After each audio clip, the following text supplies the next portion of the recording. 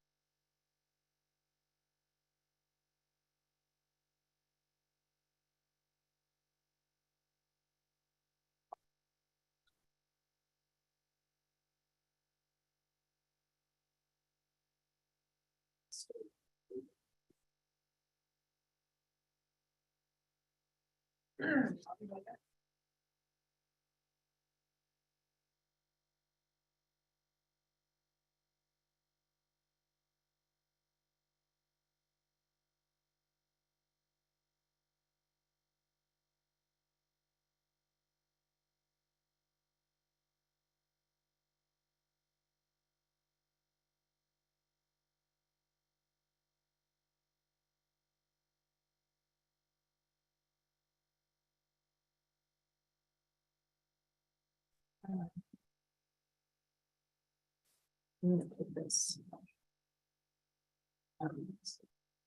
Put that here so that it doesn't.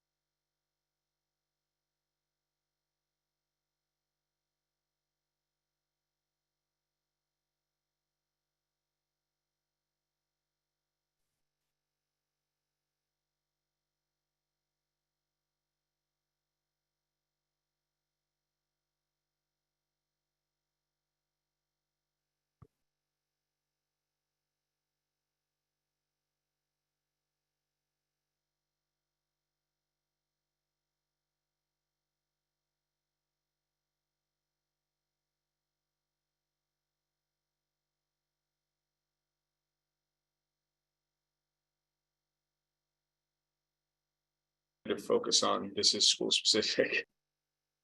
And I present. Kevin? The order of, I presume you'll be addressing the order of presentations. That's correct. Yeah, the chair and I will work that out. Okay, thank you. Thanks, Eric.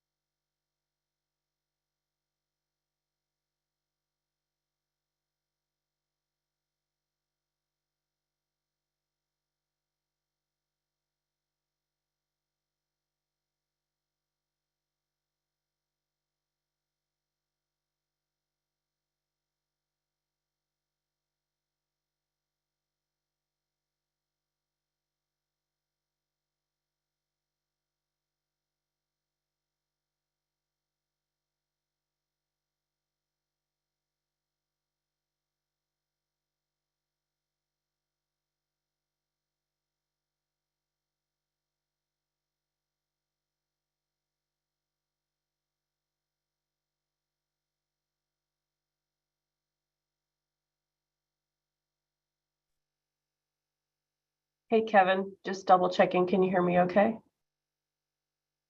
Yes, I can. Thank you, Mia. Good morning. Good morning. We'll get started in just a few minutes, folks. Thank you.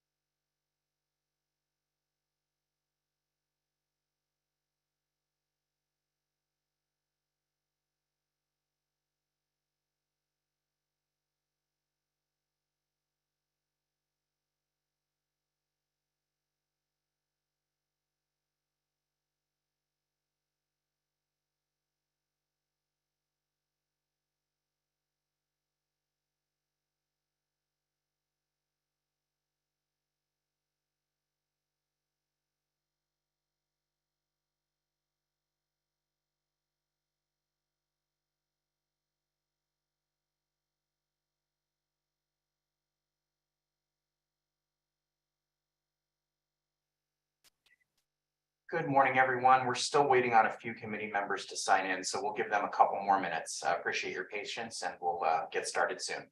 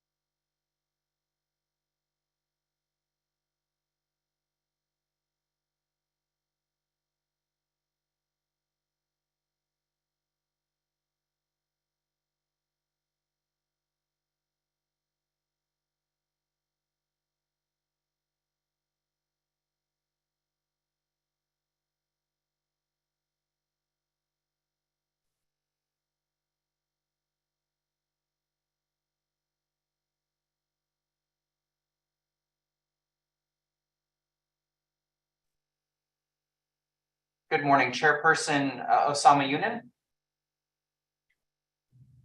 Yeah, good morning. Good morning. Just Good want to give morning. you. Good We're morning. just waiting.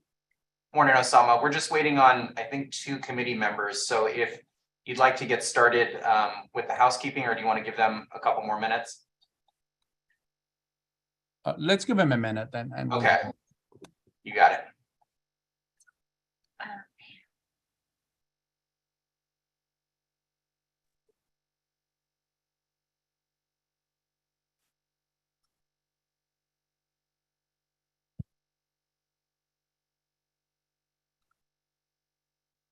So Enrique, the housekeeping is still part of the agenda. So if I'm gonna go over the housekeeping, I would have to call the meeting to order. Is that correct? That's correct. Okay. All right, we'll do another minute and we'll start.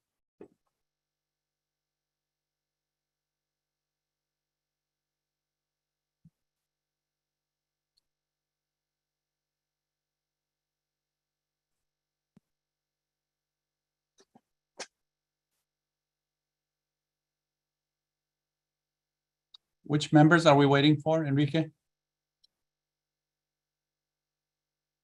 This is Kevin. I think Enrique's on mute. I think for present members, we're still waiting on Ron Takaguchi and Wes Sullins.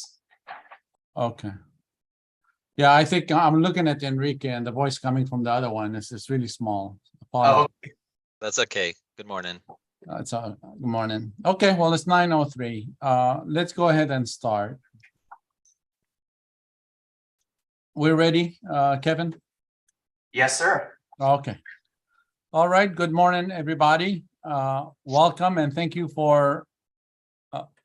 all for coming today. I'm Osama Yunan, Chair of the Green Building Code Advisory Committee. I'm calling this meeting to order. It is 9:03 a.m. on February 8th, 2023. Mr. Kevin Day, would you please call the roll? Yes. Okay, Osama Yunan, Present? Dave Walls, Here. Bob Raymer, Here. Sharon Revum, Here. Michael Stone, Here. Wes Sullins. We'll come back to Wes. I'm moving Ron over right now. Okay. Harry Ibala, Here. Stephen Taylor. I believe Stephen is not participating today, so I'll mark him absent. Ron Takaguchi,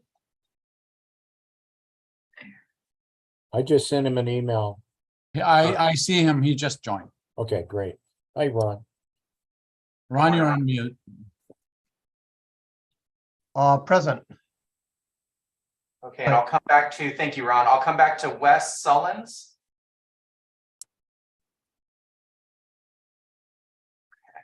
We'll come back to Wes, but even without Wes, we have a quorum, Chairperson. All right, thank you, Kevin. Okay, we do have a quorum for the meeting. Kevin, will you please read the meeting information and instructions? Yes, sir. Good morning, everyone. My name is Kevin Day, Deputy Executive Director of the California Building Standards Commission, and I will be assisting the chairperson throughout the meeting. I would also like to introduce the other CBSC staff in attendance, Laura Mills, who will help with the public comments received during the meeting.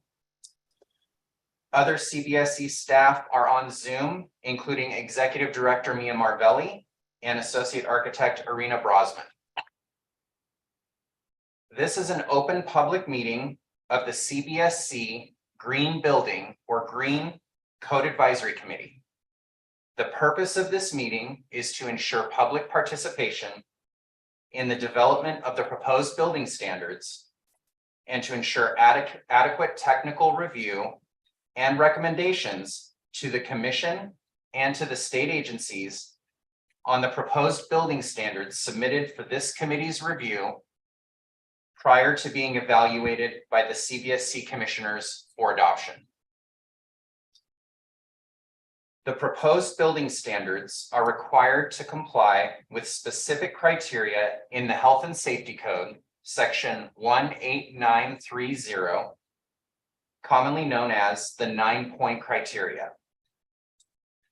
The committee members can find the 9-point criteria listed in the Code Advisory Committee or CAC meeting procedures and references provided as a part of the materials for the meeting. The members of the public can find the 9-point criteria posted on the Green CAC meeting webpage, linked on the meeting agenda. Recommendations are restricted to approve, approve as amended, disapprove, or return for further study. For positions to approve as amended, disapprove, or return for further study, the commenter must identify which one or more of the required 9-point criteria the proposed code change has failed to satisfy and provide your rationale. Comments must be restricted to one or more of the 9-point criteria. This meeting is being held remotely, consistent with Senate Bill 189, which authorizes a state body to hold public meetings through teleconferencing and to make public meetings accessible telephonically or otherwise electronically. Today's meeting can be viewed in the Zoom webinar and on the CBSC YouTube channel linked on the meeting agenda. I would like to remind the YouTube viewers there's an approximate 45-second delay. Real-time closed captioning is available via automated live transcriptions in both Zoom and YouTube. The public may provide comments on each agenda item by calling in on the Zoom teleconference number provided on the meeting agenda or by using the raised hand feature in Zoom. Instructions are provided on the CBSC webpage. If you have difficulty with the technology, call the CBSC office at 916-263-0916. I will now read the public comment and Zoom instructions. If you wish to make a comment on a specific agenda item, please listen for the committee chair to ask for any comments from the public. The chair will first go through the Zoom participants that have their hands raised. Then the committee chair will take comments from the public on the Zoom phone line. At this time, please take yourself off of mute. You may choose to announce your name and who you are representing before making your comment. Please mute yourself when done commenting. The chair will continue through the call queue until there are no questions remaining. Staff will summarize any written comments that were received by 5 p.m. Wednesday, February 1st, 2023. The committee will then proceed to the next agenda item. If possible, please call from a landline using the telephone handset only. This enhances the committee's ability to hear your comments clearly. Calling from a speakerphone or a cell phone reduces the quality of the audio and makes it much harder for your comments to be heard clearly. And thank you very much. Back to you, Osama. Thank you. Thank you, Kevin. Next item on the agenda is item 2, overview, meeting schedule, housekeeping. Agenda item 2 is overview, meeting schedule, and housekeeping. Staying on schedule is everyone's responsibility. Please honor time limits when they are identified. I will call for the state proposing agency to address the committee and explain the proposed building standard. The committee will discuss each agenda item, then I will call for public comments. Please avoid duplicating comments in their entirety. Support or non-support may be expressed for specified comments. Following all the comments and discussion, I will call for a motion and second to recommend action on each agenda item relating to proposed building standards. A roll call vote will be taken for each motion. Please stay on the subject matter being discussed and avoid sidebar conversations. Extraneous discussions disturb the flow of the meeting and can be hard for persons on the telephone to understand who is speaking and what is being discussed. Please be respectful of others' time and opinion and avoid interruptions. And finally, we will take a lunch break around noon time, and the committee will decide on a good stopping point as the meeting progresses. Now we move on to agenda item number 3, comments from the public on issues not on the agenda. Kevin?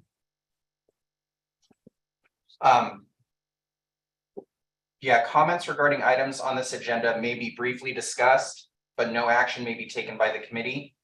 At this time, I would like to remind the public who wish to speak on item 3 to put yourself in the queue now by using the raised hand feature in Zoom, or listen for the chair to ask for comments from the phone and unmute yourself at that time.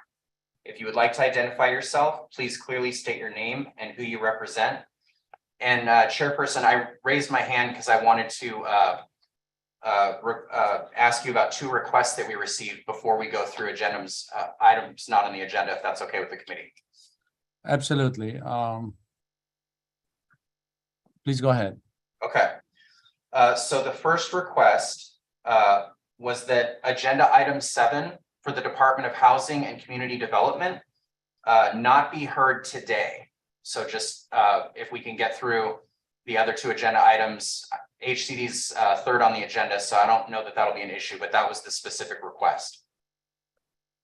And the second request is from the Building Standards Commission, and that is that they jump ahead of agenda item 5 DSA to present their Cal Green Carbon Reduction Collaborative item first, so that the committee can take action on that, have discussion, and then DSA will resume their agenda item 5.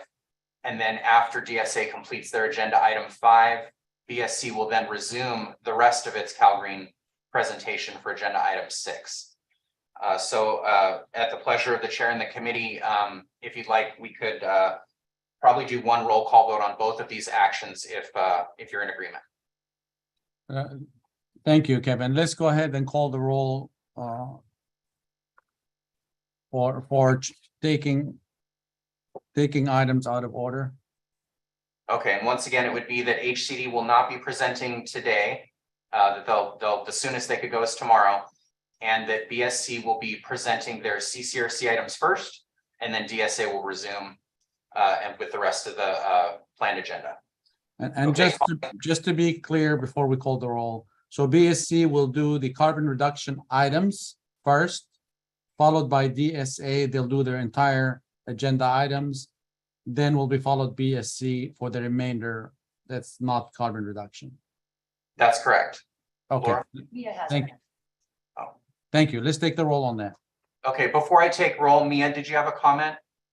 Yeah, just want to make sure when we do a roll call that there's a motion and a second that you agree with that agenda change. Thank you, Mia. So I'll I will second. entertain a motion to take items out of order as I just mentioned. So moved, Mr. Chair. Do I have a second? I'll second. Okay, Who was the thank you, second? Bob. Thank you, Dave. Dave, okay. All right, all in favor? Say aye. Oh, Aye. Aye. All opposed? Aye. Do we have Okay. anyone opposed? Okay, it's unanimous. Thank you, Thank you. Chairperson. Thank you. TV. Chairperson Union, good morning. I see there's several hands. Mr. Bob Raymer has his hand raised. yeah. And I don't know if you can see it from your end. Yes, we have Mr. Raymer. Go ahead, Mr. Raymer. Thank you. I just wanted to tell the BSC staff, DSA and HCD, great job. The grouped items, sort of format that you've got here makes it a whole lot easier. I was thinking how we did things about 15, 20 years ago, and wow, this really made it easy. There was a lot of reading to do, and thank you for taking the time to do this. Thank you, Mr. Raymer. Do we have any any calls on the queue for agenda item 3? It looks like we have a hand raised. Okay, Michelle Pierce. Michelle Pierce. Hi, my name is Michelle Pierce. I am an EV driver who lives in an apartment in Jurupa Valley in Southern California. I have a comment about an item not on today's agenda, justified by criterion number 4.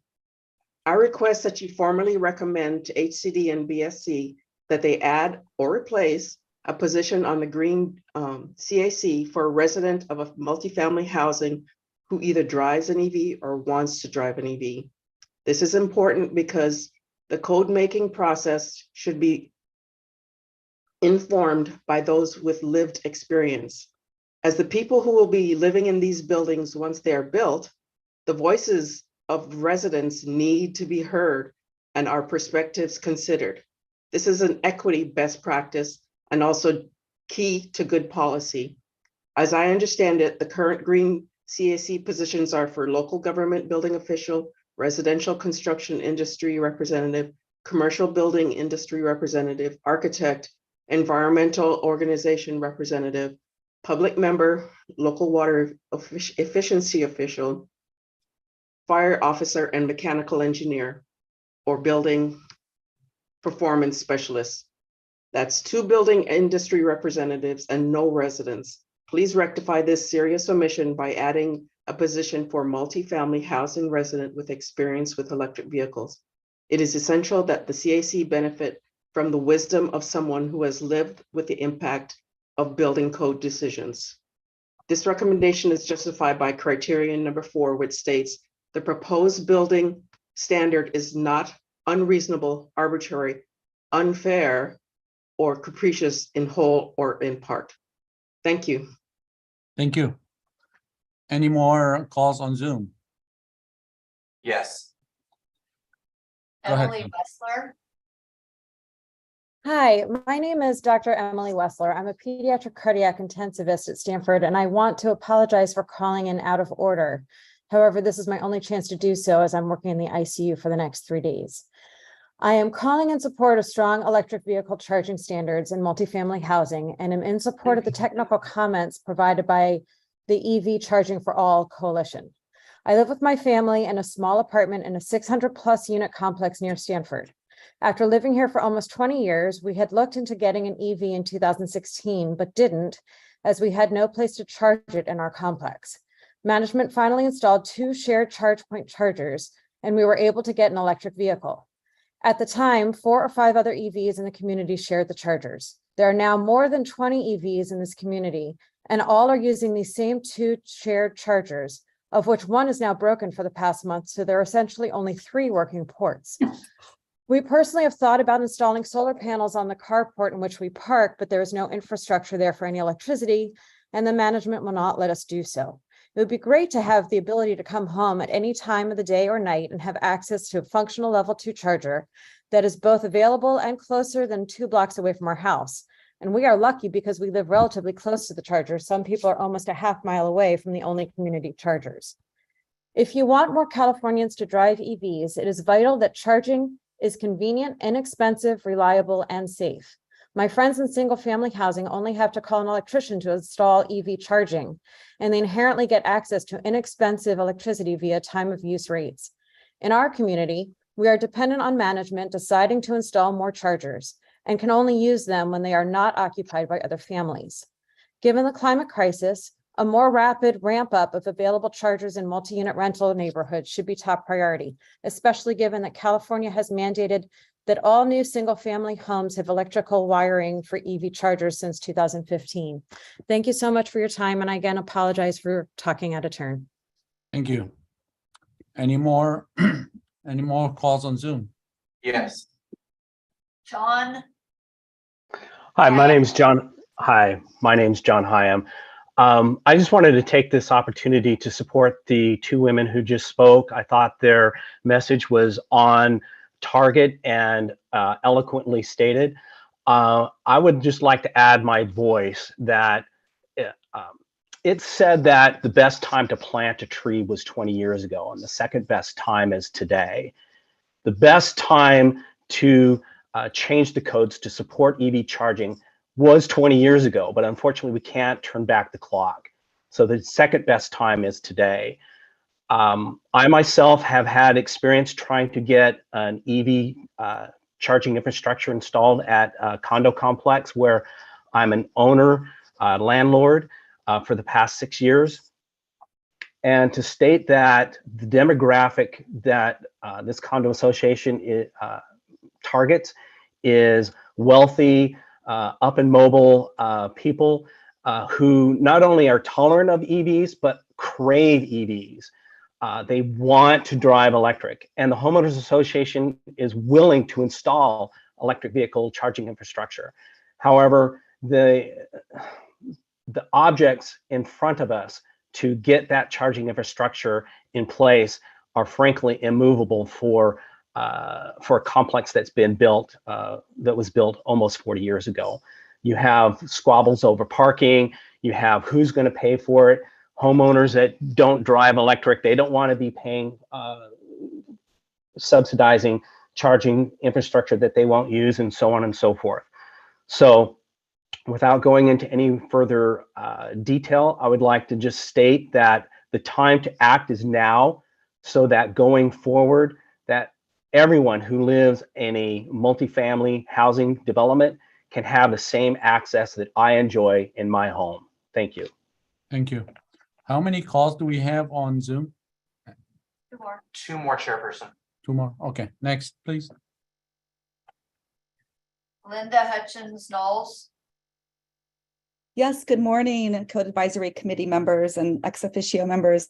My name is Linda Hutchins Knowles, and I am with Actera. I'm the Senior Manager of the E-Mobility and Advocacy Program. I'm also one of the co-leaders of the EV Charging for All Coalition. And I also have a comment about an item not on today's agenda. And also before that, I just wanted to thank you very much for accepting our request to delay consideration of item 7 until at least tomorrow. That's very much appreciated by our members who don't have to monitor 3 days of meetings. So thank you. The comment I want to raise is similar to one that you first heard this morning by Michelle. Her point is so very important. I want to emphasize it and I want to extend it. I think, and I would ask that you make the same recommendation to for the seats on the actual Building Standards Commission itself. And I believe that those are also have very strong representation from industry without representation from residents.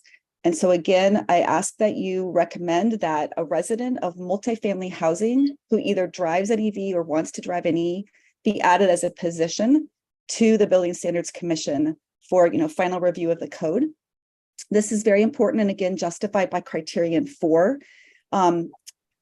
It's inherently unfair to neglect to ensure that residents of multifamily housing have a voice in the development of codes that regulate how the buildings they live in will be built.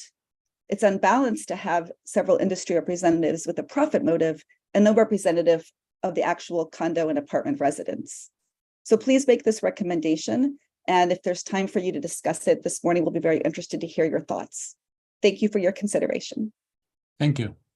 Next caller, please. Vanessa Warheat, Good morning. My name is Vanessa Warheit. I am with Plug in America. We're a national consumer advocacy and consumer protection organization protecting the rights of electric vehicle drivers. And I'm also a co-leader of the EV Charging for All Coalition. And I'm just, we collectively are in strong support of both Linda Hutchins Knowles and Michelle Pierce's comments. And thank you again for moving the agenda item forward. The last thing I would like to say is it's a request, a procedural request that you in future for EV related items and quite frankly for any items on the agenda give a day certain so that members of the public can schedule appropriately to participate in this process. Thank you again. Thank you. Okay, does this conclude the Zoom? We have one phone on the Zoom phone line. Okay, so let's take the phones. Go ahead. for the phone call, I'm going to unmute you, and after this point, you will be responsible for muting and unmuting yourself. This is 916-876-8814. I'm sorry, this is Greg Mahoney of Sac County. Did I have my hand up? I didn't mean to. I didn't mean to weigh in at this point. Sir, we need to call the phone numbers because there's no way for you to raise your hand on the phone. So we have to check with every phone number throughout the meeting at every call for public comment. Okay. I'm not ready to comment at this point. Thank you. Please mute yourself. Thank you. Thanks, Greg. Okay, do we have any more calls? That's it. No, sir. Okay, thank you. This concludes agenda item 3. Thank you for your comments. So the let's go to item 4. Vice Chair Dave Walls was appointed at the previous Green CAC meeting. So the committee, does anyone have any issue with Dave Walls remaining as the vice chair? Hearing. It's good on his resume. Ron, go ahead. You're on mute, Ron. Thank you, Mr. Chair. I'd like to nominate once again Mr. Dave Walls as vice chair of this Green Committee. Second. Okay. Just as point of order, I was under the impression we don't have to nominate if he can stay on because he was already nominated last time. Can somebody clarify that from BSC? Yes. Okay. All right. All right, so we'll just, since we have no objections, so Dave Walls will stay on as the vice chair. Great. All right, thank you. Item 5, that's the one we're gonna defer, and we're gonna start with item 6, Building Standards Commission. Would the state agency please do the presentation? Good morning, Chair Union and the committee. This is Mia Marvelli with the Building Standards Commission. I'm the executive director. Can you guys hear me okay? Yes, we can. Thank you. Okay, good. Thank you. We are presenting agenda item 6, as you stated, and just to kind of get everybody on the same page. By the way, just to help out, Wes Solons is on the line, so I don't know if you want to note that he's a committee member in attendance. I saw him on earlier and I forgot to mention that. Sorry. Yes, thanks, Mia. I added Wes to the roll call sheet. Good morning, Wes. Thank you. Very good. Sorry for being late. Thanks. It's all right. So before I get started on the overview of this item, I just want to get everybody on the same page where we are. And so we've jumped to agenda item 6, which is the Building Standards Commission. It's rulemaking number 0422. And I'll try to remember to talk slowly, but feel free to interrupt me, Kevin, if I speed up. And within that agenda item, there's quite a number of code changes in our express terms and our initial statement of reasons. So I'm zeroing in on specific express terms item numbers and eyesore numbers. Those are grouped in a table that's called grouped items. That grouped item is page is located on our webpage. It's also part of the committee's package.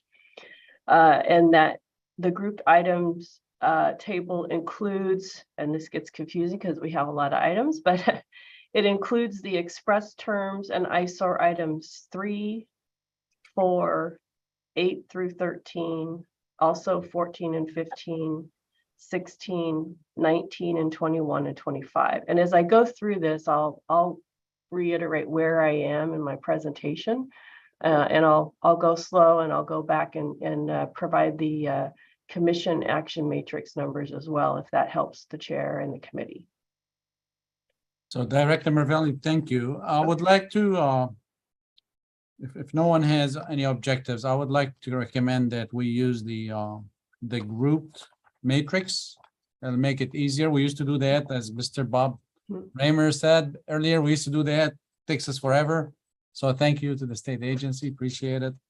Does anyone have any issues not using it? Okay, we're good then. Okay, thank you. Thank you. So this is a broad overview. You'll see in the initial statement of reasons that there's quite a lot of detailed information about these. We'll call them the Cal Green Carbon Reduction Regulations. That's the name of the group.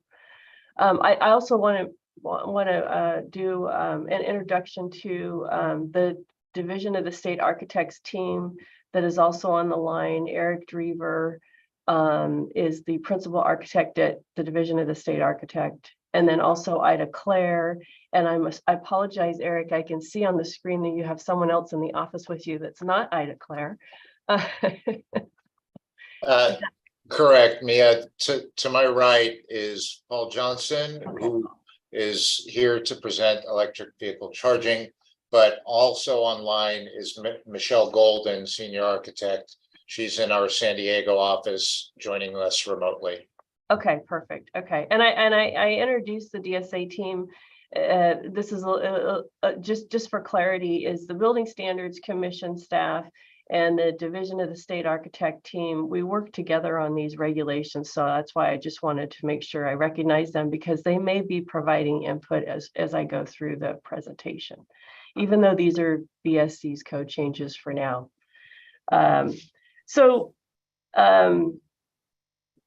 So I'd like to just back up a little bit. The reason that BSC is proposing these code changes is there's quite a bit of history here. We had a petition that was submitted years ago from the American Institute of Architects. We had several discussions with those interested parties.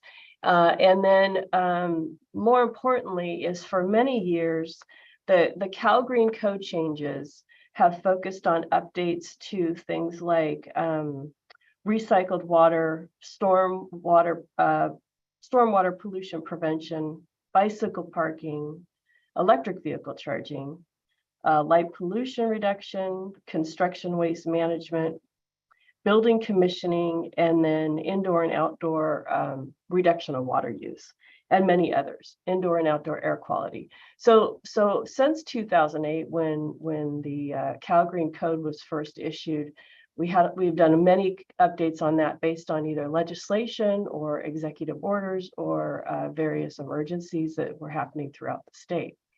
So the items that we'll be discussing today that have to do with life cycle assessment, embodied carbon, greenhouse global warming potential, those regulations haven't been touched in many years. And so that's really where we're at.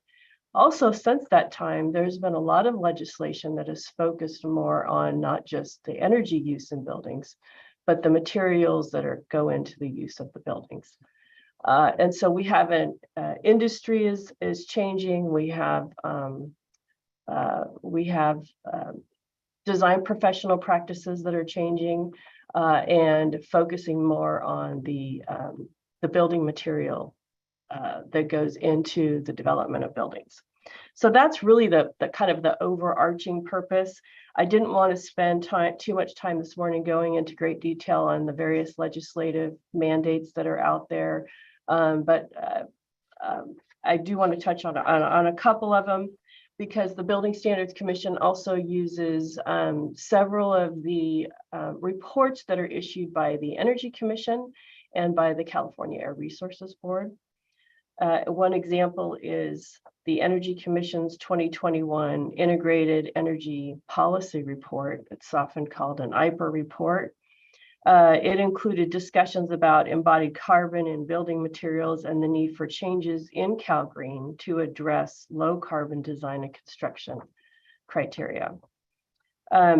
Additionally, the Air Resources Board's 2022 scoping plan, it says that as decarbonized buildings consume less energy, which we all know that the Energy Code does a great job of reducing the operational use of a building, that life cycle emissions have become more important than the operational emissions alone being addressed. Therefore, reducing embodied carbon associated with building materials becomes increasingly important. Embodied carbon can be reduced through cost-effective management practices, including the optimal use of building materials with high recycled or low carbon products. There are many voluntary certification programs, excuse me, that address this, such as LEED, the Living Building Challenge at Passive House, and the Carbon Leadership Forum offers pathways such as reuse of existing buildings and material to reduce the embodied carbon. I'll talk a little bit later about Assembly Bill 262, which introduced the Buy Clean California Act, and I'll talk about that because it's specific to one of the pathways in Cal Green. Let me move on here. So what the Building Standards Commission, the Division of the State Architect, and the Department of Housing and Community Development, we started last spring conducting what we'll call CCRC work group meetings. We had conducted 4 of them between April and September. And during those meetings, we had many industry parties represented to discuss what is already in Cal Green that could be modified, not a rewrite of Cal Green, but what is modified, what can be modified in Cal Green to enhance these practices moving forward. There was a charter developed. In that charter, and that's available on our website as well, is a list of many of the organizations that participated. And to keep this overview brief, I'm not going to list all of those. And during those discussions, and according to the organizations and the research that is identified in the initial statement of reasons, embodied carbon refers to the greenhouse gas emissions arising from the manufacturing, transportation, installation, and maintenance and disposal of building materials. So in contrast, operational carbon refers to the greenhouse gas due to building operational energy. Of these emissions, building energy operations are responsible for about 27% annually, while building materials and construction, which is typically referred to as embodied carbon, are responsible for an additional 20%. So there's a lot of facts and figures in the initial statement of reasons that talks about the percentage of greenhouse gas emissions through building materials. I'll move on to, let's see here. Okay, so I'd like to, unless there's any questions there, I'd like to move on to what we call, it's item 3 in our express terms. And this is jumping to the definitions that are associated with the CCRC regulations. So again, the CAM number that's identified, I say the CAM, the Commission Action Table matrix number that's identified in the grouped items would be BSC 0422, and it'll be 31 through 39. So this is, if you're using the CAM, it's page 3 and 4. If you're looking at the express terms, I'm on page 4. And if you're looking at the eyesore, I'm on page 10 and 11. So I'll pause there for just a second before I talk about the definitions. And Director Marvelli, if I may, I just want to establish how we're going to do this. And I would like the committee perhaps to jump in. We could do it where you do your presentation for your entire items 3 through the end of it for the decarb. And then the committee would take it in portions and act on it in portions. Does that work for the committee members? Okay, I see. Yes, yes. Okay, so Director Marvelli, please go ahead and do your presentation for the entire group. Okay, it's a lot. So I'm going to do pauses because you might want to change your mind. Thank you for that. I appreciate that. How I was going to approach this is everyone has access to the express terms language. I'm not going to read the language verbatim, but I was going to give minor rationale for each of the definition if that works for everybody. So the first definition is for Buy Clean California Act. And the reason for this is that that term is used in a later section that is a new section that talks about the prescriptive pathway to achieve one of the compliance paths. So I'll move on. I don't want to go into great detail, but essentially what Buy Clean California does is it was legislation that directed the Department of General Services to establish a contracting manual and also maximum acceptable global warming potential for specified materials. And those specified materials were established in the law. And they target hot rolled, structural steel, hot rolled, hollow structural sections, and plate.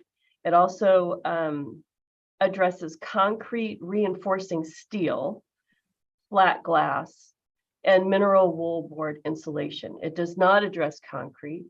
And what it does is it sets the global warming potential limits for the purchase of these products and other products, but specifically for construction materials, these products.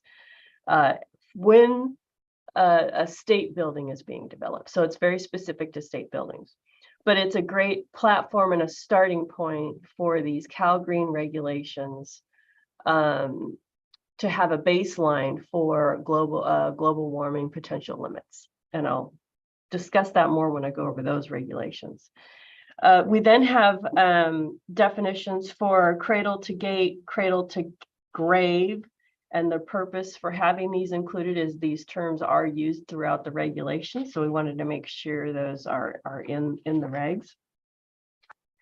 We also have a definition for deconstruction. This is not directly related to the CCRC regs. However, during those 4 workshops, there were several other items brought up about the Cal Green regulations.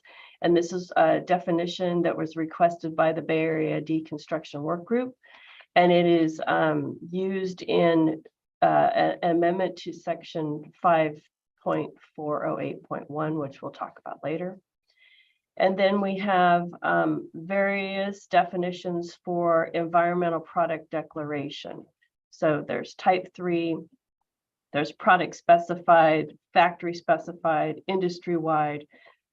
The purpose for those is to provide clarity on the different types of environmental product declarations. And again, these are established in the compliance paths. These are used in the compliance paths. Then there is a definition for reference study period. This is the period for a building use is established as 60 years. And that's a fairly common, it's about an average of what a building use is used to assess in life cycle assessments. So that's the definitions. That would have been, or that is the 3.1 through 3.9 subcategories. And I can move on or I can pause there if you'd like.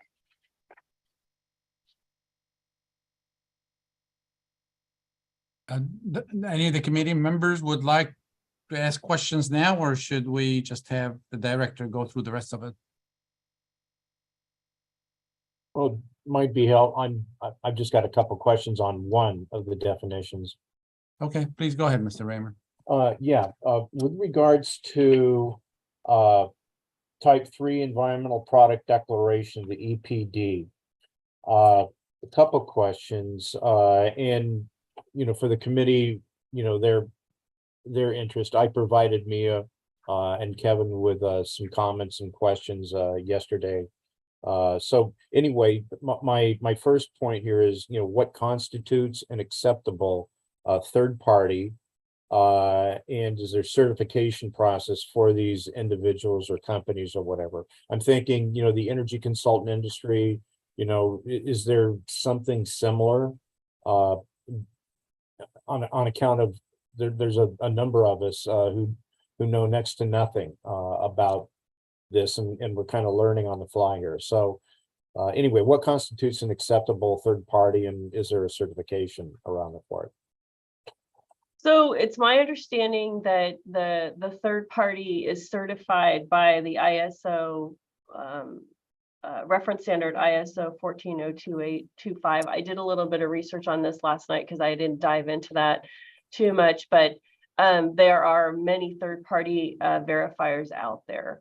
And that's used by the company that's creating the environmental product declaration. So there's a compliance path for creating the environmental product declaration, and then there is the verification standard for that. And I see Ellen Owens, our ex officio, has her hand raised. I don't know if she wanted to chime in too.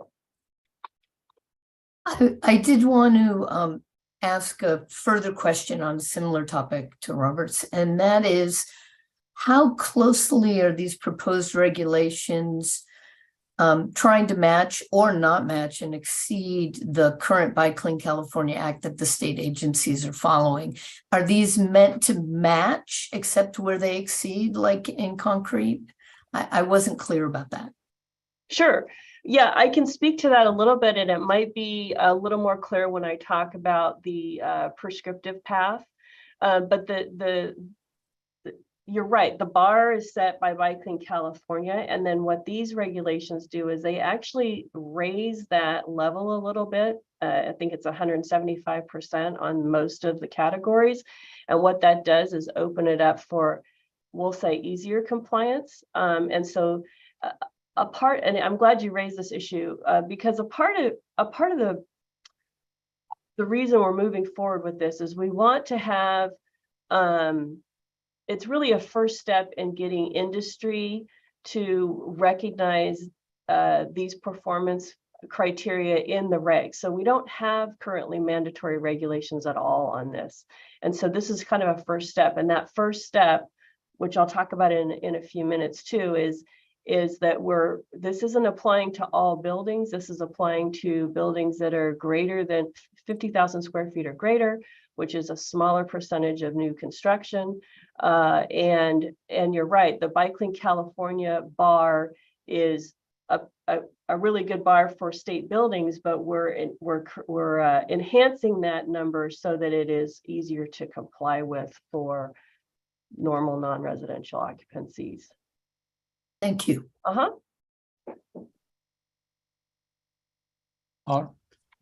I'll go ahead and continue. Regarding the EPD, and this is kind of a loaded question. What prevents a third-party certifier from also serving as the person who checks compliance for the local building department? And for those old timers on the, on the committee, you may recall that back in the 80s, when the energy regs were really ramping up and getting implemented, there were numerous cases back then of basically people doing the performance analysis for the builder, be it residential or commercial, who are also, being, a consultant to the building officials who were in turn reviewing their own plans and their own compliance work. And so is there any type of within ISO and whatnot, is there a conflict of interest, prevention here? So I mean, is that going to be an issue with this like it was, when the energy regs first took effect? Well, I think I can try to answer that question. So the environmental product declarations are not created by the design professional and self-certifying those. The product declarations are a product of the product manufacturers. Oh, good. And so the product manufacturers are oftentimes working with a third-party consultant to create the environmental product declarations, utilizing the ISO standards and I think a couple other reference standards we have listed. I think there's that's good. That's European. good. So that's that one part. We'll call that maybe upstream of the meter we like to use, So that happens up there. And then the design professional's responsibility is to provide those environmental product declarations or life cycle assessment analysis in the construction drawings, and that is then submitted to the local jurisdiction for enforcement. So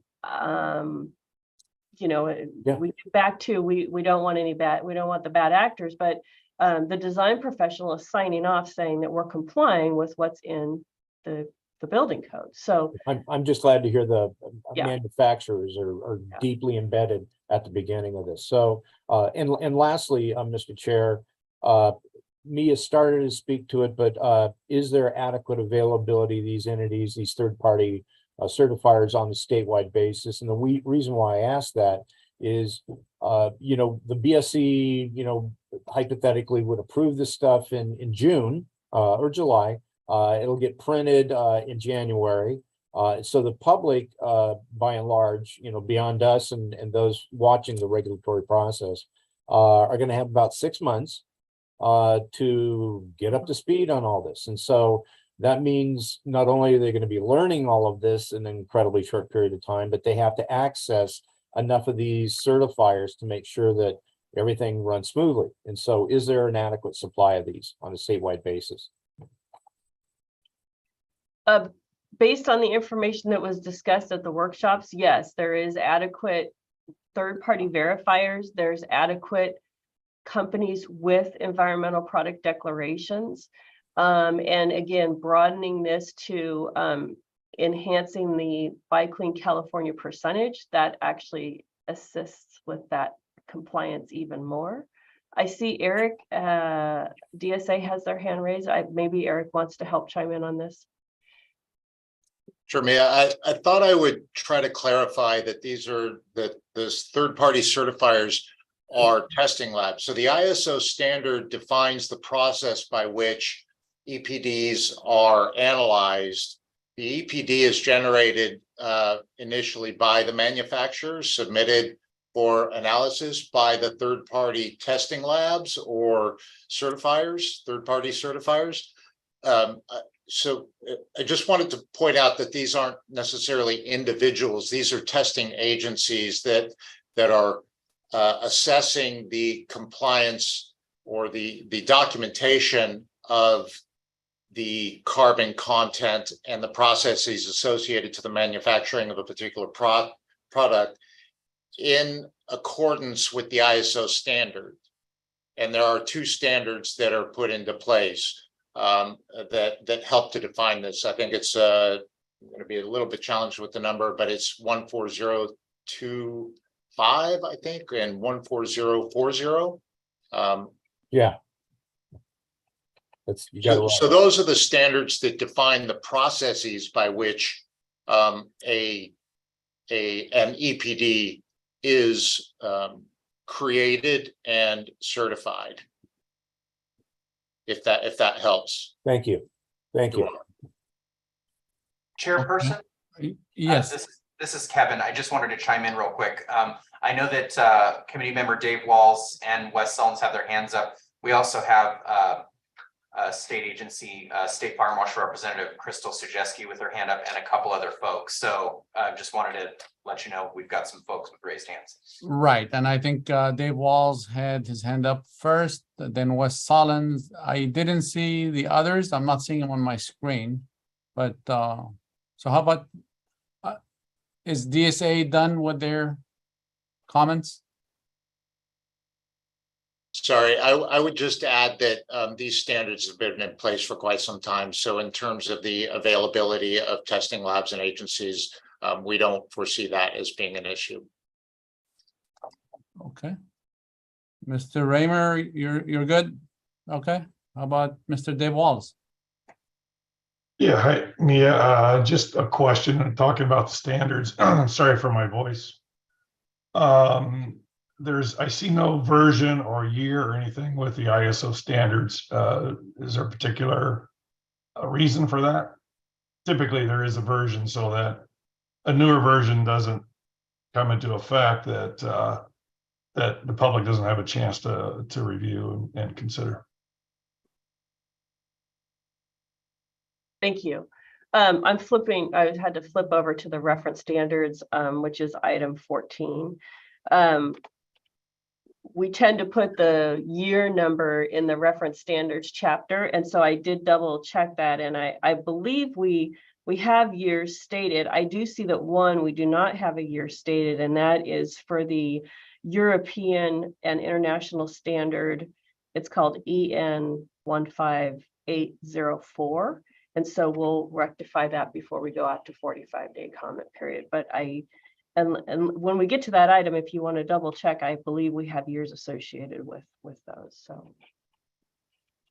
And I noticed that in some other sections, you do have the year, and in some places you don't have the year. Oh, I see what you're saying. Okay, I see what you're saying. Okay, so normally what we try to do is just put the reference standard in the regulation and not the year. So we'll have to double check that and make sure we're not duplicating, inconsistent, or something like that. So thanks for pointing that out. All right, Wes Sullins next. Yeah, thanks. I just wanted to respond a little bit to Mr. Raymer's questions. And so the way I understand the EPD process is that a manufacturer will do a life cycle assessment. And the thing about an EPD is it's basically, and the ISO standards that dictate those, it's basically a way to take that life cycle assessment data and make it comparable against a product of the same type. And so you need what's called a product category rule. And that's where standards in other places, Europe and also in the US, have created these PCRs, they call them product category rules. And the certifier, if you will, is a program operator who applies the rules around how to take that life cycle analysis of a product and package it in an EPD document for the public. So it's a disclosure, environmental product declaration. It's a disclosure document. So all that to say, the program operator is really in charge of kind of setting the rules for different categories of products, and their third-party verification and independence is kind of set through that ISO standard that's referenced, and it is specific to the product category. So it's very much a manufacturer and this kind of program operator relationship as to how they develop these EPDs. And so I don't see it really ever hitting the code official has a conflict there. It really is the manufacturing, maybe a trade association will come in and they'll help develop the category rules for that product. But the ISO standards really do set the third party and the independence for those standards. So hopefully that's helped. But there's probably some folks on the line that can give you even more detail just based on some of the public comments we got. Thank you. Michael Stone. Thank you, Mr. Chair. This is a question for Mia. Mia, you mentioned a little bit ago that you mentioned LEED and a couple other green building programs. Just in general, how do these proposed regulations match up with LEED in particular? Because that's probably the most popular one out there. You're stumping me. I don't have a full answer for you on that. I'm sorry. I know that during the workshops, some of the discussion was focused on this is already in LEED, and so but not every single one, but this is already in LEED and it's a compliance path design professionals are accustomed to using. But I couldn't tell you like verbatim how they match. Wes has his in race. Sorry. That's just a general question, you know. Thank you. Yeah. Thanks. Okay, we have Ron Takiguchi followed by DSA. Thank you, Mr. Chair. I just want to make sure that I'm not out of order. My question was related to life cycle assessment. Mia, are we ready to discuss that item? I know it's item number 11, along the same general lines as this subject. Should I delay my question?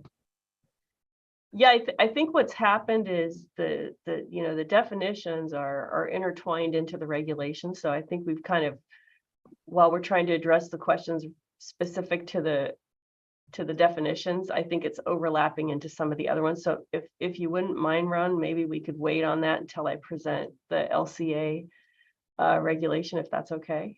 Absolutely. Thank you. I'll defer. I'll withdraw my question, Mr. Chair. Okay, thank you, Mr. Takiguchi. DSA. Thank you, Chairperson. I thought I would take a moment to maybe expand a little bit on the question relating to LEED. As Mia mentioned, there are three potential paths, and so LEED has been used as an influencer of the regulations. As an example, the 10% improvement in the whole building life cycle assessment that you'll present is taken as straight out of LEED. LEED, as you may be familiar, has various points that are available, and that is one of the mid-range points that are available through LEED. Additionally, the building reuse, we have relaxed the requirements based upon the points available through LEED. So there are various points throughout these regulations that LEED has been used as a sort of baseline and then either matched or relaxed in certain instances. Thank you. I don't see any more raised hand. Well, I do, Wes. Yep. Thanks. I just wanted to respond. That was a good answer, Eric, on that last point. I do work for USGBC in my day job, so and participated a bit in helping draft the whole building LCA and EPD proposals. So I think you're spot on, though. There's a lot of similarities between the LEED rating system and what's being proposed. The whole building LCA is very similar. The EPDs follow the same standards. So, and I did provide some data to staff, through this process showing that there's been a lot of activity in California in terms of whole building LCA projects that have submitted for LEED that would have met this requirement essentially. And then the EPDs is one of the most popular credits in the whole LEED rating system. And that's because there's tens of thousands of EPDs now published, and which is good news. There's lots more of this information flowing. Thanks. Thank you. I don't see any more hands. I do want to pause for a quick second to confer with the committee. Is this format working out where the state agency is doing the presentation, we ask the questions, move on to the next group, and when it's all done, we go to our work of taking action? Yes, okay, thumbs up. Okay, Mia, it's all yours. Great, thank you. All right, I'm going to move on. So we've, yes, sir. I'm sorry to interrupt. I just wanted to, kind of discuss the format. We still have hands raised from the members of the public, which our staff Laura can see. Are we going to hold those until the time that we take public comment and before we take action on each item?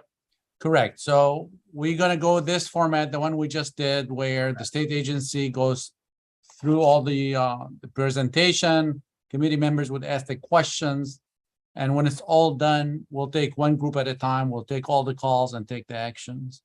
Okay, thank you. Thank you. Director Mervelli, it's all you. Perfect. Okay, thank you. So we've covered, and I'll just try to recap so we all know where we are on the agenda is we're in the Building Standards Commission 0422. We just discussed the CAM numbers 3-1 through 3-9. That was the definitions, and we're moving on to 4-1 through, we'll say 4-5. And in this grouping, we're discussing the deconstruction and reuse of existing structures.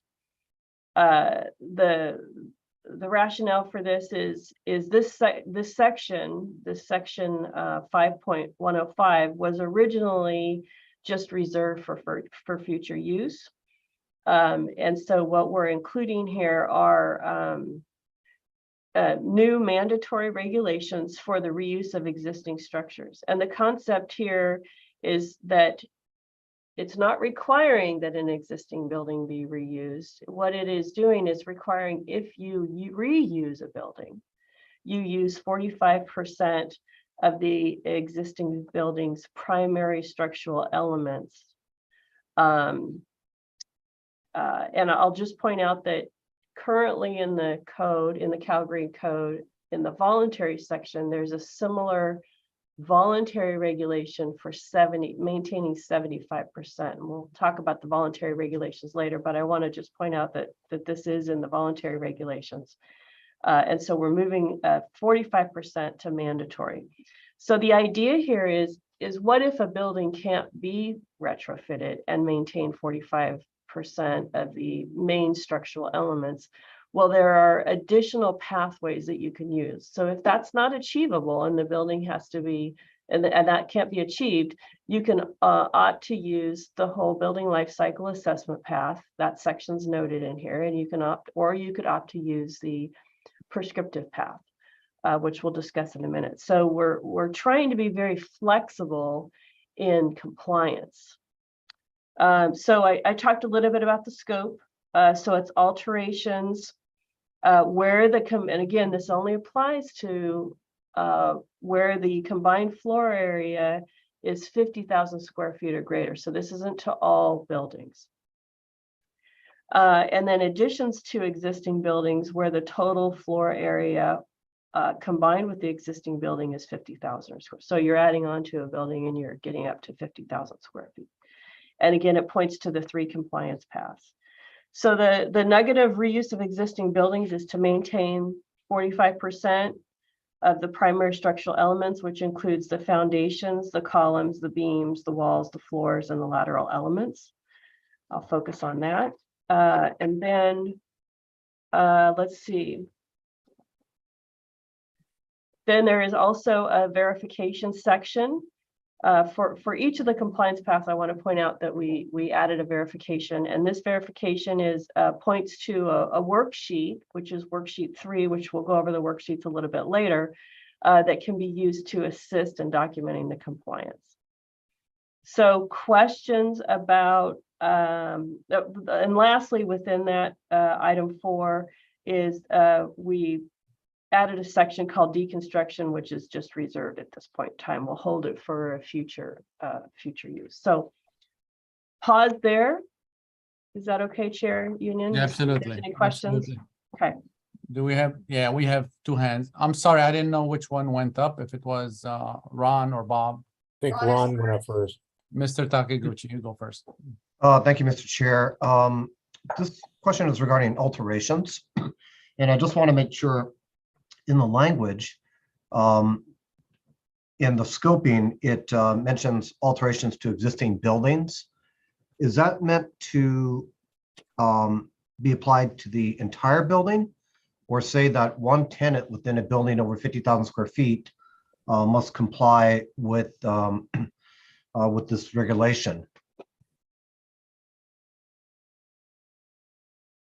Well, I'm trying to think of it like a TI. Yes, like exactly. an improvement. Okay. And maybe I'm just trying to think of an example here, because a tenant improvement, you're probably just modifying the interior. And so the compliance would be pretty easy, because you are going to maintain the more than 45% of the main structural.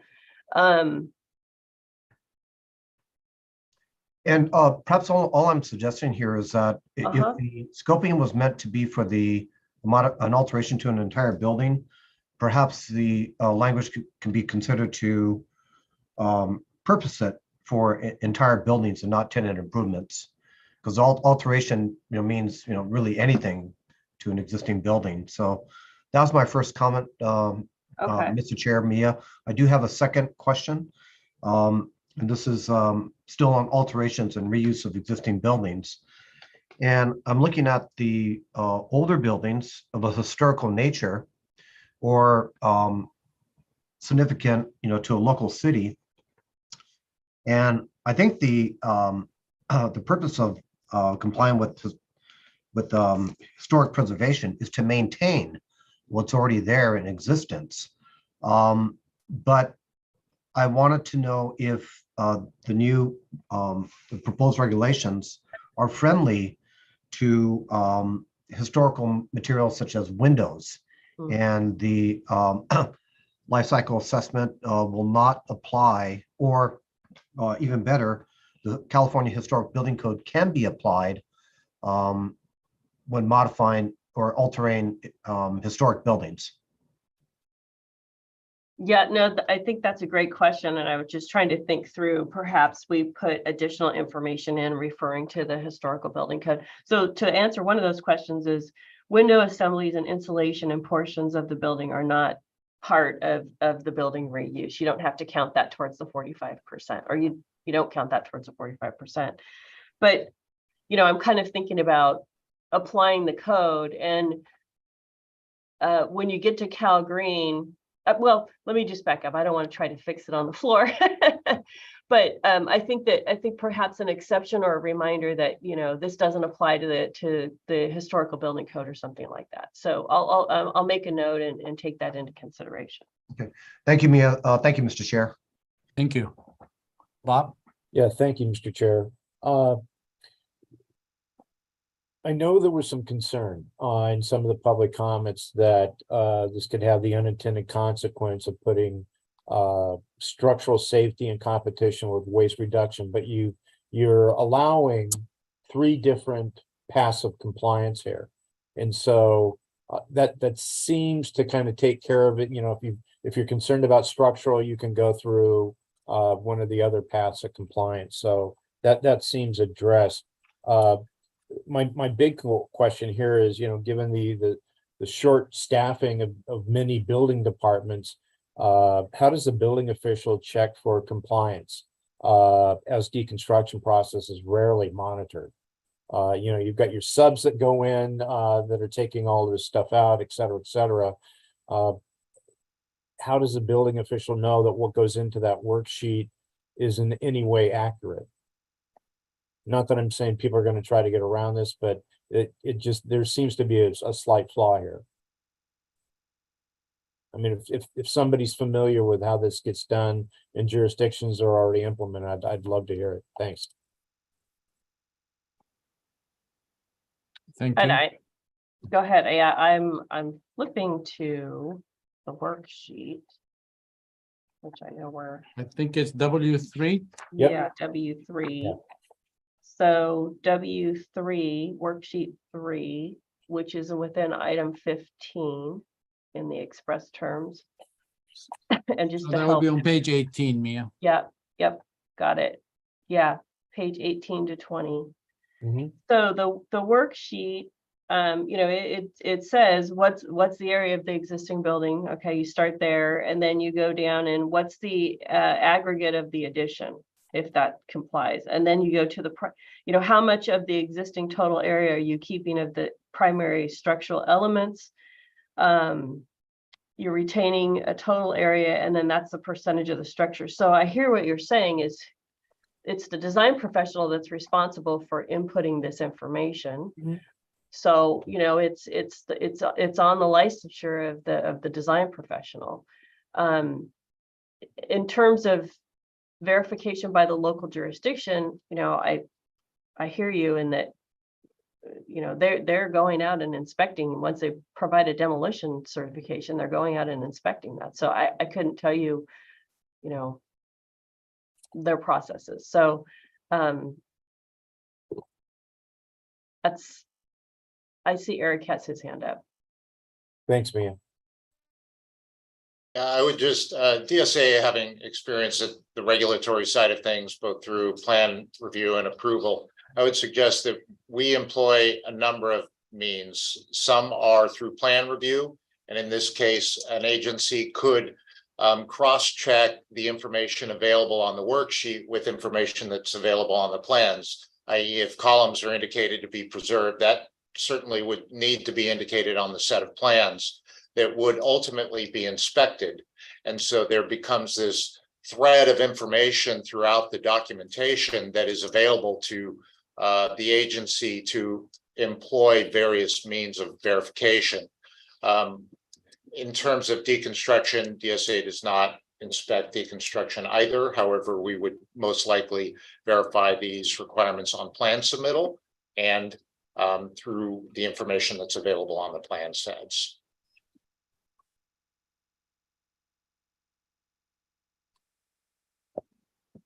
Okay, thank you. Ron, you have your hand up?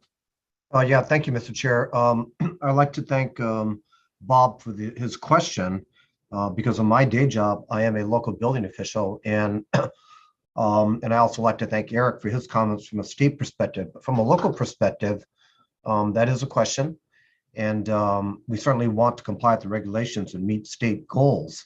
Local officials, that's our job, but we want to make sure that this is workable and practical.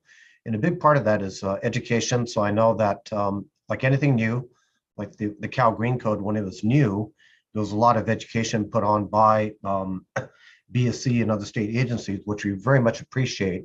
And if this moves through, we would like to see the same to make it practical and workable. I know that officially there was a letter provided by California building officials commenting on this item. And I think it may be at an appropriate time. Maybe that could be summarized or read whenever you're ready. That went to Building Standards Commission. So I'll leave that up to Mia and her staff how that would be presented. But regarding the item as far as local building verification, a lot of it is going to be in the practical sense and in the education. So I just want to mention that as a path to move forward. Thank you, Mr. Chair. Thank you. May I respond, Chair? Of course. Okay, yeah, no, I appreciate that, Ron. So that is our intent is we have one of the things that was discussed during the workshops was exactly that, is how do we get the message out? How do we educate design professionals, and how do we educate the local jurisdictions? There's a few things going on. The American Institute of Architects has a very robust training program for sustainability issues because their licensure now requires that they have continuing education for sustainability. So that's one design professional aspect. Regarding the education and outreach for the building, for the Cal Green Code, you're absolutely right, is we provide seminars, if you will, or documentation, if you will, videos. And one of our goals this year and next year is to provide and develop a plan that does assist with that. And it'll be a little bit more robust than just videos and the Cal Green Guide. I think there's going to have to be outreach that we do. One of the things we'll be doing is at the next Calvo annual business meeting is we're providing an overview of these topics. Again, and it's like chicken and the egg you know, we're still proposing the regulations and they're going through the regulatory process. And once they're adopted, we'll begin a campaign to do education and outreach. The Division of the State Architect has an excellent platform for their certification program and education, and they are willing to partner with us to assist with that. But I think, long answer, and I apologize for this, but one of the things we wanted to do was work with Calvo and the county building officials to get a plan on what really works. We don't want to issue something that's not going to be beneficial for the building officials. So I think that's going to take some time to develop what will really work to help with enforcement of these regulations.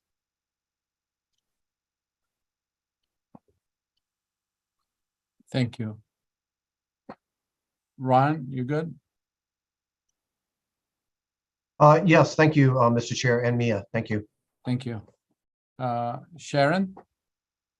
I am the architect representative on this CAC, and I just wanted to reiterate what Mia said, that this is part of our licensure. It also applies only to, 10,000 square foot buildings, and that's about a 5% of the buildings that get reviewed. And it puts in place kind of a pathway for how we're going to be needing to do this in the future. And I think it's a good first step and an important one. Our biggest ability to hit carbon early is to reuse buildings, and we need to find a path to do that. And I think this is a very good first step. Thank you. DSA? You're on mute. My apologies. Just clarifying, it applies to 50,000 square foot buildings. Okay, thank you. I don't see any more hands. I do want to comment. I fully agree with Mr. Ron Takaguchi. Enforcement, it has its own way. Unless we're really clear on how we're going to enforce it, you're going to get more opinions than you ask for, and it becomes so inconsistent. Also, our licensed architects are not required on every plan that gets submitted. A lot of the plans we get are not submitted by architects. And we had that experience when commissioning came into the code. We really struggled with it for a long time. But anyways, like you said, there's always going to be a first step, but I think what Ron said is we need to work together really closely on the enforcement part. Okay, with that, I don't see any more hands. Director Mervelli, do you want to go through the next group? Sure. Yeah. I'd like to add one thing that I forgot to mention is this committee is not hearing this particular code item, but the Office of the State Fire Marshal, the Division of the State Architect, Housing and Community Development, and BSC, we're also working on, we're also proposing a code package to include several other chapters of the international existing building code into the supplement of Title 24. And so that's the timing of that is at the same time as this. So that's another pathway. I shouldn't say pathway. It's on a Cal Green pathway, but it's design options within the existing building code to reuse buildings. So I just wanted to mention that as well. And so we've done item 4-1 through 4-5, which talked about reuse of existing buildings. The next item would be item 8 of the Building Standards Commission express terms and ISOR. And that goes through 8-1. There's only one small item. But I also want to mention that it's almost 10:30, and I don't know if I could do this item, which is really short and easy. And I could probably do item 9, and then if you want to take a little break. Right, you read my mind. I was gonna wait for you to do 8-1. Okay. I'll do it right now. Here we go. Okay, so 8-1, it amends section 5.401.1, which is scope. This is existing regulations in the Cal Green Code, and it's simply adding and specifying greenhouse gas emission reduction into the scoping provision of material conservation. So that's it on 8-1. Okay, do we have any questions? I don't see any hands up. All right, so how about we take what would you like, 5 or 10 minute break? I could do 10. Yeah, staff's telling me 10 minutes. 10 minutes, okay. So it's 10, almost 10:25, so 10:35 we'll resume. And I'll just take one more opportunity to remind the public that we're going to take comments from them at the end of the complete presentation. Currently, it's committee discussion. Thank you, Chairperson. Thank you. Okay, we'll see you at 10:35.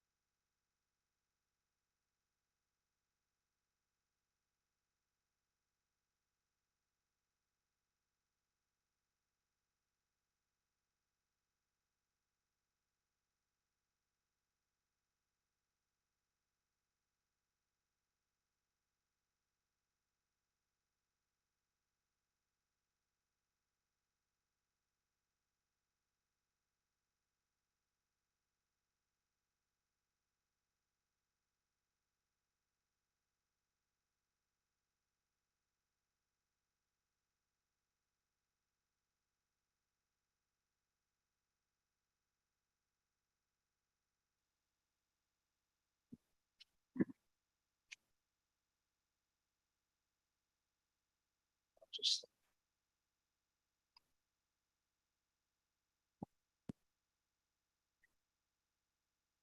Mia or Kevin?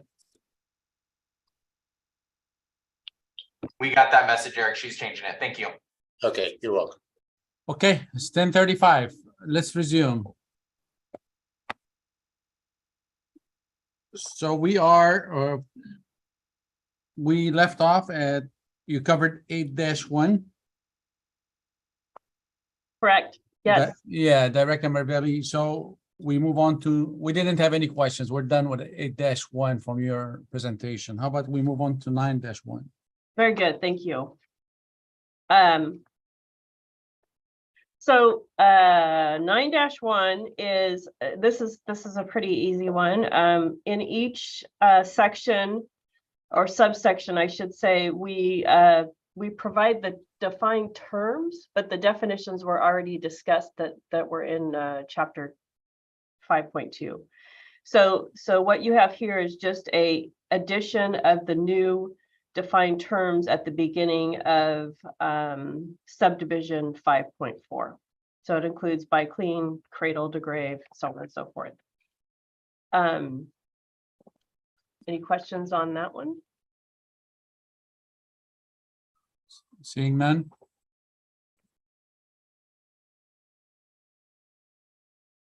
We don't have any questions. If you want to move forward with that, Mia. Perfect. Okay, so I'm on item 10. This would be CAM item 10.1. And this is amendments to section 5.40. I'm sorry. 5.408.1, which is construction waste management. These regulations are not directly related to the global warming potential life cycle assessment regulations, but what happened during the code, the Cal Green carbon reduction collaborative meetings, is we asked all of the interested parties to look at Cal Green in its entirety, except for electric vehicle charging. Well, that's a separate subject, and say, hey, what amendments do you think need to be proposed this code cycle? And so we heard quite a bit from the Bay Area Deconstruction Work Group, and they provided amendments for this section, and it includes renaming recycle or salvage to use the correct term deconstruct.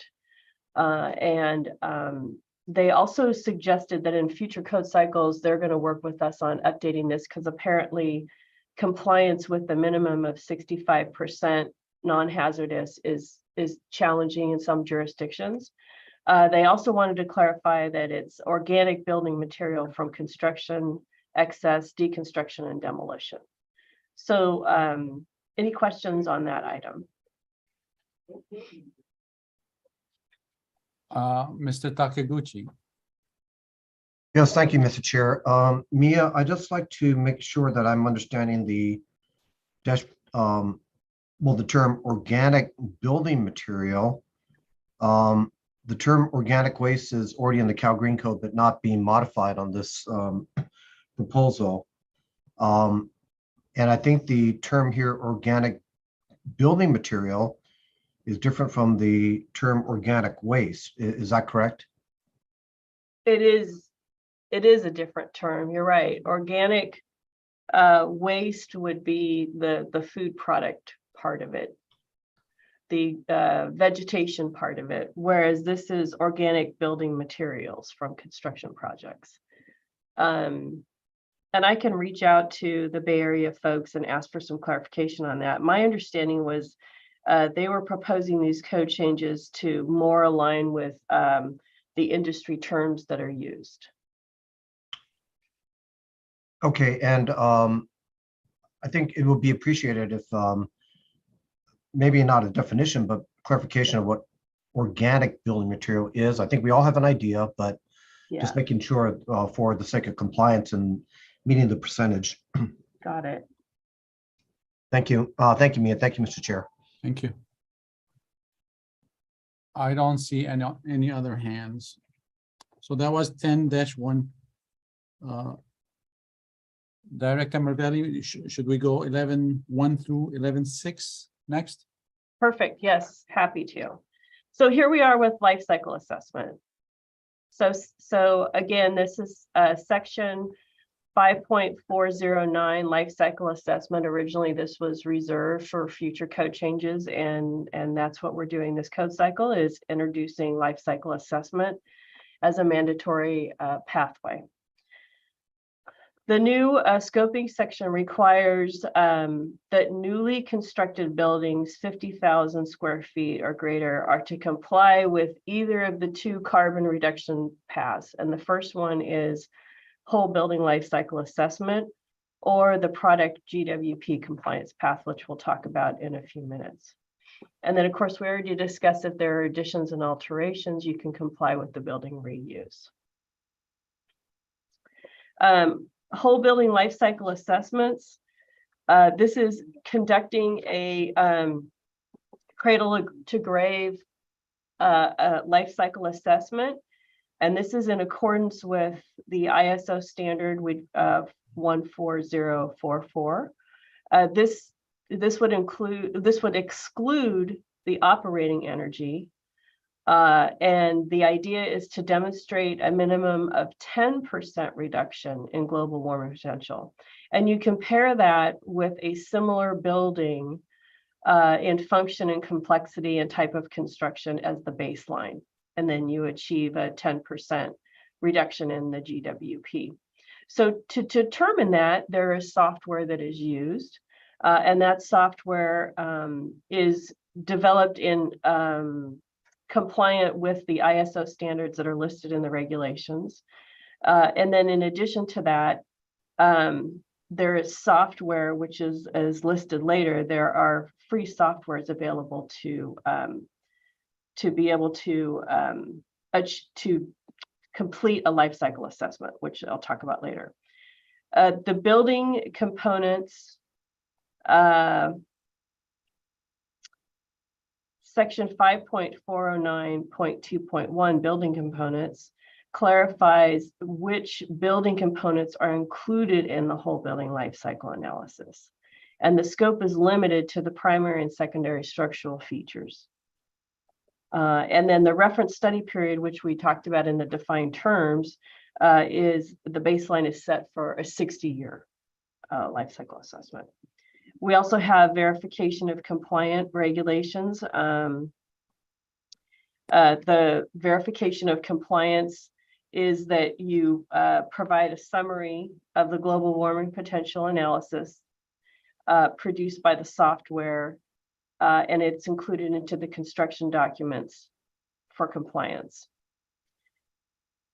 And the software, as noted in the included in the notes in the section, there's several options that are free. There are several options that do have a fee. And then there is a sample worksheet that we provide in Chapter 8 to assist with documenting the compliance on the construction documents. And I think that's one of the worksheets we still are in the process of developing. But I think that covers whole building life cycle assessment.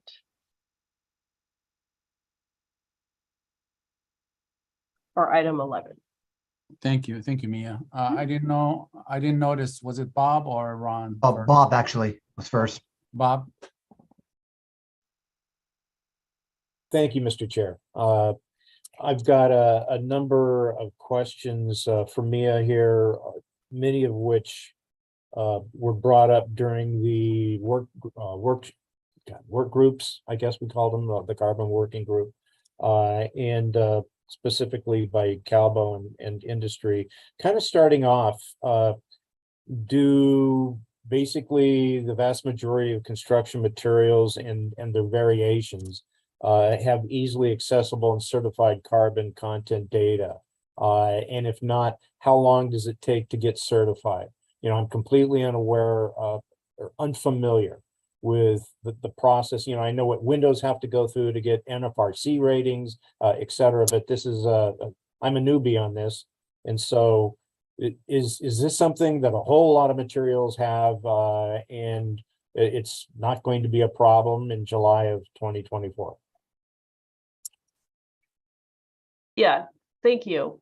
So I think this also goes back to the prior conversation is it's only for the primary structural elements. And those products have a wider variety of the availability of the EPDs. And so it's not for all products. Okay. Very important concern in this, you know, we've been burned before, and I'm saying industry, if we go back about 15, maybe even longer than 15 years ago. Of course, ARB was working on its phase 1 and phase 2 formaldehyde standards. And I guess the question for you is, you know, significant amount of building materials and products are mined, processed, fabricated, and assembled in foreign countries, or at least out of state, but definitely we get a whole lot from China, from Argentina, from Brazil. How do we know they're accurate in reporting the carbon content? You know, particularly with steel from China, things like that. You know, there have been issues before with products from China. And I have to say, and this is for the committee members, you know, going back to the mid 2000s when ARB was working on the formaldehyde standard, a couple of cabinet fabricators, you know, cabinets had a high level of formaldehyde and they needed to reduce that. So a couple of cabinet manufacturers, fabricators get the materials from China.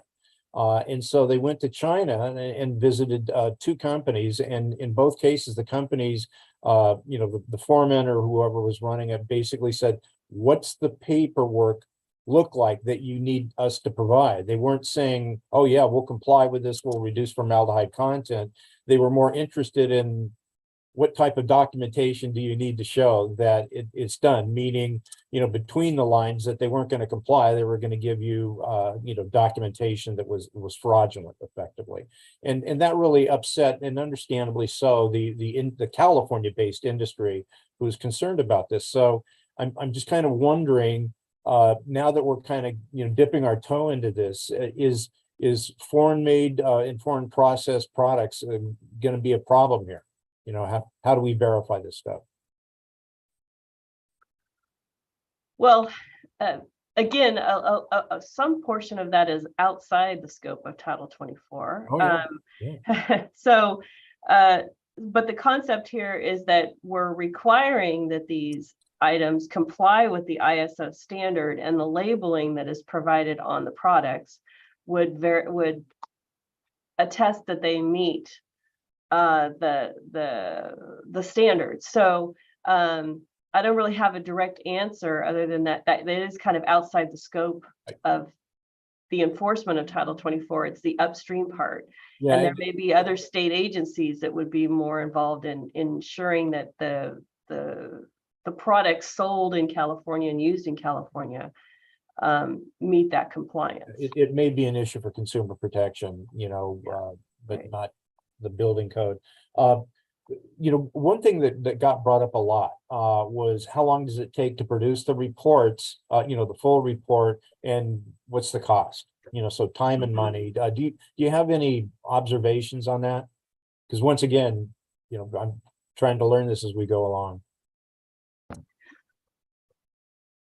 Can I go ahead, Chair? Is that all right? Yeah, please do. Okay, thank you. I just want to be respectful if there's other. So, so there's, I think I want to clarify which report are you referring to, because there's the environmental product declarations, which are again developed by the building material manufacturers, if you will, and then those are supplied to the design professionals, and then the design professionals are creating the compliance package for the construction documents, which may include the life cycle assessment, it may include the EPDs, what have you. So there's 2 different costs there. The cost that we're citing is the average cost for a building of this size, 50,000 square feet and greater, is going to add on about $10,000 to $15,000 to administer that process. whether it's a life cycle assessment or whether it's the gathering of the environmental product declarations. So that's per project. So there's some information in the cost of compliance attachments that we have to the initial statement of reasons, and it'll also be in the notice of proposed action later on in 45-day. And it does talk about, there was some really good information provided to us from the concrete industry, specifically Calcima, that talked about the cost of businesses that develop materials and their cost for now having to provide environmental product declarations and going through that process. So there's two different costs there. There's the direct cost for the design and construction of the building, and then there's the indirect cost to the manufacturers that are providing these documentation. Okay, and my last question here, Mr. Chairman, and this is probably the most important one. Given sort of the weakened state of the building departments across the state, we've basically had a number of things happen, to California over the past decade, with COVID being one. And so you basically have building departments across the state working on about a 50 to 60% staffing level. And so, as an intervening code cycle proposal, as a mandate, this is going to be kind of brand new to a whole lot of people out there that are going to be charged with both implementing and enforcing it. And I'm just wondering, is it reasonable to think they can get all this done competently by July of 2024?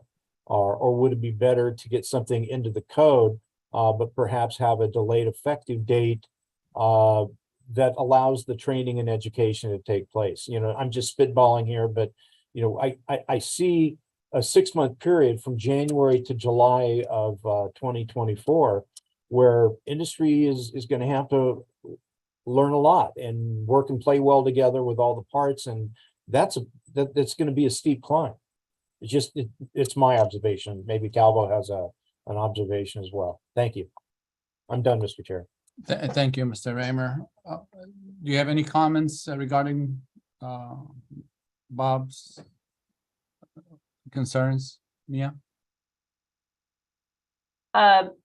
I don't have a response to how this will impact the local jurisdictions. Okay. All right, then we'll move on. There's 2 hands, Ron, followed by DSA. Thank you, Mr. Chair. Like Bob mentioned, learning as we go along, I myself am a newbie to this, so I do appreciate the work that went into this and certainly the goals that we're trying to achieve here as a state. But regarding this item number 11, same comment, Mia, regarding the previous comment regarding alterations. So whatever language is clarified with alterations, clarifying that it's not necessarily a TI, but perhaps the intent was for the entire building. So that's on the scoping part of this item number 11. And my next question is having to do with the software. And if this was discussed at the workshops, I apologize. I was not able to participate in the workshops, but maybe for the sake of record for this group, if we could, if I could raise this question regarding the software.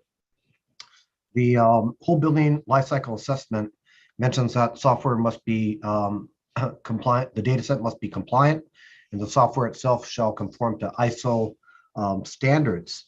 I just want to clarify if being compliant and being conforming to ISO standards is necessarily the same as being, I'm not sure what the word is, certified or approved by ISO, or software engineer company could just use the standards and make sure that it complies within their own programming. And I was wondering if there's a difference. Well, it may be an adjunct question to that is whatever software is used for life cycle assessment, will the various softwares out there be I think that's the right word, approve, similar to what the California Energy Commission has for its energy compliance software. So if I get clarification on that, if we're ready to discuss that.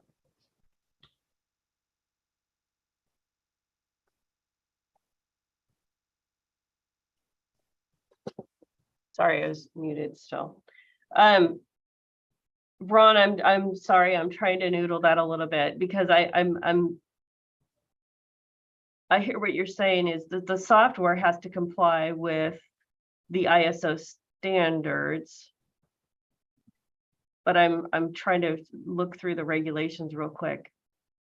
You know, I again, I don't know how to. I think on the webpage for the free software, what you have is they're saying that this is compliant with ISO or whatever. And I don't know, maybe there's someone else who can answer this question better than I can, because I'm not sure I'm seeing the disconnect here. Does Wes know?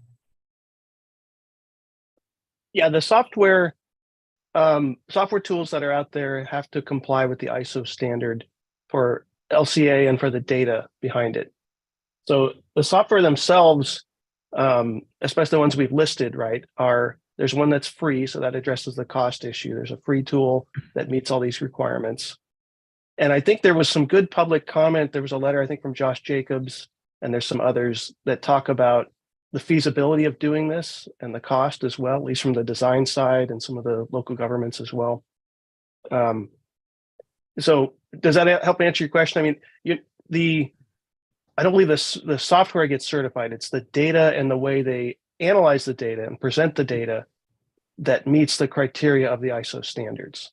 And then yeah, that does help, Wes. I guess my real question is, does anybody, when I say anybody, I guess meaning you know, ISO as an organization itself, verify software itself that is compliant? Or is it self-certification by the software company themselves? That's kind of no, they have to follow the ISO rules, and then I believe there's other standards around eco labels and making claims. But again, that's where I think we probably have some, and maybe to the chair, we probably have some public comment that could help answer these detailed questions. They were part of the CCRC, and I know I was part of that group that worked on this, and they discussed a lot of these questions in detail. So maybe there's a way to get some public comment in, because I think they could help answer some of these. Okay, so when we go to public comments, let's flag this one. Yeah, and again, I apologize if this was discussed at the workshop, and you know, apologize for missing those. But the last item I have on this one, Mr. Chair, is taking off on what Bob mentioned about building departments. Again, being a local building official on my day job, what Bob said is exactly correct, in that building departments have been challenged, and having this implemented in a intervening cycle could bring its own challenges by itself. Again, when we talk about environmental, we do have the all the common goal, which everyone here understands, and that is, how long can we wait? And you know, that's why these discussions are critical and timely. But at the same time, implementing standards without practicality or really compliant implementation doesn't do anyone any good.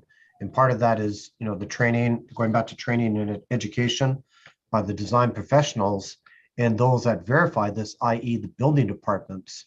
So I'd like maybe to consider what Bob mentioned, and that is perhaps an introduction, perhaps implementation with the triennial cycle, or maybe even implementation perhaps on a tiered voluntary measure. And I believe that suggestion for voluntary measure was in the letter from CABO to the Building Standards Commission. Okay, thank you, Mr. Chair. Thank you. We have DSA and then Wes. Thank you, Mr. Chairperson. I wanted to try to address some of the questions that were raised, and there was a number of them. So I'll work my way back to committee member Mr. Raymer regarding the data available for the whole building life cycle assessment. It's important to recognize that the software itself compiles data from industry-wide EPDs, as well as some of their own proprietary EPDs that they've developed, and that it becomes a pool of data that is compiled by that particular software. And again, those are generally industry-wide. And so they've not only been developed by particular manufacturers for industry-wide EPDs, but also industry leaders, such as concrete or steel. Those are all gathered and provided within the software. And yes, that it is the data that is to meet the ISO standards, not necessarily the software. The way they present that data is part and parcel and proprietary to them. And if there is public commentary to the contrary of that, I'm certainly willing to hear that.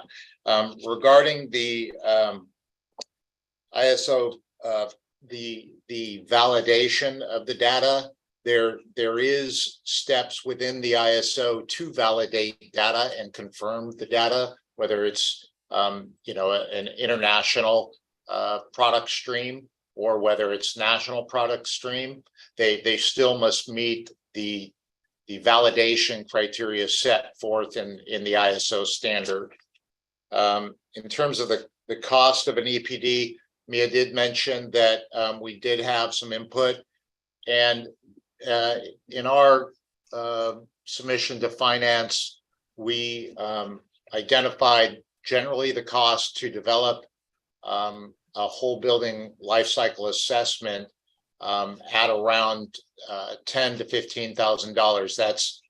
That's input that we've received from both jurisdictions, such as San Francisco on the high side, to more statewide inputs from the AIA California.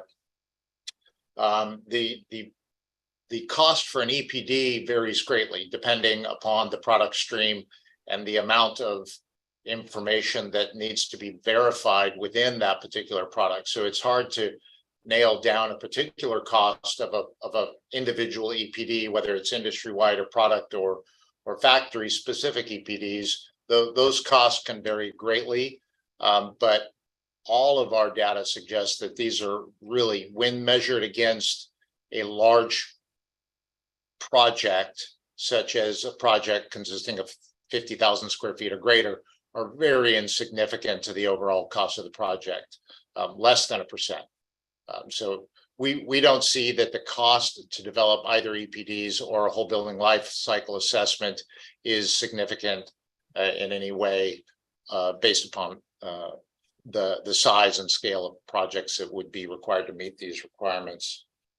In terms of timing, we feel that the baseline, again, a lot of these requirements are based on LEED and regulations that, or not regulations, but processes that have been in place for quite some time.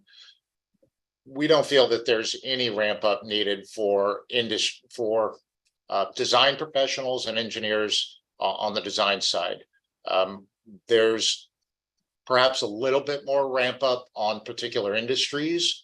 And as I'm hearing from you, Mr. Takaguchi, there could be a ramp up needed for local building officials. However, I would suggest that there are reach codes in place currently that address these issues, and that local jurisdictions are already dealing with these issues. This, of course, would expand that statewide and perhaps create a learning curve for some of the smaller jurisdictions, but we don't feel that it's, we feel that the once you dig into the regulations, it's not overly complex, and the softwares available on whole building lifecycle assessment are really fairly simple and can be implemented fairly easily. That's all of my comments. Thank you. Thank you. Wes? I was going to say a lot of what Eric said, so thanks for saying all that. Yeah, I'm very supportive of this. I think, you know, again, my day job, I work at USGBC on the LEAD program, and we've had whole building LCA and EPDs as credits in the rating system for over a decade. And they're now some of the most used credits in the whole rating system. So and the leader, by the way, of LEED buildings in the world is California. And so those trends continue here. And again, we're talking about 50,000 square foot buildings. These are large, these are sophisticated design teams that have done probably a LEED building, if not lots of CalGreen buildings. And the design team, the design professionals, especially with the leadership of AIA California, have been working on focusing on embodied carbon a lot and will continue to do so. So I think the onus of verification is a real one, but I think most of that lies on the design team to really do the report, collect the data, and submit that as part of the plans. And we can talk more about kind of the implementation side of it. I think, again, public comment will probably get some good talk there. And again, the cost of EPDs, I just want to underscore, is not borne by the builder at all. That's something that's on the manufacturers. And at this point, with Buy Clean, for those materials that are covered by Buy Clean, many manufacturers have those EPDs. For things like concrete, many of which isn't on Buy Clean yet, those are lots of manufacturers, product suppliers have those EPDs, or they're coming. And if not, you can use a regional average, which there's some in California as well. So it's not like we're asking for new stuff here. This is already available. The idea here was really to put a stake in the ground and say, look, climate change is real. Embodied carbon is a huge, significant impact. And this is a modest, very modest step for the largest buildings that can handle it, can bear that cost. There's free tools.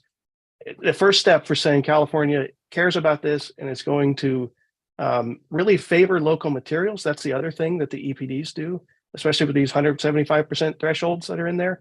That's really favoring California-made stuff wherever possible. And that's what Buy Clean's about, right? So this is a modest step to kind of put this into the code. I think it should be mandatory, again, for that higher tier buildings in terms of square footage, and sets us on a path of really addressing the whole impacts of carbon, not just from energy, but embodied carbon as well in the code. Thanks. Thank you. Dana? Thanks, Chair Noonan. I also wanted to weigh in on this one. CARB really does support this Building Standards Commission code change proposal for whole building life cycle assessment, and even more broadly, the carbon reduction related items. As Mia mentioned, reducing the embodied carbon of building materials is becoming increasingly important, especially when considering the 30-year life of a new building. On average, up to 50% of the total greenhouse gas emissions are from embodied carbon associated with the initial construction. So CARB is really glad to see Building Standards Commission leadership in this area. It's a step in the right direction. We're looking forward to the opportunity to working with Building Standards Commission and all stakeholders as we move forward with implementing, these building standards, as well as new legislation, AB 2446, which basically requires a statewide reduction in carbon intensity of building materials used in new construction. So I just want to thank the Building Standards Commission for their leadership in this area. Thanks. Thank you. Dave Walls?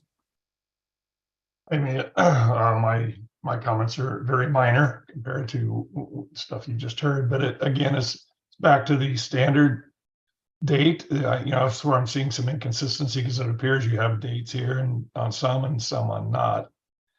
But you mentioned that's in the reference standards. So I didn't see the changes in the reference standards being proposed, so I don't know what occurred there. Lastly, the one where it says, that the middle of the paragraph, and location meets the requirements of the California Energy Code currently in effect.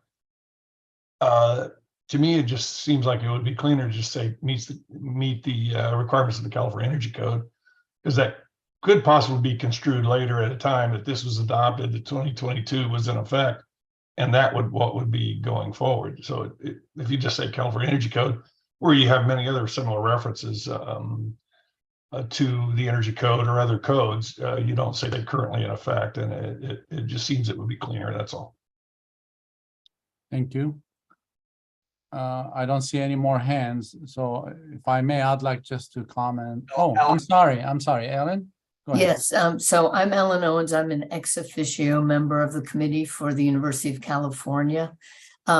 We are already complying with the Buy Clean California and LEED standards. So we are in favor of continuing to reduce carbon and embodied carbon in buildings where we can. We have been collecting EPDs and starting for contracts July 1 of last year per the Buy Clean California Act, we're required on our projects to collect these EPDs for the required materials before they're installed on the job.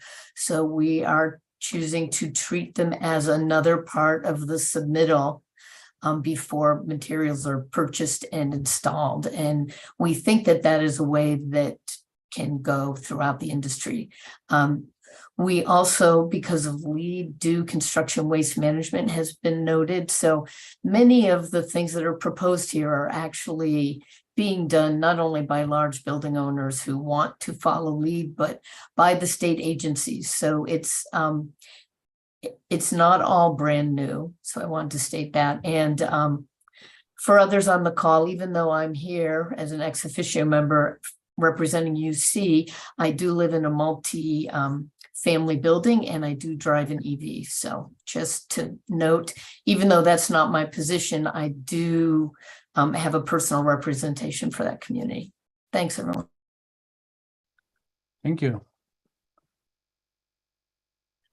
No more hands. If I may, I'd like just to comment a little bit about what Ron Takaguchi touched on and put it correctly. I would have also a concern about a time. So we all in support of carbon reduction. I mean, that's not the issue by any means.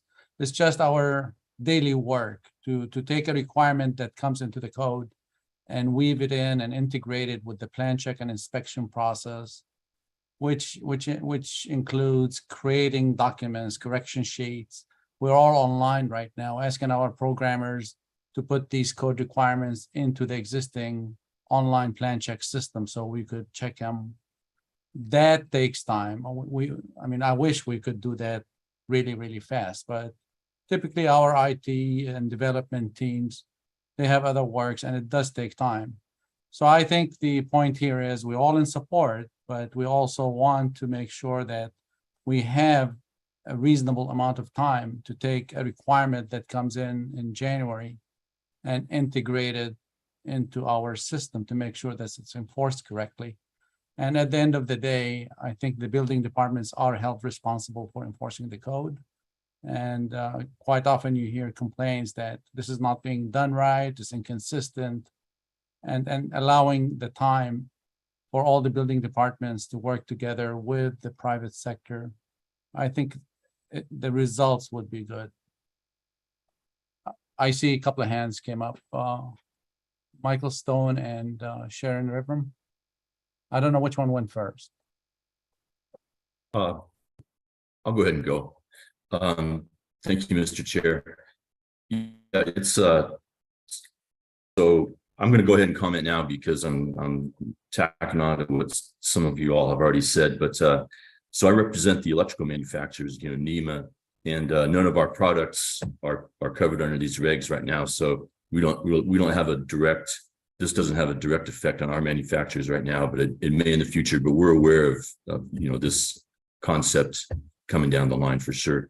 But my biggest concern is before in one of my previous careers, I managed a couple of building departments, and I will just echo everything that Mr. Raymer said, Mr. Takaguchi, yourself. It's there's so many regulations that building departments already have to enforce, and typically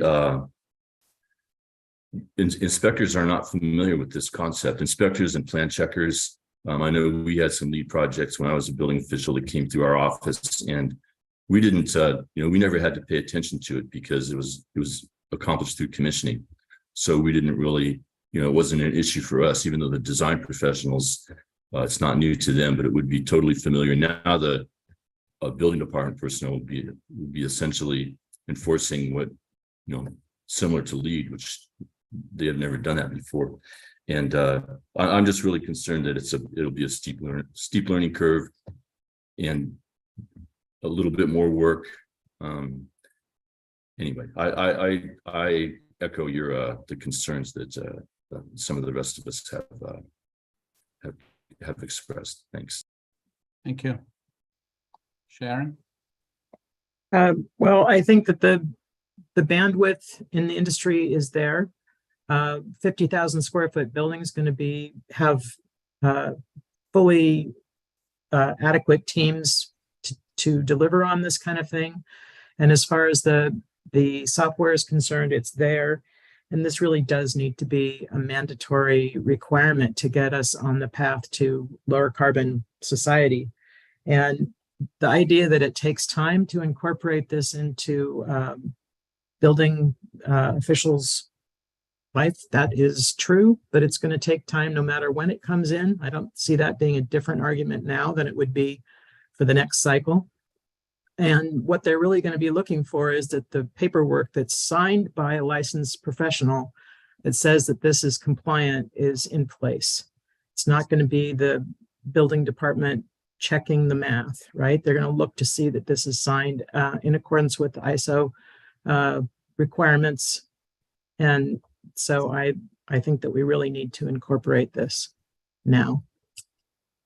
Thank you. I have hands up, DSA.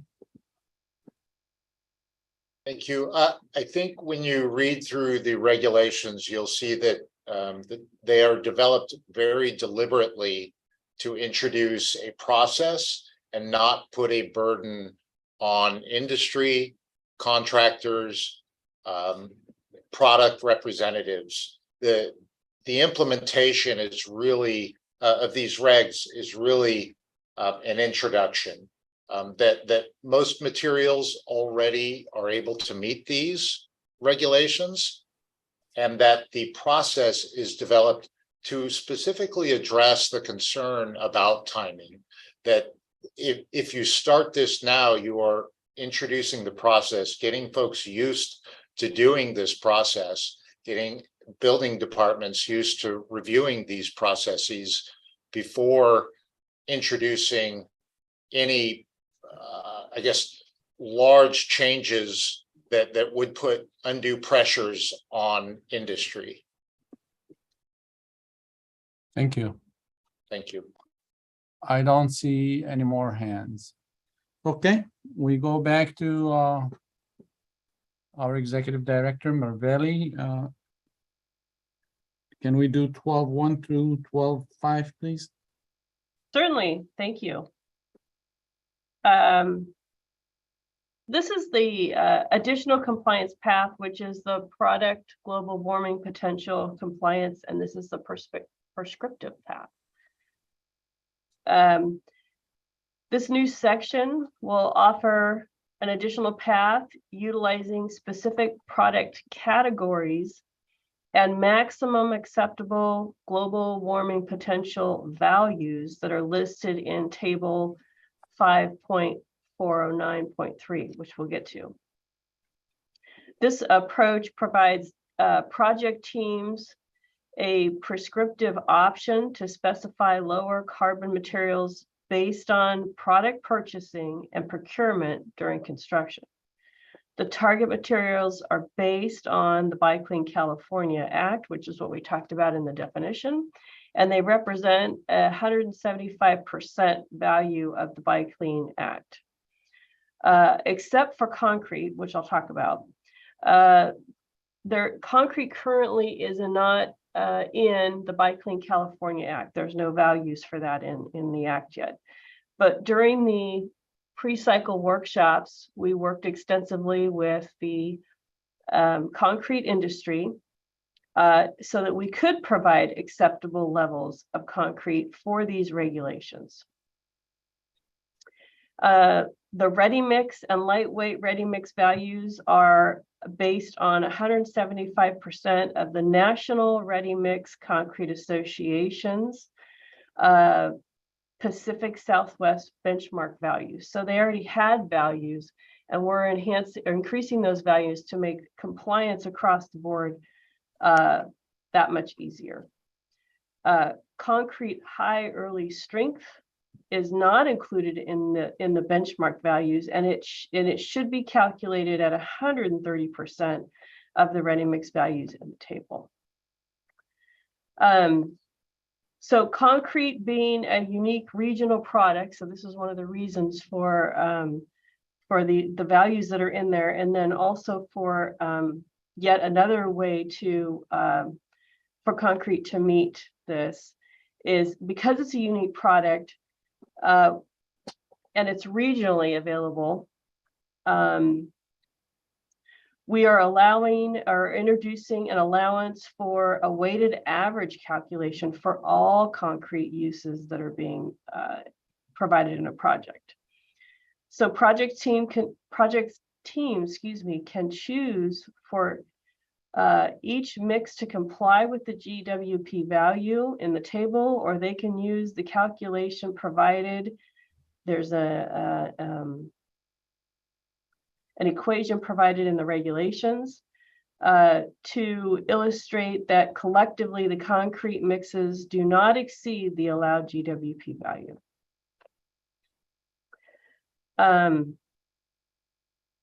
So section 5.409.3 goes over, introduces the compliance path, and that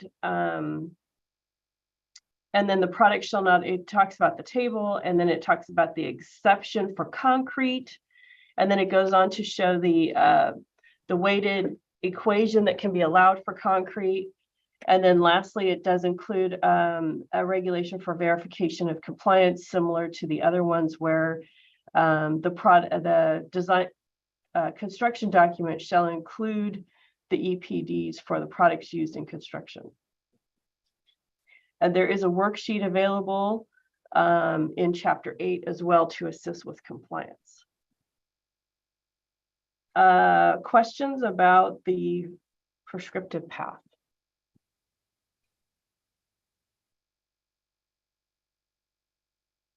I don't see any hands. Okay, so we can move on to the next item. Okay, very good. You're on a roll, Mia. Oh my gosh. Okay, so I'm skipping over to item 13 now, if we're done with item 12. And this is where we, some of the regulations are a little bit more simplified. This is a lot of cleanup work. So I'm on item 13. This has to do with building maintenance and operation and commissioning. There's just an amendment that is being modified. We're removing an informational note to the IAS reference standard. This was also brought up during the discussions, and we're repealing the reference standard because we were advised, sorry, I'm looking at my notes here, we were advised that the International Accreditation Service no longer supports the AC 476. And so the note is not appropriate anymore. That was item 13. Mm-hmm. Do you want me to move on to item 14? Do we have any hands up? Yes, we do. Ron Takiguchi. Thank you, Mr. Chair. I actually like to raise a question here, and hope my question is not mixing up apples and oranges. I'm looking to perhaps Wes as a person to help me with my question, and that is commissioning. Commissioning for, well, back up, embodied carbon, could that be part of commissioning? Is it appropriate to place it in commissioning basis of design, owner, project requirements? I think everything that commissioning was or is in the Cal Green Code, I think embodied carbon would only enhance the commissioning process with the responsibilities of the applicant and the and the contractor. I'm wondering if it's appropriate to put embodied carbon in a commissioning document. So that's my question. And anyone, I know Wes, as USGBC in your day job, perhaps you could help me with that, or someone. Mr. Chairman, if I may. Wes, please. I mean, it's an interesting concept. There has been a talk about getting like a special inspection or something for some of this embodied carbon things. The only thing I worry about there is in commission, you have a commissioning agent, right, who's hired by the owner. And then they kind of watch the contractor do certain things and they do training. With the embodied carbon things, you're actually requiring the contractor to select materials in procurement. You have the kind of design phase, and then you have some of the contractor overlap. I'm just not sure the parties are the right ones, because there's more on the design side for whole building LCA perhaps than there is for commissioning.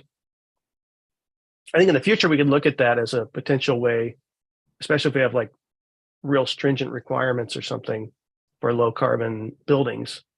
At this phase, it's really more of a design exercise, I would say.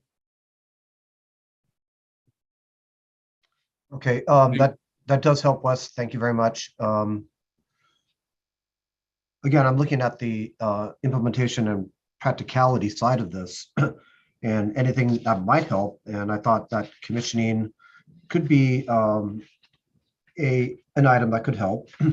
I don't want to be out of order, Mr. Chair, but I noticed that for Chapter 7 of the Cal Green Code, installer and special inspector qualifications, there are no proposed proposals for Chapter 7.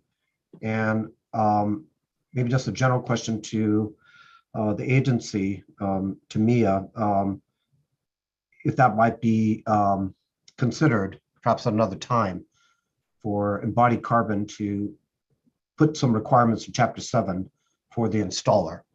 And that's my questions, Mr. Chair. Thank you. Thank you.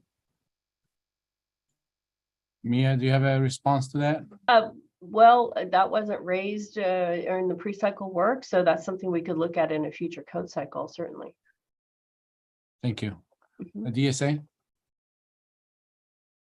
Thank you, Chairperson. I just wanted to respond, maybe put a little bit sharper point on the comment regarding commissioning.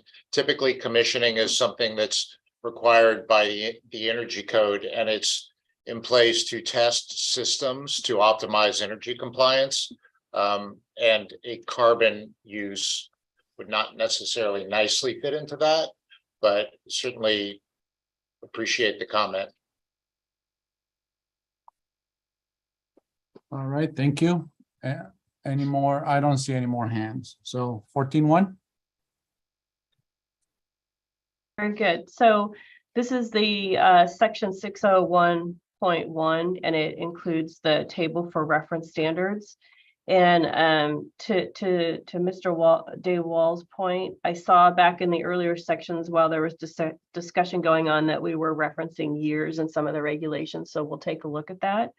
But this would be the appropriate location to include the year or the version of the reference standard, if you will. So we're including the ACI CT standard. We haven't talked about this yet. That comes a little bit later in the voluntary regulations that we worked with CalCEMA on.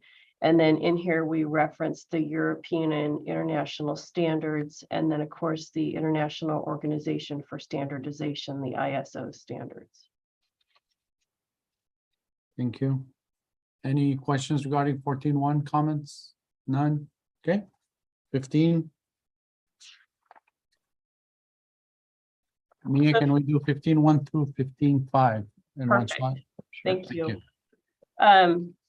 Yeah, so these are, again, these are the worksheets that are proposed to be utilized for verification of compliance. And you will see in here some TBDs. These weren't fine-tuned enough for bringing them to you, but the other issue we have is we have to simplify the tables, if you will, so that they can be posted to our website as part of an accessible document. So we envision these will be completed before the 45-day comment period.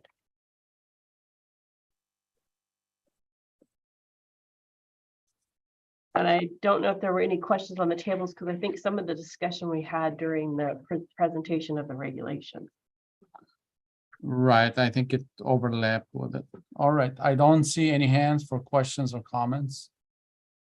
Okay, so we can move on to maybe 16.1 through 16.10. Very good. So what we're doing is now we're entering into the voluntary regulations. And you'll see that on the section numbers, there's an A in front of them, which represents the voluntary divisions within CalGreen.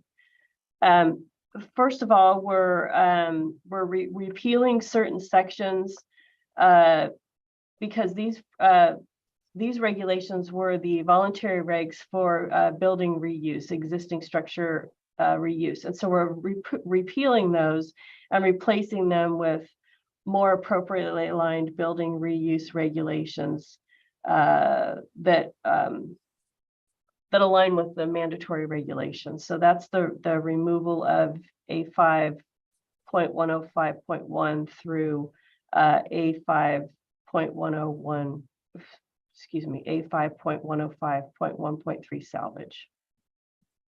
And then we're introducing a new scoping provision, talking about projects with area limits specified below. And this has 4 options for alterations, additions, where the buildings are less than 50,000 square feet. So again, these are voluntary regulations that are of a, we'll say, enhanced criteria from the mandatory. And then there are items 3 and 4. There are regulations for alterations and additions for floor area 50,000 or greater. And again, the option here is to comply with the mandatory building reuse and then the enhanced tiers shown below. For the reuse of existing buildings, tier 1 would be maintain at least 75% of the combined combined of the existing buildings primary structures. Structural elements, excuse me. And then of course the window assemblies, insulation, and portions of the building deemed structurally unsound are not remediated as part of the project. That's tier 1. Tier 2 is also 75% of the combined existing buildings shall be reused. But in addition to that, you maintain 30% of the existing interior non-structural elements, such as interior walls, doors, floor coverings, etc. And I can and then of course there's a verification of compliance and a worksheet. So I could pause there because that is tier 1 and tier 2 for reuse of existing buildings. Okay, thank you. Let's see if we have any comments or questions. Okay, I don't see any. Okay, all right. So let's move on to 19.1 through 19.4. Very good. This is something that was brought up during the workshops as well. This is not directly related to the embodied carbon regulations. There's been a lot of discussions over the years about reduction of heat island effect, excuse me. So we're proposing some minor modifications to clarify the subsections separating hardscape alternatives from cool roofs. And then because we're introducing the concept of shade trees.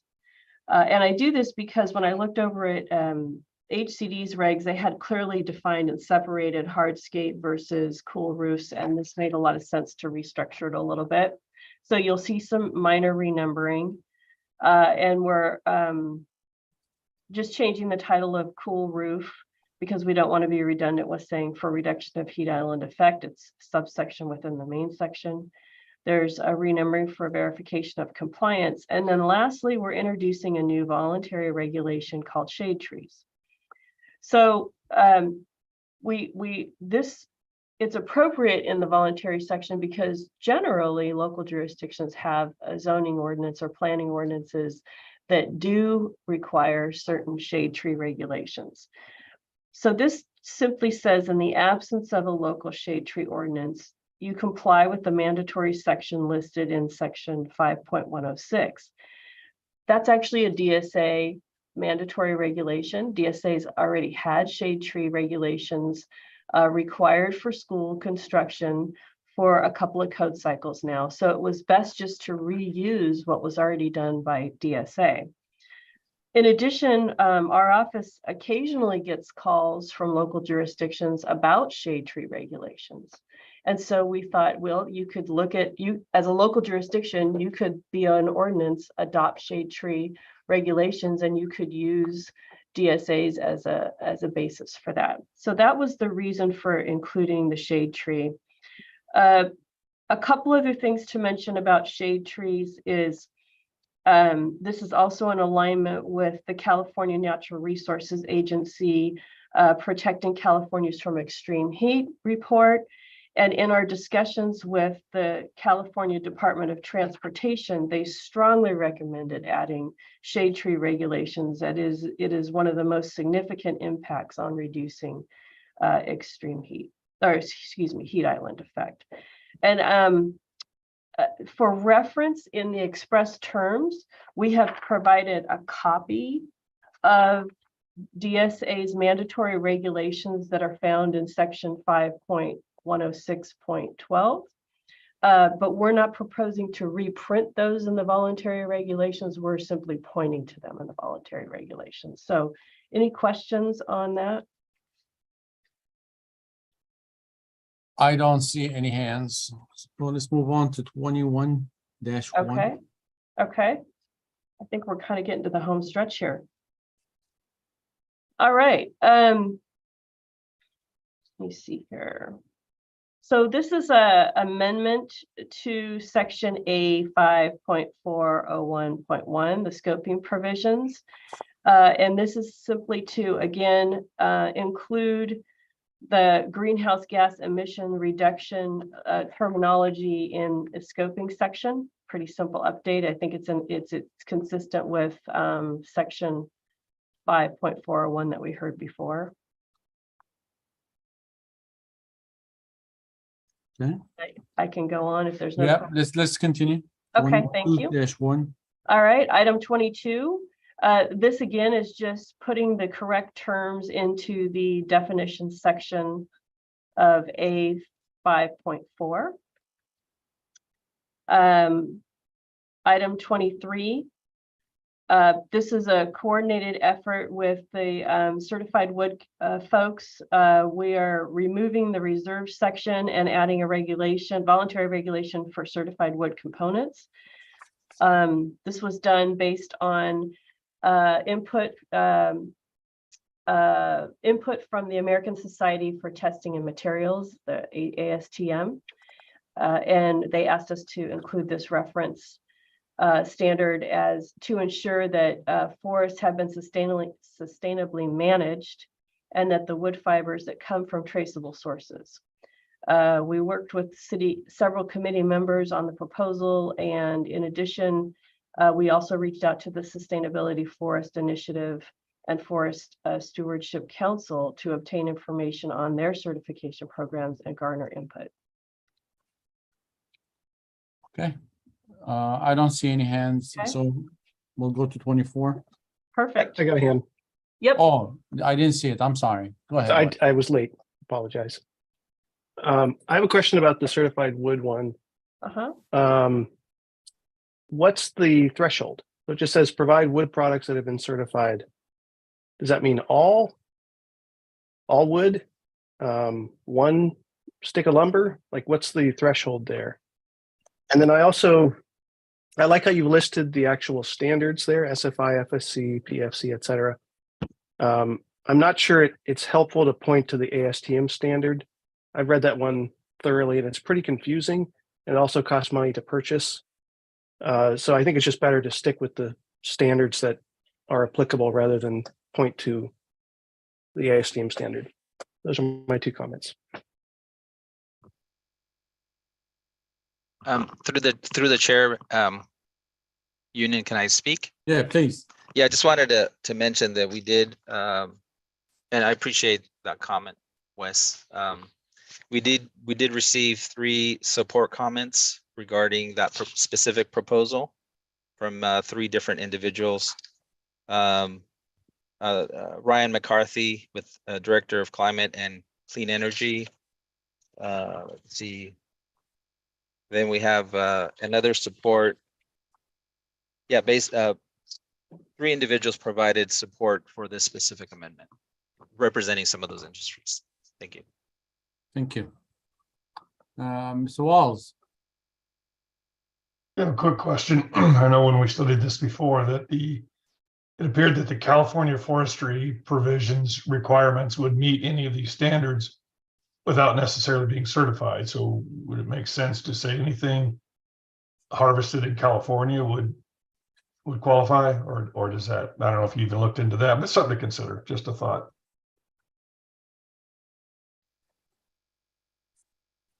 Okay, thank you, Dave.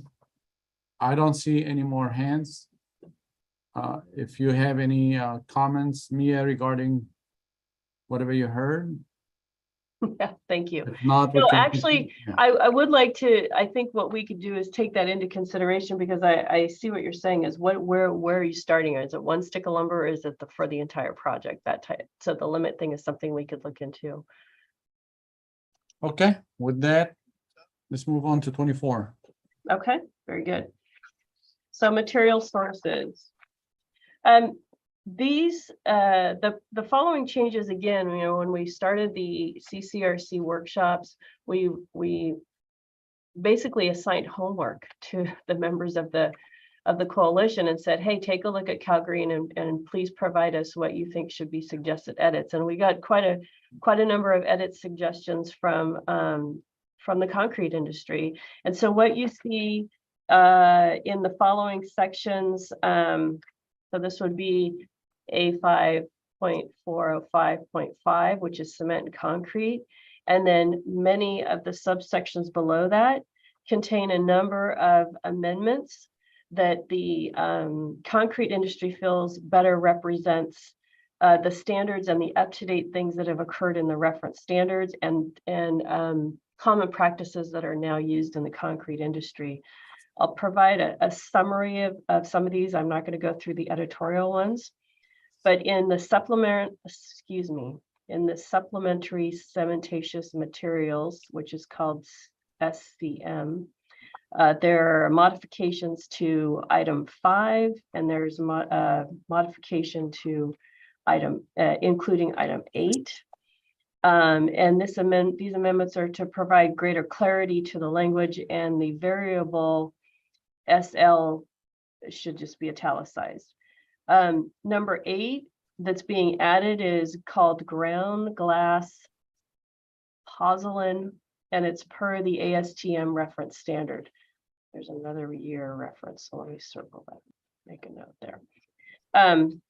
The reason for this change is the concrete industry says extensive research has shown that there are several types of ground glass that can perform well as a polyanic material to concrete, The research supports that the development of the ASTM standard, about 8.4 million tons of container glass is sent to landfills each year.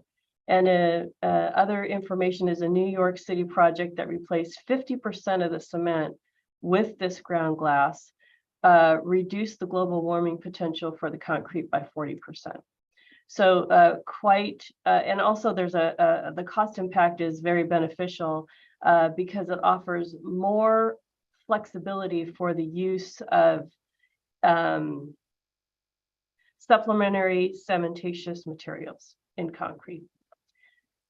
Moving on to the design equation, skipping down, let me move over here. That's just simply adding the reference that or blended SCM can be included into the fly ash equation. And then adding the reference standard I talked about before for high early strength shall be defined as outlined in the American Concrete Institute's reference standard CT-21. There are several sections being repealed since since some of these sections are not within the control of the engineer of record or the enforcement entity, they're more appropriate for the manufacturer of a material, which is outside the scope of Title 24. And then we get into concrete manufacturer. Again, we're cleaning this up as approved by the engineer of record. And then removing a section called alternative energy, because again, this is outside the scope of Title 24. And then the last major change for this is cleaning up recycled aggregates. There's been a lot more research done since this code proposal was introduced several cycles ago, essentially clarifying that recycled concrete aggregate or crushed concrete aggregate. Those are two different materials, and they shall meet the grading requirements for ASTM C33. And then it goes on to clarify what is RCA, recycled concrete aggregate, and what is crushed concrete aggregate. And again, the eyesore, sorry, go ahead. No, go ahead, Tim. Sorry. So I think there's a few more here. I'm gonna not go into great detail with what the eyesore says, but I want to let you know that there was a lot of information from the concrete industry on the benefits of these code changes. The last couple of items are talking about, and this is a huge one, the later ages of maturity. So this is essentially permits longer age of maturity for concrete as long as it is in compliance with ASTM C31 and 39. And then the return of fresh concrete, which was actually discussed with the concrete industry, but in addition, this is something Cal Recycle has been using for many years, is returning. So often during a concrete pour, not all the concrete is reused. This is an accepted practice to return it and reuse it as an admixture to extend the life of concrete and make it feasible to use the return fresh concrete. So that is the last of item 24. Right. Let's pause for a second, see if Yep. there's any questions. All right, I don't see any hands. All right, wow, really impressive, Mia. Okay, let's move on to, what time is it? It's We have time, we have few minutes. 11:47. All right, do you want to do 25? Sure. So where we're at now is, again, in the voluntary section, we're talking about material conservation and life cycle assessment. So this next looks like a lengthy code change is essentially the life cycle assessment voluntary measures that are, in alignment and enhance the mandatory measures. And there are a number of, so in A5.409.1 scope, it has 6 different options here. And just to kind of go over those, basically, is it separates alterations to existing buildings, additions to existing buildings, and clarifies the path that you use to achieve that. And these are for still buildings 50,000 square feet or greater. And then it talks about projects consisting of newly constructed buildings with an area of less than 50,000. So this could be, again, where your local jurisdiction wants to adopt something enhanced. You could require this for buildings less than 50,000 square feet, and it talks about the compliance pathways for that. Alterations and additions less than 50,000 square feet. And then it goes into whole building life cycle assessment.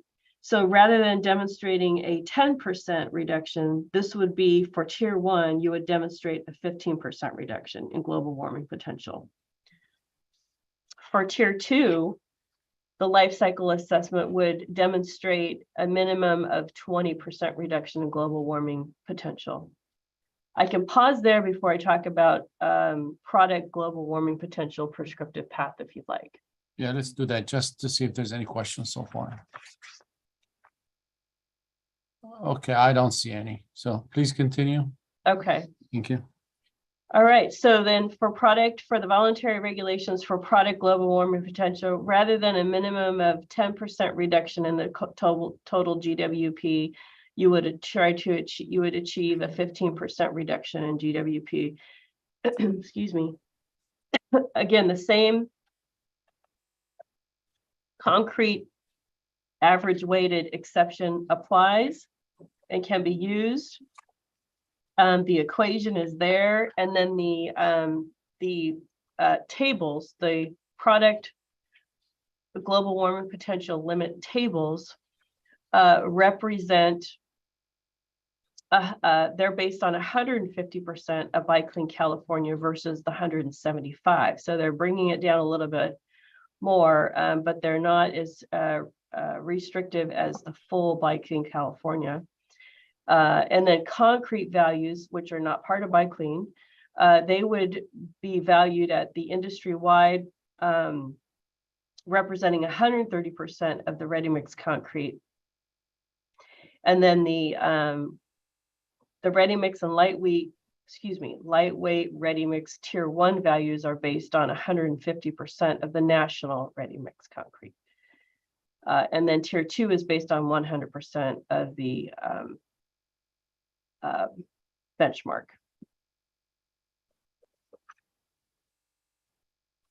All right.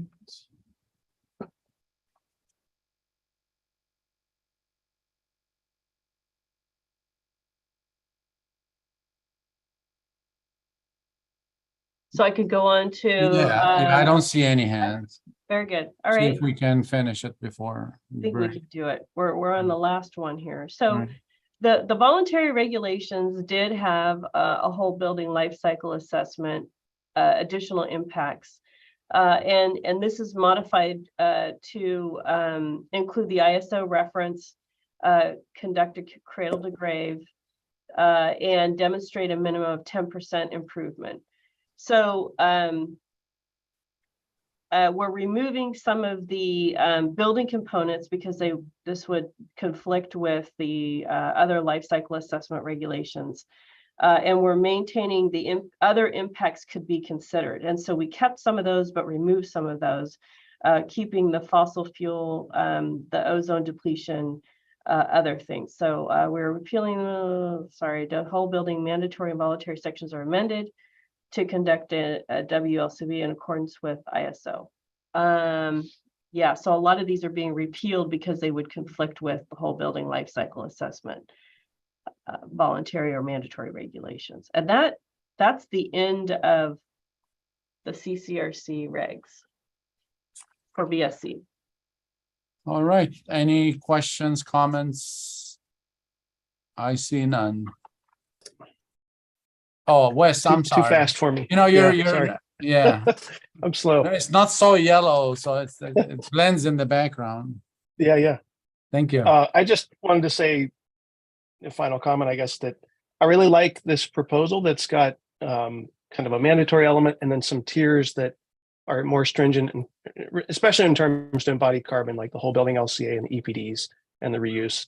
I think it's a very flexible approach, and local governments that would like to go above and beyond what's proposed as mandatory can do so. I think there is a desire to do that, but it provides that flexibility, that kind of base mandatory where you can do whole building or building reuse or this kind of prescriptive material approach. I think it's a nice package for project teams. Thanks.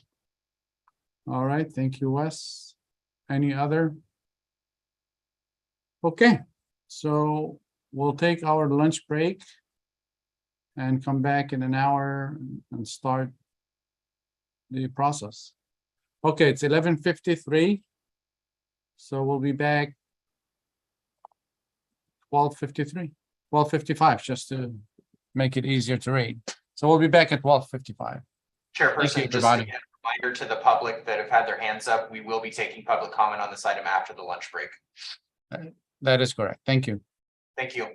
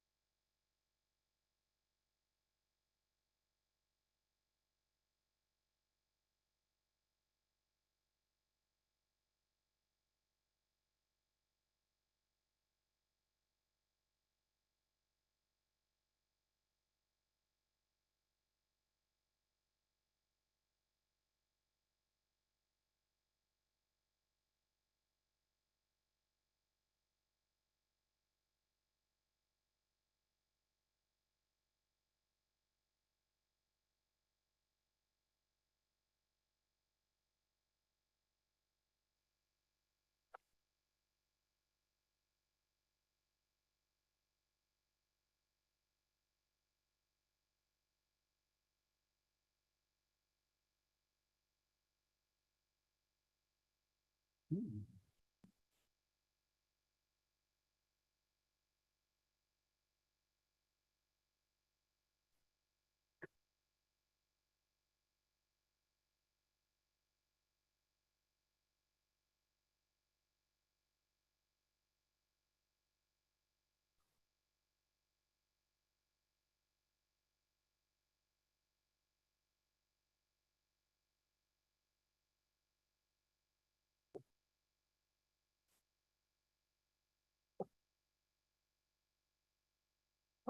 good afternoon, everyone. Mr. Kevin Day, is everybody back? Let me check, Chairperson.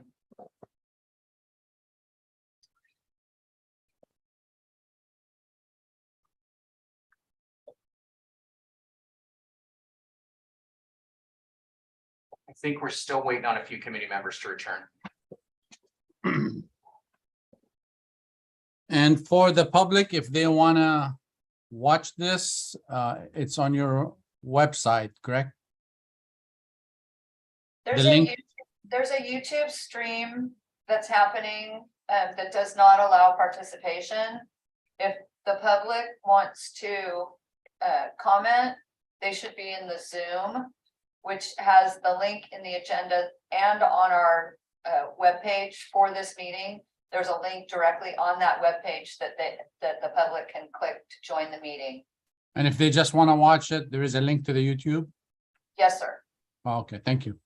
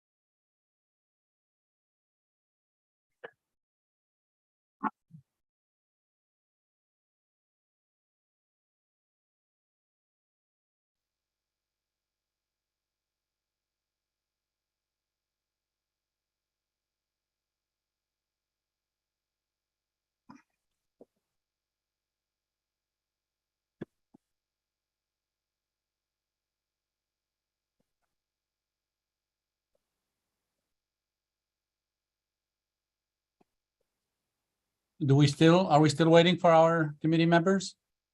Is Sharon back from lunch? Sharon Revum? Yes. Thanks, Sharon. I think that's everybody. Let's see.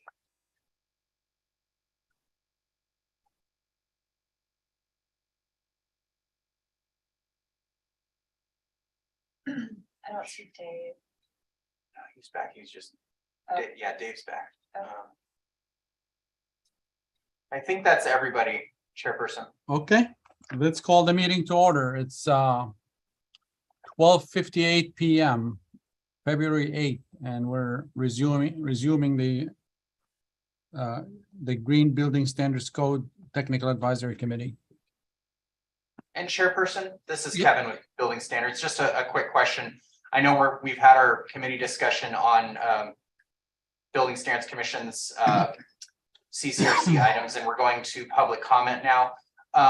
Are you going to take public comment on the individual items like 3-1 through 3-6, kind of like Mia presented? Right, we'll do it. If the committee is okay with it, we'll do it in the same order we did this morning. Okay, great. Okay, I'm getting thumbs up. All right.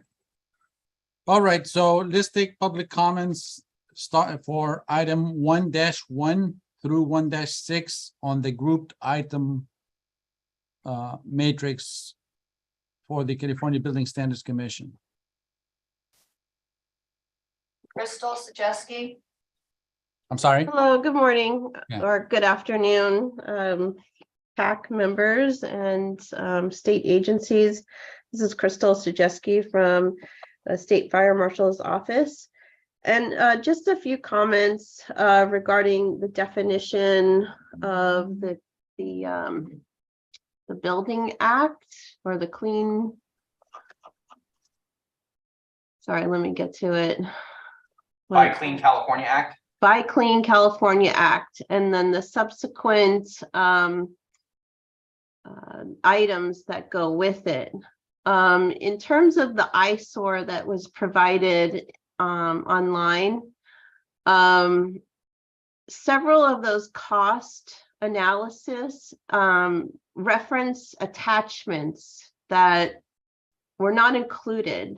So my question is, were those attachments going to be posted as available, or was that for internal use?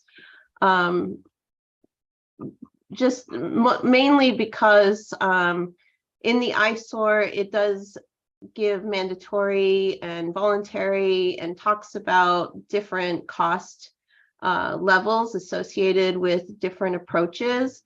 And some of the attachments refer to the comparison of how the owner might benefit.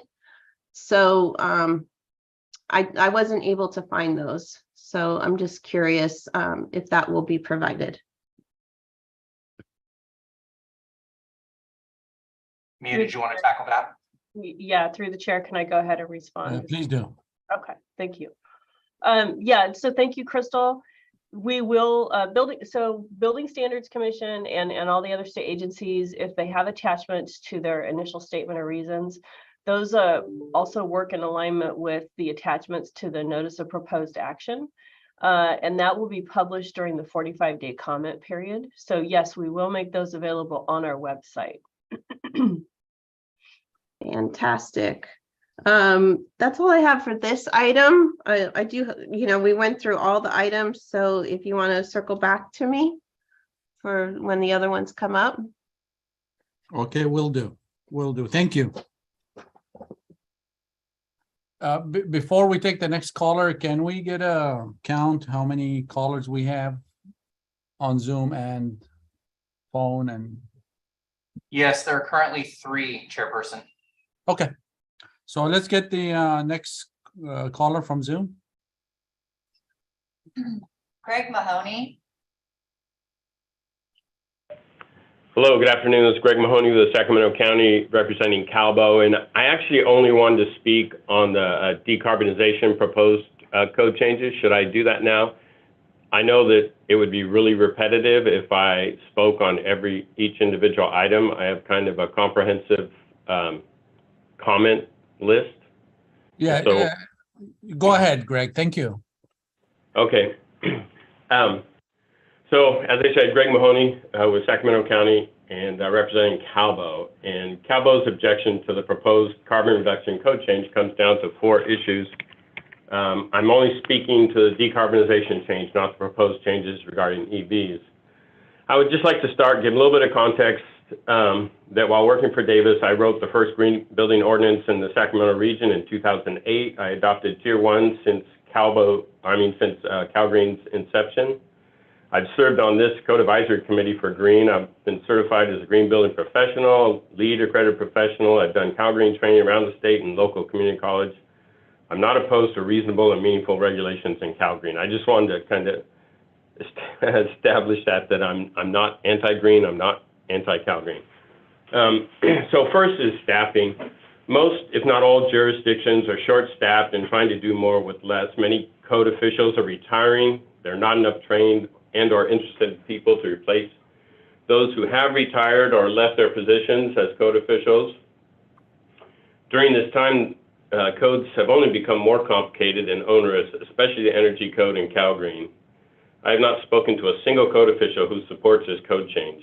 As a group, we do not know what a life cycle assessment is or how to verify the quality of an LCA or compliance with the proposed code change. This is just another regulation found in CalGreen that is not enforceable or at best will be inconsistently enforced. Including requirements in CalGreen that are not enforceable only degrade the integrity of the code. I think it's unfortunate and frankly insulting that individuals who do not work for local jurisdictions are telling us how easy it will be to get up to speed and how straightforward it will be to enforce. Also, that individuals who do not work for jurisdictions are completely ignoring the realities of building code enforcement and insisting that the bandwidth is here, and describing how code officials will easily be able to enforce without a clear understanding of our workload, responsibilities, and our process. And just as an example, how are we going to verify in the field the max acceptable GWP limits for hot-rolled structural steel sections? This is the first item on table 5.409.3.2. I can tell you with 100% certainty that we're not going to be able to provide meaningful verification of these materials out in the field. Two, the second point, benefits. This is number 3, 9-point criteria. There has been no tangible benefit provided by the proponents. The proponents claim a reduction in emissions, but what is achieved by this reduction in emissions? I assume the overall objective is to reduce global warming. What is the amount of global warming that will be avoided by this effort? Absent this number or value, we do not know what the benefit is. And I'm certainly not advocating for an increase in greenhouse gas emissions, but there is tangible benefit for CO2 emissions. CO2 is essential for photosynthesis. This is an observable and measurable benefit. Again, I'm not advocating for increase or opposing a decrease in carbon emissions, but what is the tangible benefit of the proposed code change? Number 3, arbitrary. Number 4, 9-point criteria. There is language that requires preservation of 45% of an existing building's primary structural elements. And I ask, why not 80%? Why not 15%? Absent data to support 45%, it's an arbitrary requirement. There's also language that requires 10% reduction in embodied carbon. Again, why not 5%? Why not 25%? Absent data to support 10%, it is arbitrary. As a side note, the 10% recycled content in new construction that is in Tier 1 is extremely difficult to accurately verify. Like I said, we adopted Tier 1 in Davis since 2011.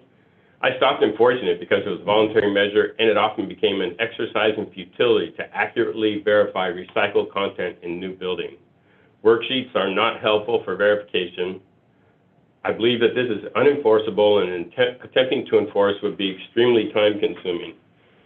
The verification of 45% is presented without context. There is little or no consideration of all the other codes to be enforced while inspecting this project. Number 5 of the 9-point criteria, the cost estimates included in the ISOR are provided by staunch advocates of building decarbonization, such as Rocky Mountain Institute and Energy Solutions.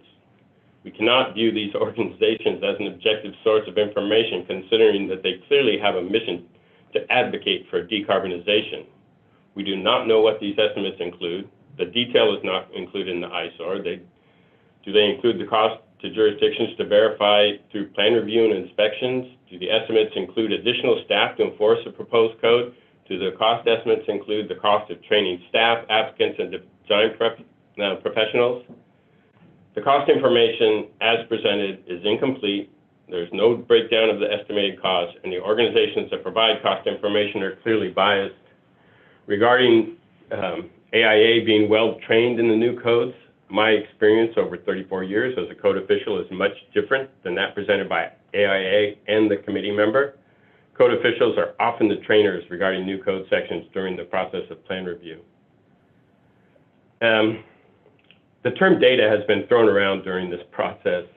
In the documents provided by AIA, they reference Architecture 2030 data, and I'm using air quotes, that indicated that for the 2020 to 2040 period, the gigatons of CO2 emitted will be 57% from embodied carbon and 43% from operational carbon.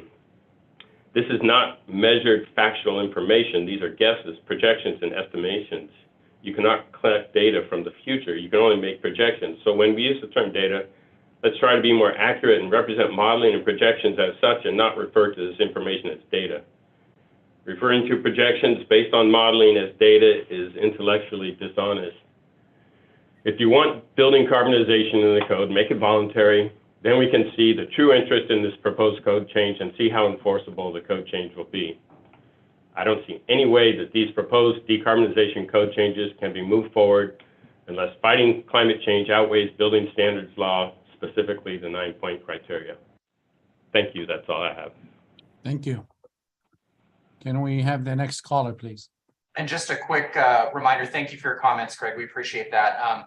Just a reminder to commenters to speak slowly so the captioners can record your information accurately. Thank you. Laura? Josh Jacobs. Yes, thank you very much, Mr. Chairman and fellow committee members. Mr. Union, this is Josh Jacobs from WAP Sustainability. I believe we're on item 3, right, in definitions. Again, you guys went through a lot of stuff there this morning. I do have comments on every single bit of it, as previous commenters have. Do you want it all now, or do you just want the item 3 definitions? So right now, we're going through definitions. Okay. Our items 1-1 through 1-6. Yep, okay, I will then stick to that. Thank you, Mr. Chairman. Thank you. Josh Jacobs, WAP Sustainability. Thank you very much for the time. WAP Sustainability is the largest LCA provider for product manufacturers in North America. What that means is basically we provide the data for the EPDs and whole building life cycle assessments that will be provided. We have also provided a comment to the committee. It is my bad. It's been a couple. Real quick. Josh, sorry to interrupt. I just want to ask you to slow down where the captioners are struggling. Okay, sorry, my northeastern roots coming through. Also trying to save time for the committee. My apologies there. We did submit a comment to the committee. Unfortunately, again, my apologies. It's been a couple of years since I submitted comments to the state of California. So we only submitted comments to the state architect on their item 7 and 8, but they are exactly alike to what has been discussed here this morning, BSC item 11, 12, and 25. So to get to some comments that were brought up earlier and questions, I wanted to clarify some things that I heard because they are not fully accurate. So I wanted to just clarify some things. Mr. Raymer had asked about some information around EPD definition and what third-party verifier is and things of that nature. Mr. Raymer, I want to clarify that these third-party verifiers is referring to something called a program operator, right? This is an EPD program operator. The weird thing about this, though, is it's just a different name for approved agencies that authorities having jurisdictions throughout the state of California have used for decades and decades and decades. In fact, some of the most common approved agencies are EPD program operators, UL, NSF, ICCES, numerous organizations that you folks already use today to find documents to review. They don't necessarily have to be testing labs. I heard someone say testing lab earlier. An EPD program operator does not have to be a testing lab, as nothing is being tested. So it's not being put into a chamber or being fire tested or electrical tested or structural tested like traditional. Again, EPDs are not certified. They are transparency tools that give you global warming potential information. Therefore, they are verified by these approved agencies. So program operators, those program operators verify that information. I believe, Mr. Raymer, you also asked a question about the ability to this to happen very quickly, right? In terms of when this was going to be approved, and I believe July 2024 was the statement. So my apologies if I'm off on the month there, though. Thank you, Mr. Raymer. I love the thumbs up. Means I'm on the right path. Would there be these third-party program operators and products available at the time? As of today, there are at least 6 EPD program operators available for EPDs that would have EPDs available in the state of California today. I know of probably 2 more coming online just this year, and there would be at least 40,000 EPDs representing products available to meet the criteria detailed. Additionally, I just heard some previous public comments, so my apologies if this might come out a little bit differently. I just wanted to mention that code officials not supporting this. I certainly can't speak to who the previous commenter has spoken with, so I'm not going to pretend to, but the International Green Construction Code has had very, very similar requirements in its materials section going back to at least 2012, right? And many different code officials from throughout the country were involved in the development of IGCC, commented. In fact, we had code officials help us write the EPD requirements and the whole life requirements in IGCC or pathways, excuse me, because I was the person that helped them put that together. Additionally, if we're talking about photosynthesis and CO2, prior to humans ever making any additions to the carbon in our atmosphere, photosynthesis went perfectly well. So again, thank you for the opportunity. I look forward to commenting on items 11 and 25 and item 12 and 25 as well. Thank you very much. Thank you, Josh. Next caller, please. Rachel Hopchi. Yes, hi, this is Rochelle. I'm a structural engineer with Gwaltman Simpson, and I want to thank the speaker right before me for so eloquently, I guess, rebutting the arguments that were made for the speaker before me.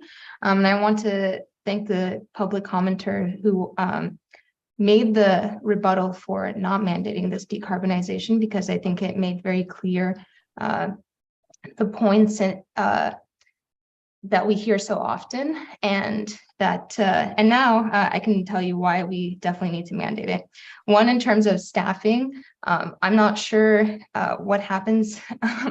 I'm not sure what the problem is with in terms of staffing, but if the staff is unknowledgeable about the code changes, I know that, for example, DSA, every time there's a CBC code change, they have a professional come in and teach them exactly what happened with the code change that happened between CBC 2016 and CBC 2019. So I'm sure that would be very plausible to do for this code change. Also, it's a complicated code. I'm not sure what's so complicated about it. There are very specific limitations, and there's very things don't have to be so nuanced. So with the code being rewritten, I guess what I'm trying to say is I really don't understand that argument. Don't know what an LCA is. So an LCA is a life cycle assessment. I think we've made it pretty clear throughout this call what a life cycle assessment is.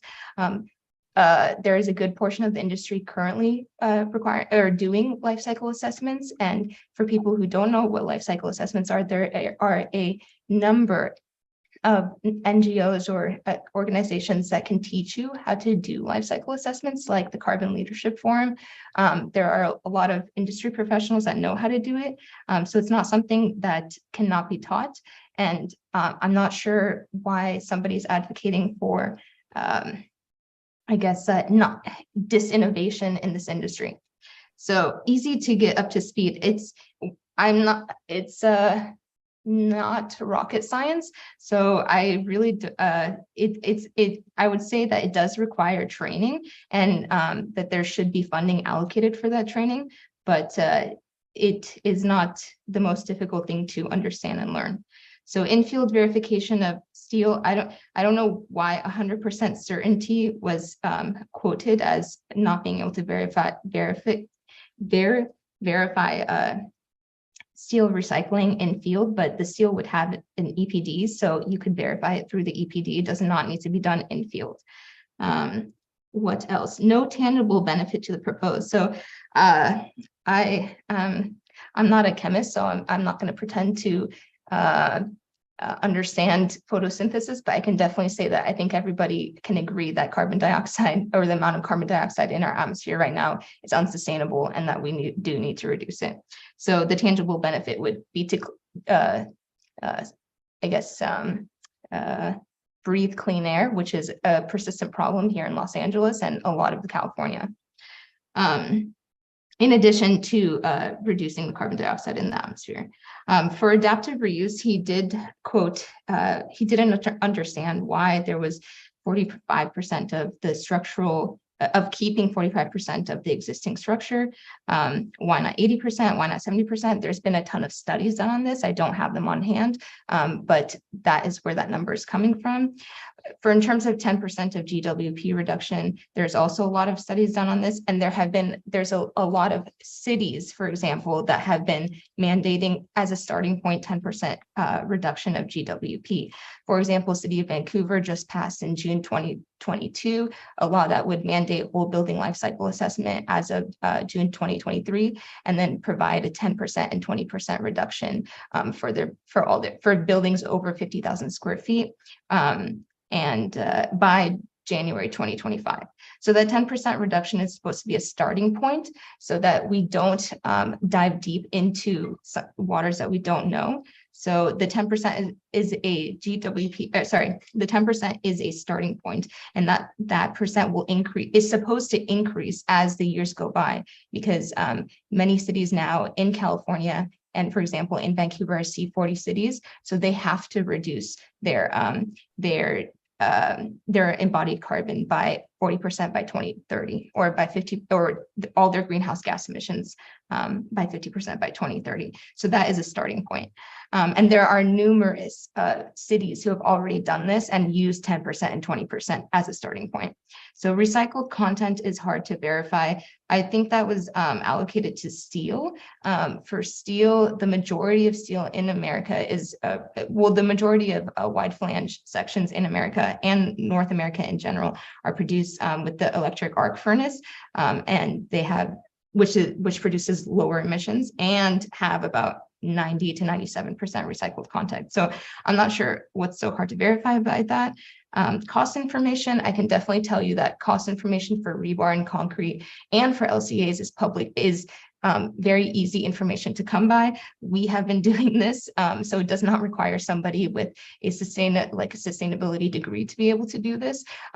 It's very simple. It's about the quantities and the quantities that you're reducing, and as well as the GWP for that product, and then getting the cost required.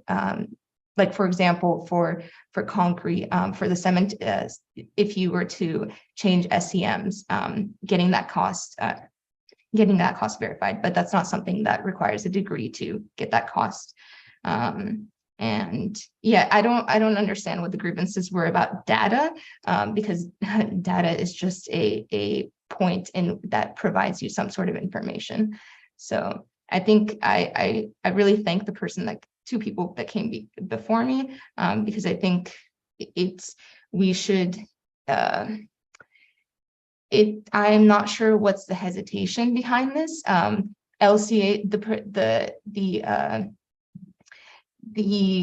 sorry, and I want to finish, but the process of LCA is actually, when compared to the whole project cost, end up costing less than half of a percentage point, or sorry, 0.05% of the total project cost. So it's negligible. So just doing an LCA is better than not doing an LCA. And I'm not, the time is now. We can't keep kicking this down the road. It's to be very blunt, we're pretty behind other states, or sorry, we're pretty behind other cities and other developed nations in the world. So the time is really now. Thank you. Okay, well, thank you very much. Do we have another caller? Yes, sir. Tian Peng. Hello, can you hear me okay? Yeah, Yes. Hi, this is Tian Peng. I'm representing the National Ready Mix Concrete Association. The association represents about 50% of the industry nationally, with members in every district in California. We work closely with our local affiliate CalCEMA. And I just wanted to say we're especially appreciative working with Mia, the staff, and DSA in better understanding the concrete industry's concerns and addressing those concerns in the language proposed.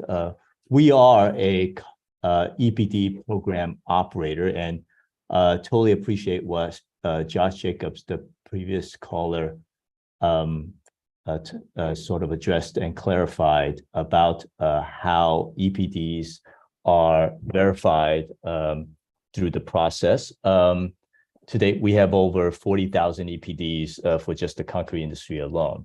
I have one comment I wanted to make regarding the whole building life cycle assessment, which I think the conversation has been great, and pretty much I don't have any issues.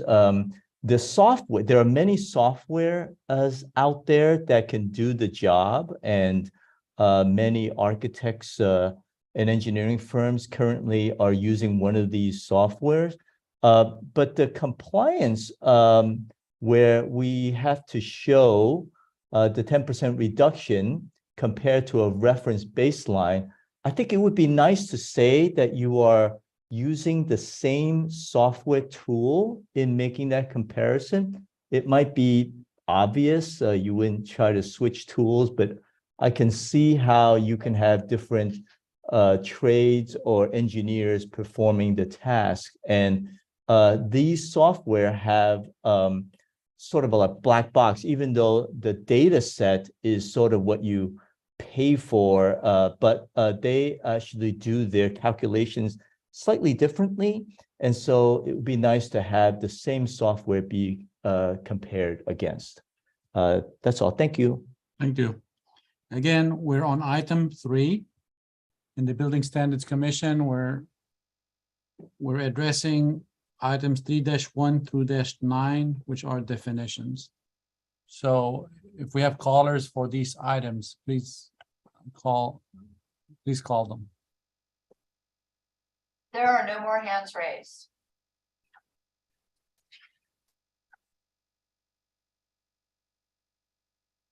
Are we muted? No. No more hands raised, sir. No more? Okay. All right, thank you for all the comments. We have, Chairperson, I'm sorry? sorry to interrupt. This is Kevin with Building Standards. So we went to the Zoom phone as well, right? Yes, Okay. yes, that's Greg. In addition to some of the comments that were already raised, we did receive some comments in writing on this particular agenda item. Did you want me to summarize those briefly? Yeah, actually, I was going. Okay, Yes, sorry. we could do that. No, go ahead. Go ahead. If you could summarize the written comments, please. Okay. Yeah, in addition to Josh Jacobs and Greg Mahoney, who also submitted comments in writing on this item, the CCRC items, the Building Standards Commission received comments recommending approved position from Caravan Architecture, HB&A Architects, Stop Waste, Sustainable Forestry Initiative, Ferris Engineered Wood, Roseburg Forest Products, AIA San Fernando Valley, Carbon Leadership Forum, United States Green Building Council, Los Angeles, and a coalition of 5 local jurisdictions, including the city of Berkeley, the city of Oakland, the city of San Leandro, the San Francisco Environment Department, and the county of Marin. Thank you. Thank you very much, Mr. Day. Okay, with that, let's go to the CAC discussion. Do we have, who wants to start?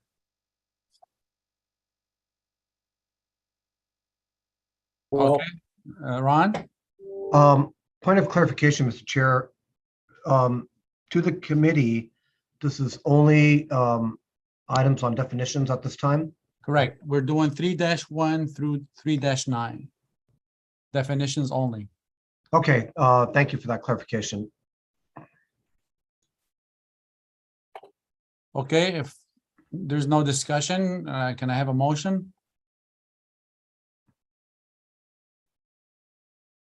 Move to approve. Do I have a second? Second, Who was the second? Sharon. Sharon, okay. All in favor, say aye. Aye. Actually, I'm sorry, Chair. We're going to do a roll call vote. Okay. Yeah, sorry about that. That's And all I'll right. just take a quick moment to chime in. Yeah, when you suggest a motion in a second, it'd be great if you could state your name just really briefly for the captioners.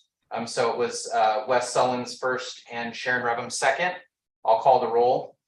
Osama Yunin, Yes, Dave Walls. I'll come back to Dave. Bob Raymer, yes. Sharon Revum, Yes. Michael Stone, Yes. Wes Sullins, Yes. Carrie Ibala, Yes. Ron Takaguchi. Yes, Okay, and then coming back to Dave Walls. He might have stepped away, but the motion carries. all right, thank you. So let's move to item number 4, 4-1 through 4-5. So that would be in the express terms on page 4, starting at page 4. Do we have any committee discussion? Reuse of existing building is the topic. Well, Mr. Chair, my sense is this will pass as well, but it does reference a compliance option that will be taking place in item 11. And so I'm going to be proposing a motion on item 11 that could have a peripheral impact on this one. So would you suggest we defer this one to item 11 and take them together? well, how about taking item 11 first? See how- Okay, let's do that. Let's take item 11, which is 11-1 through 11-6. Code section 5.408.1. And that would be page number 12 on the express terms. Okay, we have a discussion, Mr. Raymer? Yeah, did you want me to go ahead and make a motion? Yeah, please. Well, if you want to have the discussion. Sorry, first. point of order, Chairperson, we're going to public comment first. Oh, I'm sorry, you're right. I'm Thanks. sorry. Okay, let's go to public comment on item 11. Crystal Sajewski. Hello, good afternoon. Crystal Sajewski with CAL FIRE Office State Fire Marshal. My comment is in regards to the notes. As we know, notes are non-regulatory language. But in this particular case, the notes reference proprietary manufacturers of software products. And I just would like to caution that this information could easily be in the eyesore. The State Fire Marshal's Office is constantly being approached by manufacturers to, get into the codes, get into the text language.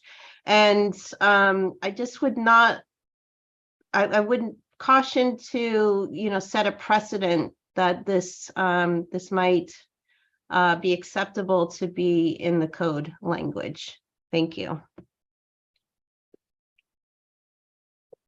Thank you. Next. Josh Jacobs.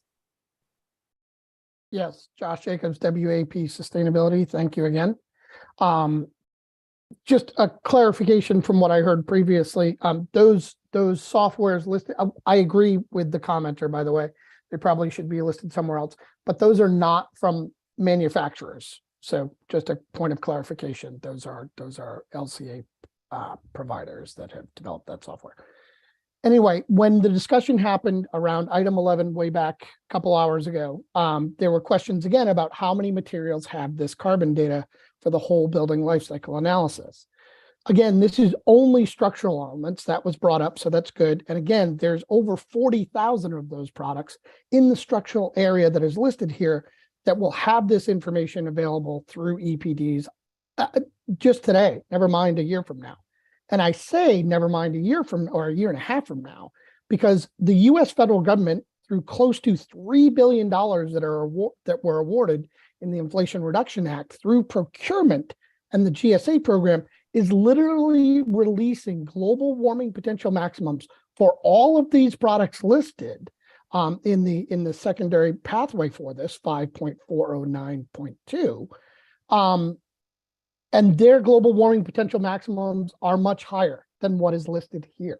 So again, this is a massive, you're going to have a flood of more products come through because the federal government will only be procuring these low carbon products through this $3 billion. There was also a question about mine process assembled in foreign countries. Apologies, I don't remember who specifically asked that. I thought I took good notes, but my apologies. Someone asked about, how do we ensure that foreign countries aren't coming through because of things that happened with the Formaldehyde Reduction Act that previously happened in the state of California? That's a very legitimate question. Because there were some issues with the original CARB, not CARB itself per se, but what came through with that, and there were some significant lawsuits. In fact, companies had to change their names because they were sourcing from the wrong people.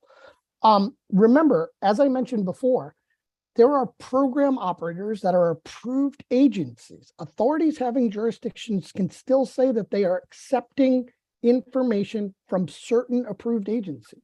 These approved agencies will then ensure that whatever your data getting from no matter where in the world, Malaysia, Sacramento, Topeka, Kansas, Mexico, British Columbia, will be accurate and safe data.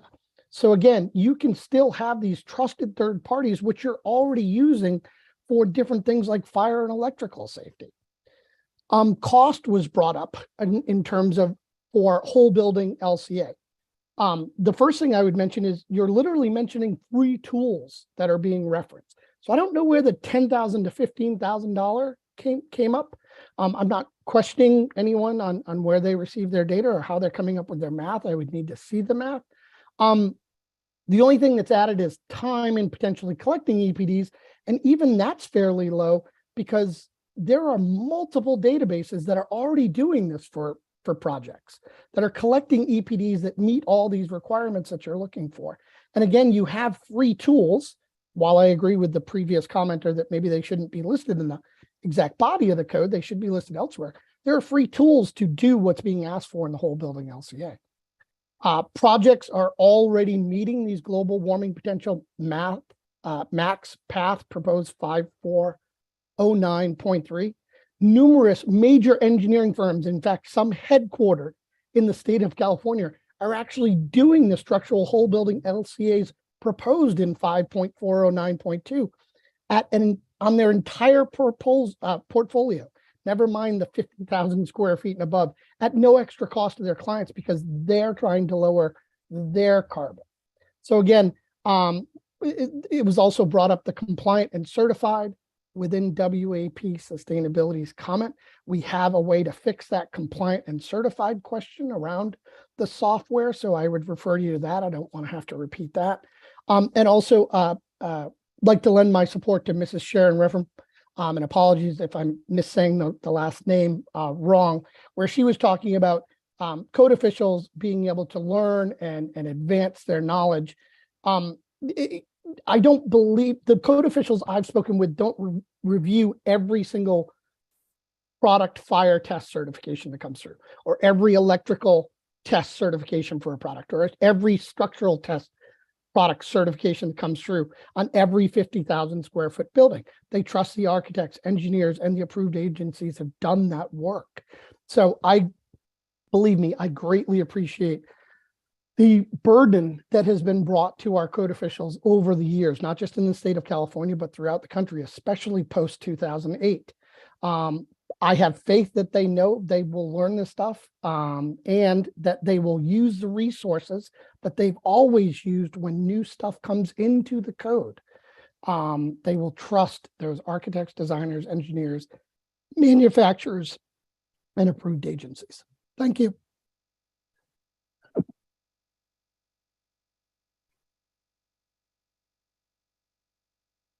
Sorry, I was muted. Do we have another caller? Yes.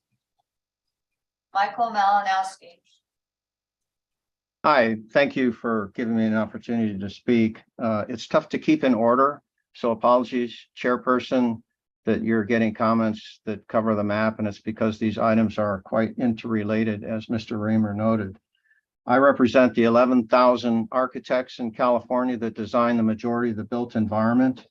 And we, the American Institute of Architects California, and we've worked closely with building standards and DSA and want to compliment them on their leadership in advancing the California Cal Green Carbon Reduction Collaborative and the amazing work that's been done with hundreds of volunteer hours accumulated from subject matter experts throughout our state and beyond to put these items before you today. In response to some of the comments that have come forward, there's question about benefit and cost and timeline. These are really important questions, and I appreciate people bringing these up. The goals that we're talking about trying to meet are established in California law. They are not arbitrary or whimsical or just made up. They are real legal mandates that fall to the state agencies to implement. Along with those goals are specific timelines. And you work backwards from those timelines at the objectives to have a carbon-free future and preserve our climate from further deterioration. And it takes you to the fact that we have to act now. The ideal time to act actually would have been 10 years ago. As Wes pointed out, that's when these kinds of provisions first ended up in voluntary standards like LEED. But we can't go back 10 years. So the next best thing is to act today. But we must act today because the building industry does not change its habits or shift its thinking unless it's a code requirement. It requires changes in the code to change the landscape and to change the carbon impacts of the built environment. It also requires changes in the habits and the work environment of building officials. And I sympathize with the points Mr. Mahoney has made. I've worked with Greg on many different kinds of projects in his various roles over the decades he served as a building official. I happen to be a customer of his jurisdiction now and his previous jurisdiction. And I know the comments that he expressed resonate with others on the committee who are also building officials. But building officials also react to code mandates. They don't necessarily put training into effect or start to inform themselves of things that might happen at some day in the future. They don't have the bandwidth to do that, and I understand that. The private industry doesn't as well. That's why the American Institute of Architects advocated for a requirement of licensure for architects in the state of California to mandate net zero carbon education. And that is actually the law in our state. We are the first state, I believe, in the country to actually come to grips with we have to change our habits. We all have to stop doing business as usual if we're going to change the built environment. It's not going to happen otherwise. And in order to accomplish that training, the American Institute of Architects California has a huge variety of educational programs. They are available for free to anyone, whether you're a code official or an engineer, whether you're an AI member or whether you're not. All that material is already on our website on demand today, right now. And the same process will continue in the future as these requirements unfold. We intend to support building officials, to support contractors, to support architects and engineers in implementing and making this process as seamless as possible. In regards to concerns about verification, Greg is absolutely correct. It is impossible to verify many of the things that are already required by code. A great example is commissioning, which has been in Cal Green for a number of years. It is also a very complex undertaking. And I have heard from countless building officials that they treat all commissioning reports equally. They don't get read, they don't get analyzed, they don't get checked, they just get filed, and they rely on the professionals who prepare those reports to make them reasonable. That is the case for many requirements that are in our codes, that the licensed professionals whose names, career, and livelihood is on the line every day when they sign a set of documents, they are the responsible parties first and foremost. If they make a mistake, they are responsible. If the building department doesn't catch something, the building officials aren't responsible for that in the same way that a licensed professional is. So the checks and balances are already in place to make this mild, tepid step forward work, just as we've outlined it. 50,000 square foot buildings account for less than 5% of the number of projects. They don't occur in the smallest jurisdictions typically. But frankly, if it was the will of this committee, and from the comments that were made, I feel like Bob has planned a motion that's going to table this or put it off for further study or kick it down the road. If that ends up being the will of this committee, I would urge you to consider changing the square footage limit at 100,000 square feet. Now you're only touching 1% of projects.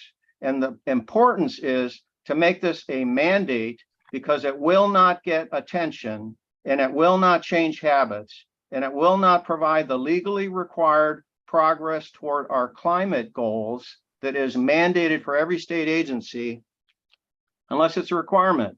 And frankly, even if it is a requirement, look at commissioning. How many years have building officials had to develop the skills and find the staff and put into place the tools to evaluate and plan check commissioning reports? Many years, and there's been no progress on that. And that's perfectly fine as far as I'm concerned, representing AI California, because the industry takes care of that. We're also fortunate that building officials have a release valve. And I understand many are running short on staff. They can't find qualified people. There is fortunately an entire industry of contract plan reviewers that are ready to step in on demand whenever a local agency does not have the resources to provide the services that their customers require. I believe these mechanisms are already in place. And again, I'm speaking on general terms because we've already had conversations on general terms, and this is definitely at the heart of item 11. I encourage this committee to have the courage to put this into place. It's been extremely well thought out. It's been vetted through numerous NGOs, private sector entities, industries like the concrete industry. Subject matter experts from all across our state and all over the United States have participated. As I said, hundreds of volunteer subject matter expert hours, hundreds of hours on the part of DSA and building standards and their staff to get this to you today. You look at the scope of this and it's breathtaking. There are 83 individual items before you in this bundled set. That is a significant effort that if you toss that under the bus, you're doing a great disservice to those who you're serving by volunteering your time to be on this committee. Thank you, and I do reserve the right as we move through the items to provide additional comments. One example, I would like to see an exemption for historic. So I hope we don't get lost in the big picture and lose sight of, there are some great suggestions that have come up, but the most important thing is move this forward, move this forward. Let's get it through. It's not perfect, but it's as good as we can make it for now. We'll improve it on the next code cycle, but don't kick the can down the road. Thank you very much. Thank you. Next caller, please. Jeff Bradley. Hi, thank you. This is Jeff Bradley with the American Wood Council. Thank you all for your time today. Wanted to speak to the whole building life cycle assessment portion of the document here, 5.409.2, and the same comments are applicable to the later items on the agenda that mirror this. In looking at some of the requirements, we did note that the reference baseline building of similar size, function, complexity, type of construction, and material specification are included in there. We had some concerns around those words and the potential limiting factors that would add in terms of the ability for a project to look at methods that go outside of the type of construction that's considered, material specification, if there are materials that would perform equally well in the same general function or style. Those are things that ideally a project and a project team would be able to consider as they are looking at their whole building life cycle assessment. Additionally, the word complexity, we were a little bit confused about what that meant and how that could be interpreted by a building official at the end of the day. Our understanding is these terms were added in order to try to have good reference baseline buildings and not one-off strange combinations that might be seen as gaming the system. We agree that we don't want that either, but trying to think of other ways to have some sort of clarity around that would be beneficial.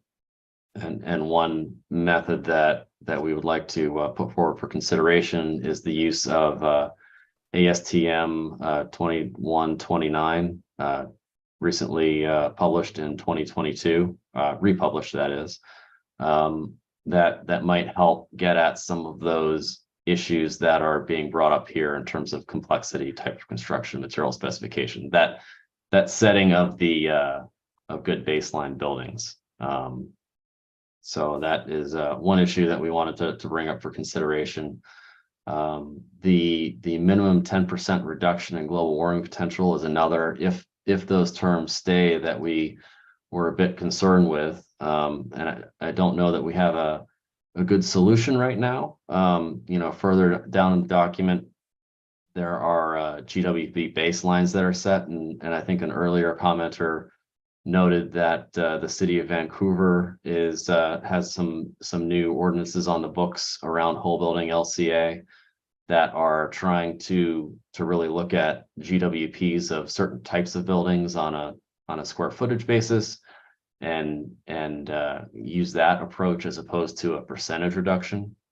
You know, the percentage reduction, the analogy that I've liked to use here is that, you know, if you have someone like Usain Bolt, a really fast runner, him getting an extra 10% performance is going to be a lot harder than the guy who just got off the couch and runs a much slower speed. So, you know, trying to solve those issues of an overall percentage reduction, rather than doing what we really want to do, which is have lower GWPs overall. So with that, I'll thank you all for your time today, and I'll speak up on other sections as they arise. Thank you. Next speaker, please. Avita, and if you'll please pronounce your name so I can get it right. Sure. Thank you. Can you hear me? Yes, ma'am. Great. This is Avide Hegigi. I am a licensed and practicing architect with ZGF Architects based out of Los Angeles. And we specialize in all sorts of commercial office spaces, higher education buildings and laboratories, and cultural buildings.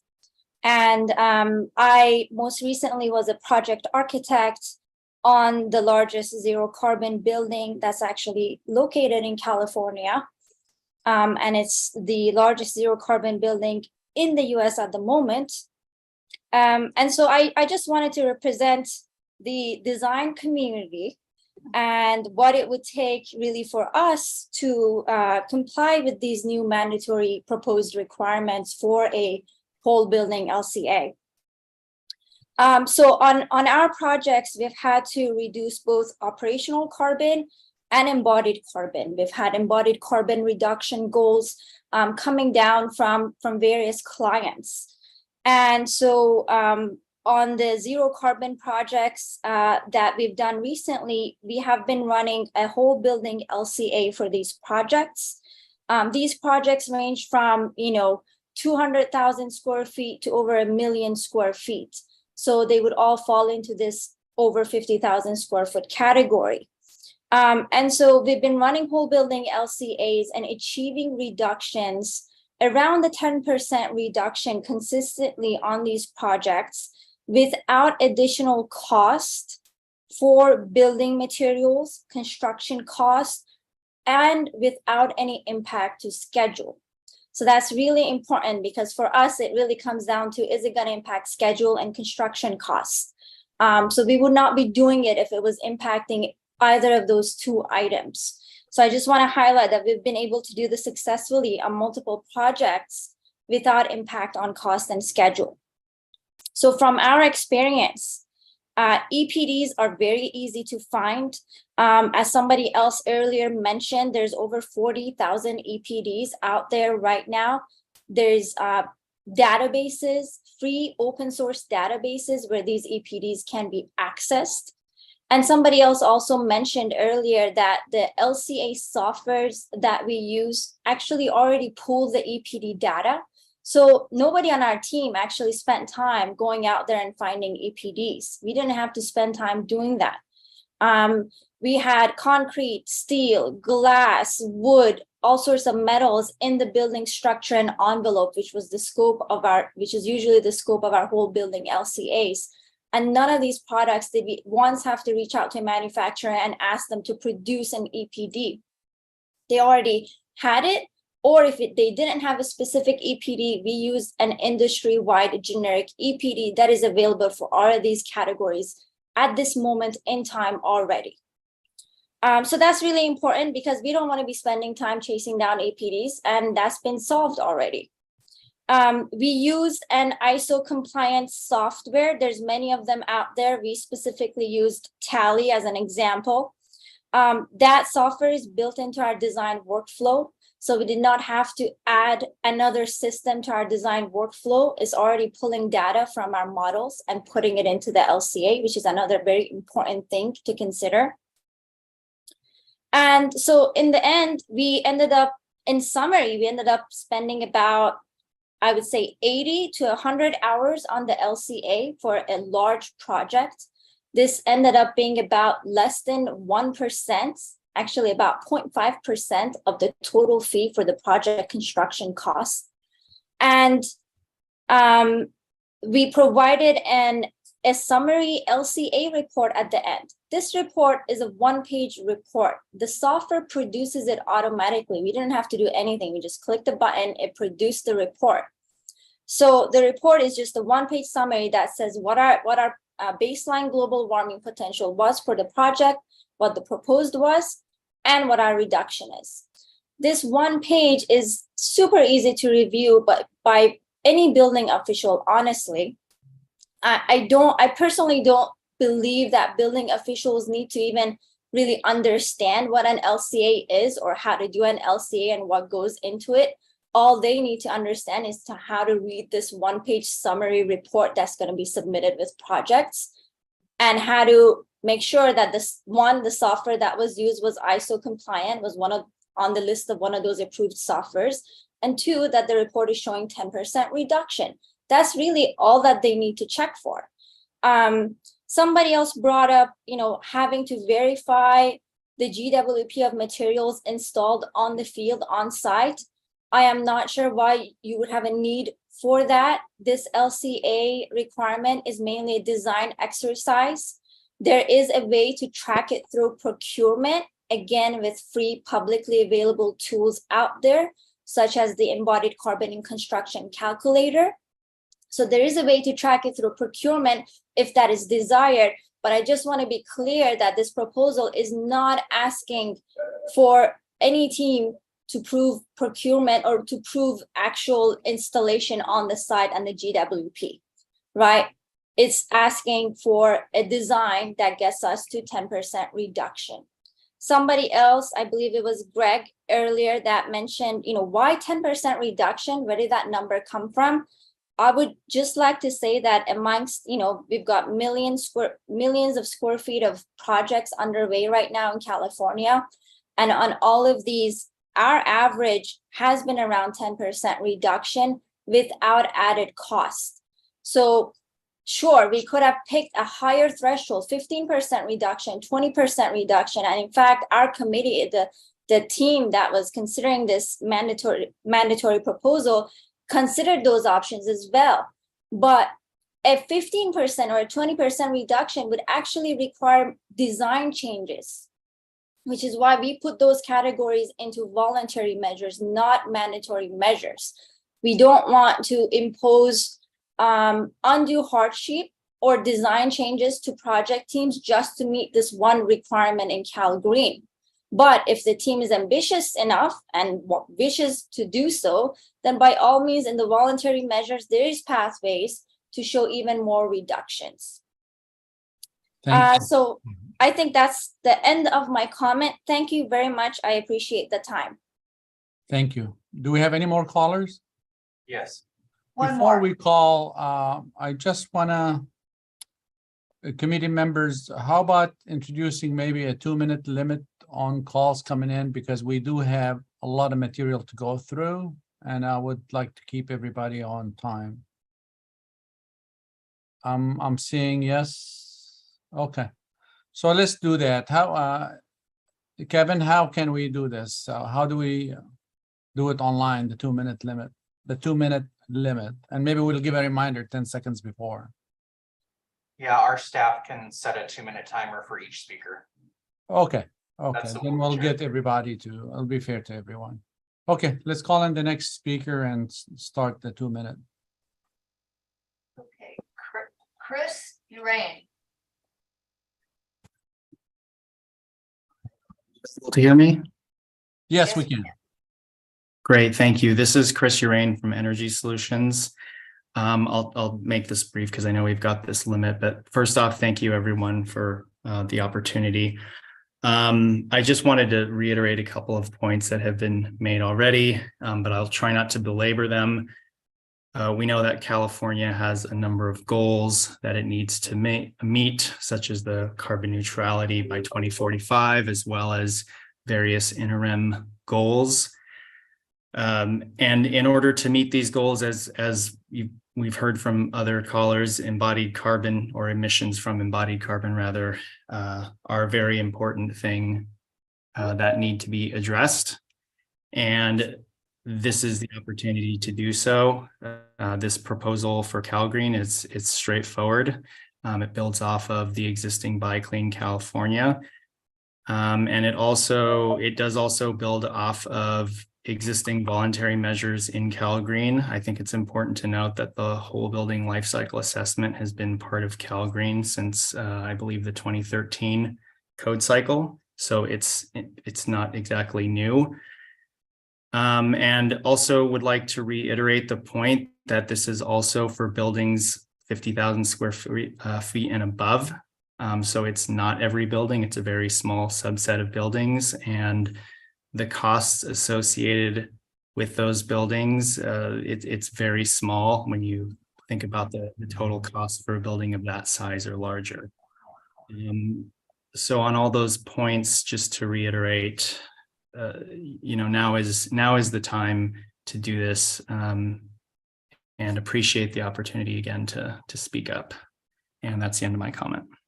Thank you very much for your comment. Next, please. We just need to check in with Mr. Mahoney, who's on the phone, and see if he has a comment. Other than that, there are no other hands raised. No, I have no comment at this time. Thank you. Okay. Do we have any written comments that you need to summarize? No, those have already been summarized. Thank you, Mr. Okay. Chair. So with that, let's go to the committee discussion. Yes, Mr. Chair, I'd like to make a motion, but before I do that, I'd just like to make sure that it's clear to the others, both on the committee and on the and listening in. It's very clear that life cycle assessment is coming to California. It's a legislative mandate. The governor and the legislature approved last year AB 2446. I'll get into that in just a minute, but with regards to item 11, life cycle assessment, I would like to make a motion to approve as modified, with the modification being the inclusion of a delayed effective date of January 1, 2026, to align with the effective date of the next triennial edition of the code. And if I can get a second, I'd like to explain my reasoning. Ron Takiguchi, I'd like to second that motion by Mr. Raymer for this item number 11, and I'll turn it back to Bob. Great, thank you. First, with a delayed effective date, and this is a tool that while we don't use it often, it does have its place in the code, and we have done it before. Mandate gets published in the intervening code cycle amendments. Everybody knows that it's a done deal and they need to get up to speed. And the building officials can do that. They did it with some earlier disabled access provisions. I've seen this used off and on back in the 90s and even in the 80s. And it served a purpose when basically there were mitigating factors, and unlike disabled access regs, where the building official has some level of understanding, I think it's been made very clear that a great many people out there don't even know what life cycle assessment is. But having said that, I'd like to say the second point, Dana from ARB earlier made a reference to AB 2446, a bill that was passed last year and signed by the governor. And I would like to read a very short summary of the bill that was prepared by the Senate's Policy Committee staff.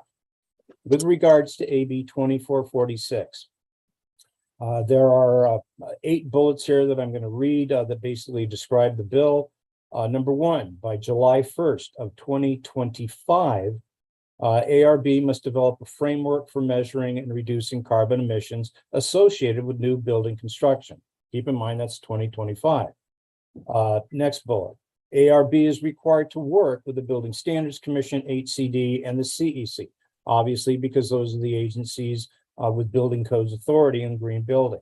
Number 3, the framework must include a comprehensive strategy to achieve a 40% net reduction in carbon intensity of construction and materials used in new construction, but that can happen no later, absolutely no later than December 31st. It must also, and this is the 4th bullet, it must also establish an interim target of reducing carbon intensity of construction materials by 20% by December 31st, 2030. Keep in mind, these are dates that are established in statute. You don't have to wait for that, but you can't go beyond it. 5th bullet, requires CARB to assess the feasibility and cost impact of meeting the 2030 goal, and a significant cost impact is defined in statute as an increase of over 5%. Moving on, CARB's framework must include specified life cycle analysis to determine the carbon intensity of residential and non-residential building materials, and they cite the ISO standard that BSC's done. The last 2 are the big ones. Number 1, carbon intensity reduction targets shall not apply sooner than January 1st, 2027. And last but not least, the Air Resources Board is required to establish a technical committee comprised of representatives from various sectors of the building industry, et cetera, to help advise on all of this. So delaying this mandate, just item 11, until January of 2026 makes a lot of sense to me. It's not being overly dramatic to say that the building departments in California are in a state of crisis. They've been there. It seems to be getting worse, not better. And we need to let them know, here's the mandate, it's coming, but you've got some time. Now let's get together with an educational effort and get going. And that's my motion. And Mr. Chair, as a seconder of the motion, if I may comment. Please. Yes, the reason I was quick to comment or second that motion is exactly what Bob said at the end of his comment, and that is the responsibility of the building department. What I would like to say is that I really appreciate all of those that participated in calling in, providing comment, and the fact that those who commented and took the time to provide comment shows their interest and their professionalism to this field. But the reality is, and all building officials could attest to this, is that we are all not working with the top professionals. We are working with those who are breaking into this industry, those who are not as dedicated as those on this call, and quite frankly, the ones who need the help, the assistance from the building department, and quite frankly, the careful regulation and careful look at things. And we're looking at across the board, and with that, it's not only education to the building department, but the design community as a whole. And that is a concern to implement this correctly, making sure that it's not just going to halfway with carbon reduction, but in truly meeting what is discussed here in regulation. That is my comment, Mr. Chair. Thank you. Thank you. And I have Sharon Rivum and Michael Stone next. So I'd just like to counter that and say that you're not going to have people just entering the profession doing 50,000 square foot buildings. And it doesn't apply to the vast majority of projects that you're going to be working on. These are professionals that have been doing this for years, and it's not a big deal. And I think that we should not be delaying. Okay, Michael Stone, then Wes Sullen. Thank you, Mr. Chair. I don't want to belabor the point as far as the building department resources, and I don't represent the building officials on this committee, but I am speaking, I will be speaking in favor of the motion that Mr. Raymer made. I'll give you an anecdotal example. I'm on the educational committee with 5 of the ICC chapters in the Greater Bay Area, as well as the electrical inspectors chapter. We collaborate to provide training for all the jurisdictions in the area, as well as other professionals. And we just had a meeting yesterday of our committee, our education committee. There's about 15 of us, a lot of building officials in the major jurisdictions in the Bay Area, a couple of fire marshals, a couple of consulting firms. UL was there. And one of the main agenda items was to come up with a list of, okay, we're planning out our training for the year.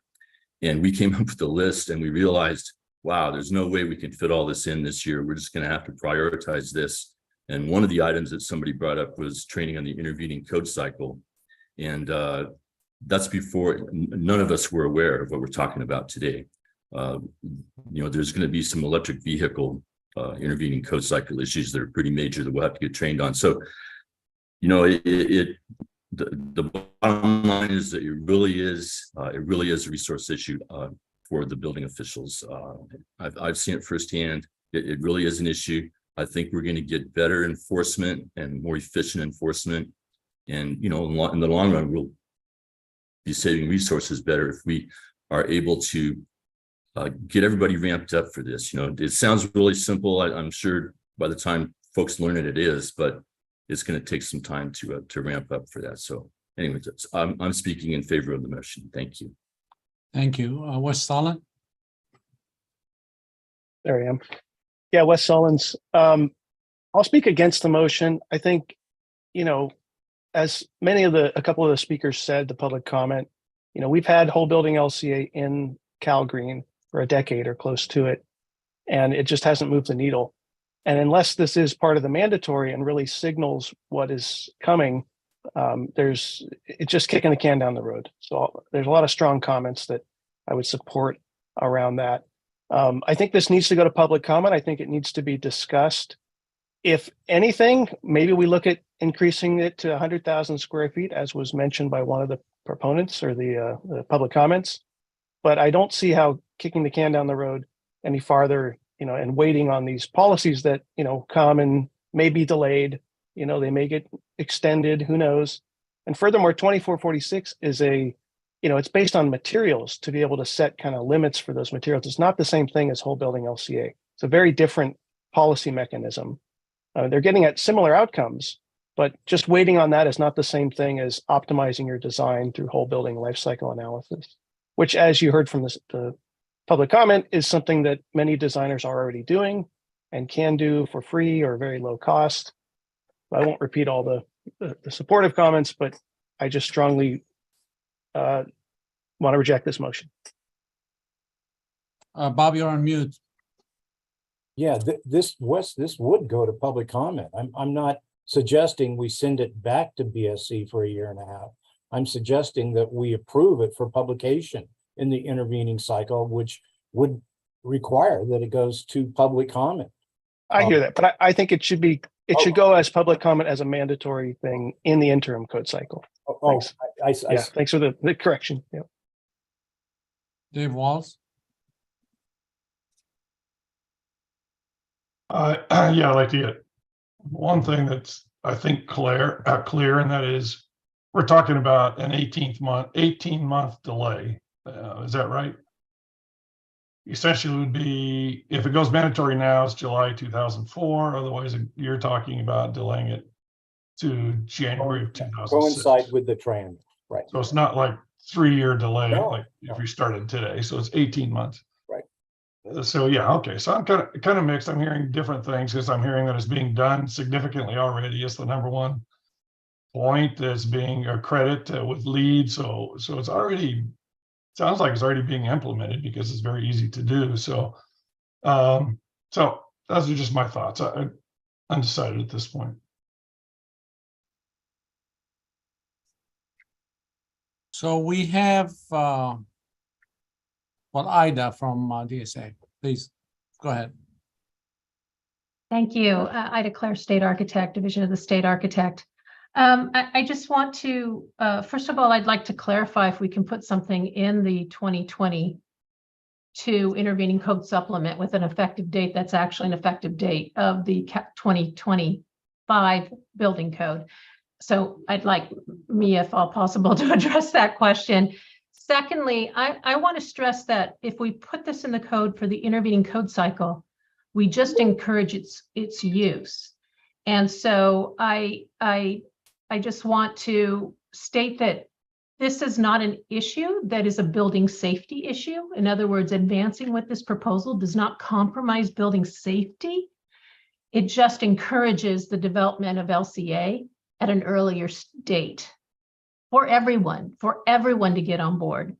So how the building officials come up to speed, educate, and learn, it will be collectively with a lot of people, but because it's a requirement, we learn by doing. And so I just kind of want to stress that this is not a compromise to building safety. It's actually encouraging, it's a compromise to planet safety if we don't advance it. And I think that that's an important fact to consider. But if Mia could answer if this is possible first, I'd appreciate that answer. Thank you. Mia, please. Sure. Yeah, from what I recall, in CalGreen specifically, there was a delayed effective date for certain thresholds. And it was quite some time ago. We've met those thresholds, so now we're at the mandatory threshold. But it was basically giving folks that here's what the regulation is now, here's what it's going to be in 3 years or whatever the threshold was. So that wasn't the code before. There have been other codes that have had delayed effective dates. Unfortunately, one of them was the energy code, and that was done as an emergency several cycles ago. That was a little bit of a different nuance. So those are the things I can recall in my memory recently. Yeah, if I can add to that, Enrique Rodriguez Building Standards. We also did that in CalGreen for light pollution reduction. We actually had an effective date when we went from indoor pollution to outdoor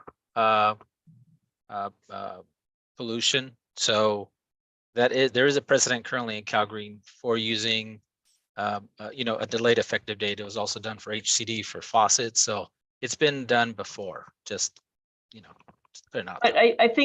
I think one of my questions is, and I don't have an answer for you, because I think that the reason those delayed effective dates were in the code is that was what it was agreed upon when we were proposing the regulations. Oh yeah.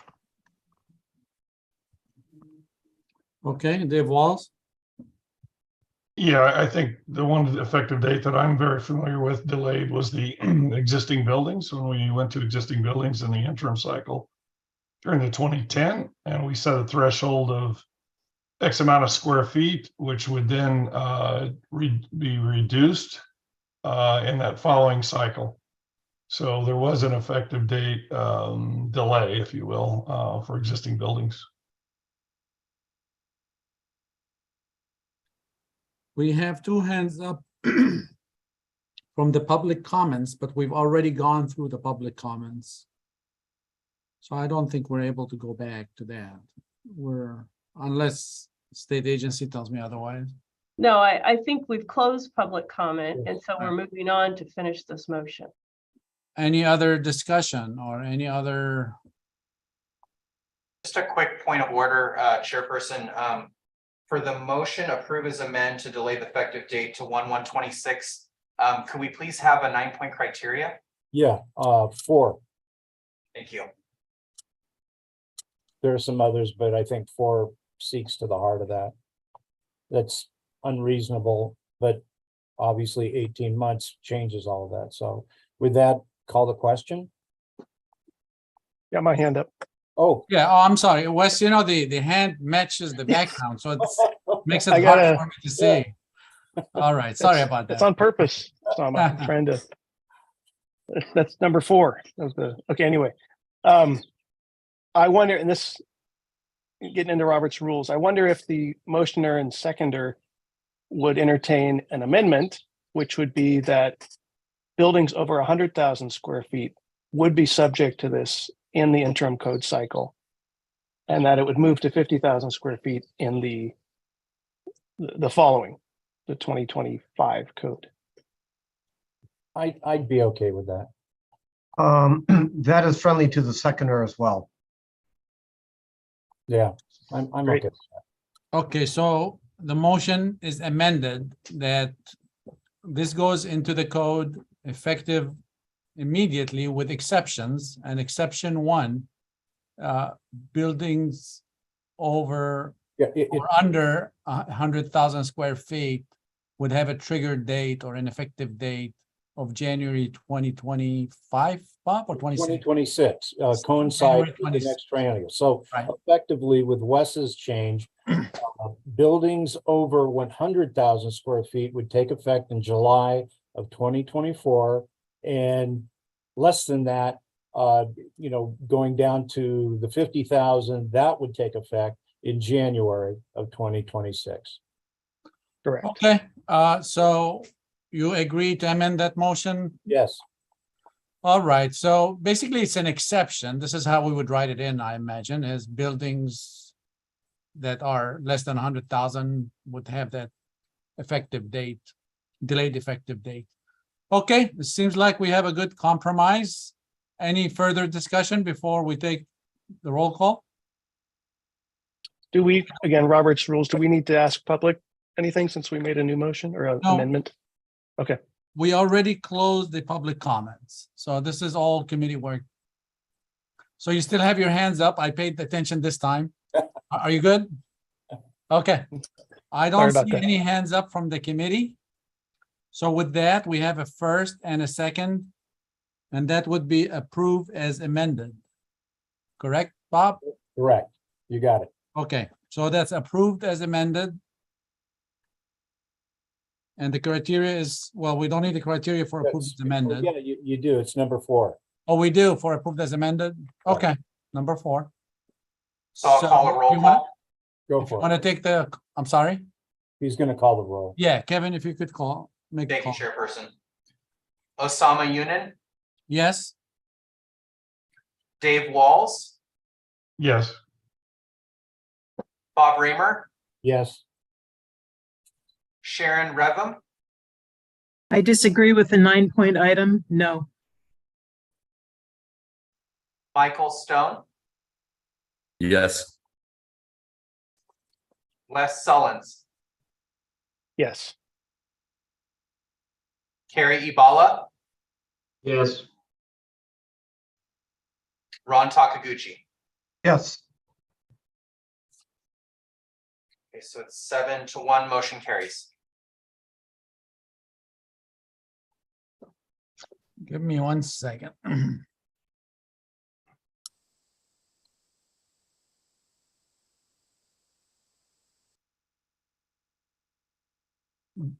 Are we missing a member?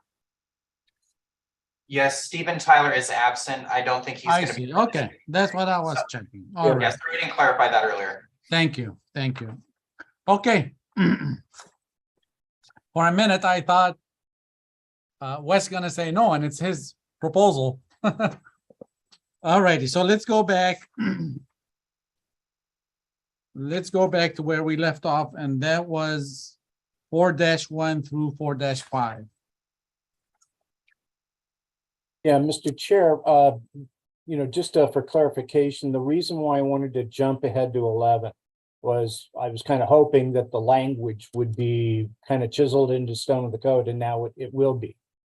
So that means that even though it may not effectively be a mandate for anything other than over 100,000 square feet, the language is still going to be in the code. So my concern with item 4 no longer exists. So, we're good to go. Okay, sounds good. Thank you. That's a good point. Thank you. Okay, so now items 4-1 through 4-5. Can we do the public comments? Yes. And again, let's do a 2-minute limit and a 10-second reminder, please. Sure. All right, first is Josh Jacobs. Yes, Josh Jacobs, WAP Sustainability. No specific comment on this one, so my apologies. I would just ask CBSC to look at their rules in the future. What was just amended was a completely different proposal than what the public commented on previously. So I understand you guys read your rules the way that you were supposed to, that we didn't have a chance to comment as the public on what was changed post our comments. For example, the AB 2446 information that you were given, I'm sorry, was inaccurate. What is proposed in AB 2446 is not the same whole building LCA as what you folks are what just approved. So just please in the future, look, if something gets amended, then the public should still be able to speak to correct things. Thank you very much. Thank you, Josh. Mr. Raymer. Just clarification. This will be available for public comment. The advisory committee is just that. We're advisory only. Although the BSC over the years has given great credence to the various advisory committee suggestions, BSC could choose not to take this and they could move forward with the original proposal. They could choose to take this advice, submit 45-day language, but once again, the public will have another bite at the apple as this moves forward into 45-day language. Thank you. Dave, you have your hand up. Yeah, just a quick thought too, is one of the things we didn't hear from was the state agency, and I'm assuming this was just BSC, right? And we'll basically take the same vote when it comes to DSA or a similar vote. But I don't know. Yeah, BSC didn't say whether they like the amendment or not that I heard. They never made a comment. I'm just here taking the. I can't decide that right now. I'm pleased with where we are in the agenda, and I want to keep things moving. So I don't know that it's a debate back and forth whether I agree with the motion or not. And I want to be clear that when DSA's presentation is provided, that it's applicable to schools. And so take that into consideration. That may be a completely different motion at that time. So, but no, thanks for asking. I appreciate that. I think that, you know, we could go on all day about who stands on what side of the line here. All right, thank you. The next caller, please. Michael Malinowski. Thank you. Thank you for the quick pivot on the previous motion as well. I'm Michael Malinowski, representing the American Institute of Architects, California. I'd like to suggest amendment based on previous comments to 5.105.1 to add the word altered after the word combined in the first sentence. So it's clear that the intent is alterations, and the 50,000 square foot is altered area, not a building of 50,000 square foot that has some lesser amount of square footage altered. I'd also support the previous suggestion that historic buildings be exempted. We do have an incredibly robust and valuable and effective state historic building code in California that probably leads the nation in terms of its scope and usefulness, and have done many historic projects myself. I think it's appropriate to exempt that. The example given of retaining historic windows is an excellent one, even though it results in energy consumption. It's an important trade-off that furthers other objectives. So we would suggest this committee make those two alterations to this one item. Thank you very much. Could you repeat the first one where you're dealing with alterations? 5.105.1. Right. The scope, so that it adds the word altered. So the combined altered floor area rather than just the combined floor area. Okay, So gotcha. it's clear that it's really talking about how much of that floor area you alter. That's good. Thank you. Okay, thank you. Next caller. Currently, no other hands raised. All right, do we have Mahoney? written? I need to check in with my phone caller, Mr. Mahoney. I'm sorry, no, I don't have any comment. Thank you. Okay, then, Mr. Chair, I would like to make a motion. Before we do that, Bob, just give me 1 second. Do we have any written comments that need to be read or summarized? No, they've already been summarized. Thank you, Chairperson. Okay, Mr. Raymer. Okay, I would like to make a motion to approve as amended under criteria 6 with the following. In 5105.1 scope, on the first line, the word altered would be inserted between combined and floor. So it would read where the combined altered floor area. And the second amendment would be the inclusion, I don't know, would this be of a note talking about historical buildings? Or should that just be like a secondary sentence? I guess I'd be looking to Mia for advice on that. Well, how about it's a friendly amendment and then the Building Standards Commission works on how to. Perfect. Right. Okay, from an editorial perspective, make sure that historical buildings get taken care of. And that's my motion, Mr. Chair. And Bob, before I ask for a second, would the previous motion we did where we had the 100,000 exception, would that fit in here somewhere to make? That should. So in essence, there should be a reference of buildings 100,000 square feet or greater, and then well, yeah, I mean, you can take care of that during the next code cycle. So yeah, you're correct, Mr. Chair. So with those 3 amendments. Okay. All right. With that, I have a motion. Do I have a second? Ron Takiguchi, I'd like to second that. And I'd like to thank Mr. Milanowski for bringing up what I discussed in committee. And for those jurisdictions with historical resources, that is a very important point. So thank you very much, Mike, on that. All right. I have a first and a second. Do we have a discussion, comments from the committee members? Okay, hearing none. You want to take the call, Kevin? Yes. Osama Yunin, Yes. Dave Walls, Yes. Bob Reamer, Yes. Sharon Revum, Yes. Michael Stone, Yes. Wes Sullins, Yes. Harry Ibala, Yes. Ron Takaguchi. Yes. Motion carries. And that's as amended criteria 6. Okay, let's move on to item 8-1, which is page 11. Let's open the public comments.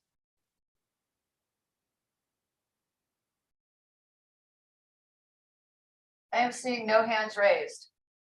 All right, any phone call or written comments? Check in with Mr. Mahoney. I'm sorry, Mr. Mahoney.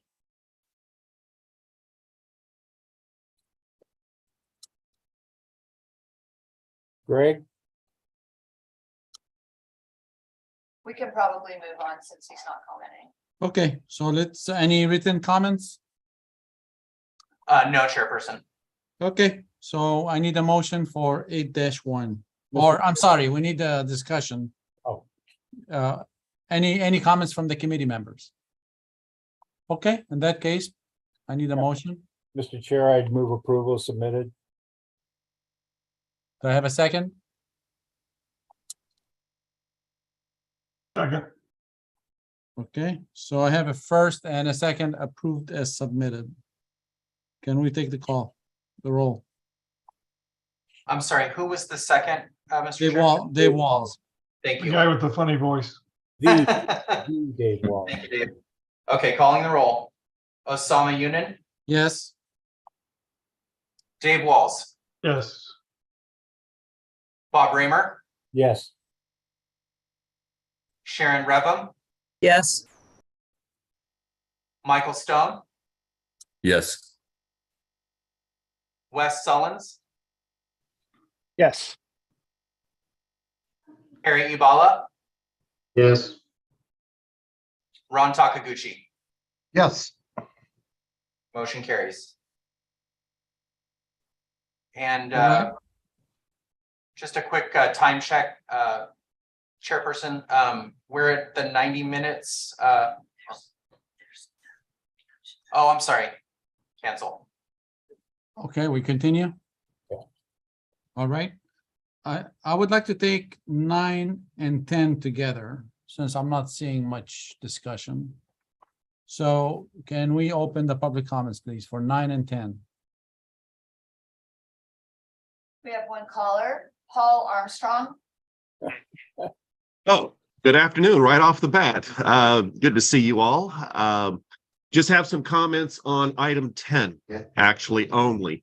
In reading through this and in dealing with this for some time, I had hoped we could work on some of the way that the language is put together. But in any case, in looking at the ISOR and the express terms, the ISOR seems to indicate that this is almost purely editorial.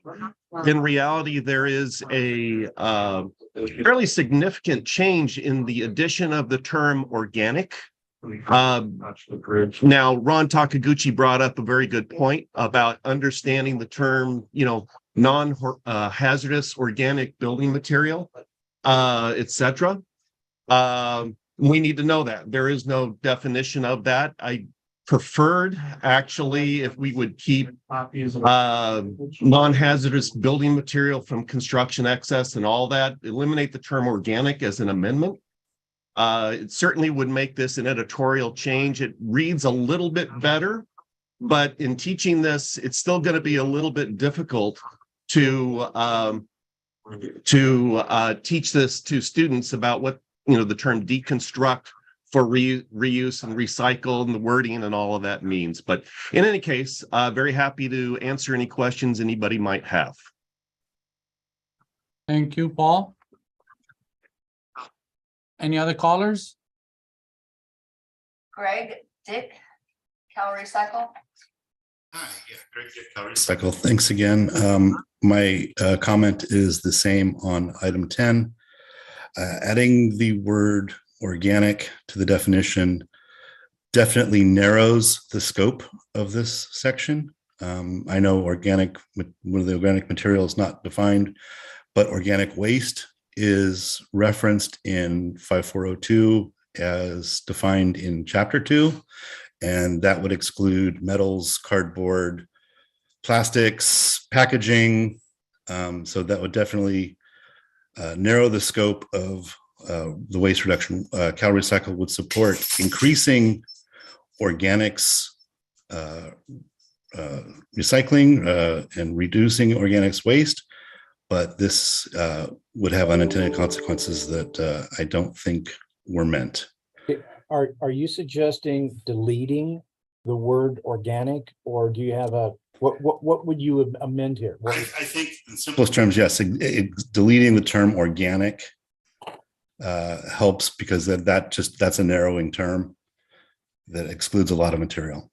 I would like to see increased organics diversion as well as increased diversion of other materials.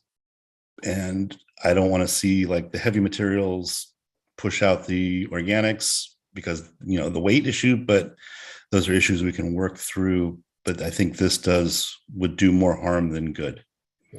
Mia, you okay with that? What I'd like to do is maybe suggest that the motion be further studied, because I would really like to reach out to the folks that participated in the CCRC meetings to propose this language. They sent it specifically this way, but hearing from the Cal Recycle, hi Greg, good to see you, is, I totally get it, because this affects them. So my recommendation is further study. And what would be the criteria? I would say 6. 6. Ambiguous, yeah. All right, let me see. Not to give you. All right, any other callers? There are no other hands raised right now. Mr. Mahoney, I'm sorry, I don't know how to, how to exclude myself from comment. I'm on the phone. For some reason, I couldn't get on the Zoom as someone who can, I don't have a control panel on my Zoom, so, no comment, sorry. Okay, do we have any written comments? No, those have been summarized. Thank you, Mr. Chair. Okay, Mr. Okay. Chair. Oh, sorry. All right, so we're done for items 9 and 10 with all the calls, and we already gone through the written comments, correct? Correct. Okay. All right, so let's go to committee. Okay, we might want to separate them now because I'll be suggesting further study on number 10, but approve is submitted on number 9. Okay, sounds good. Okay, Mr. Chair, I would move item 9 approved as submitted. Second. All right, let's take the call, the roll. Okay, roll call. Osama Yunin, Yes.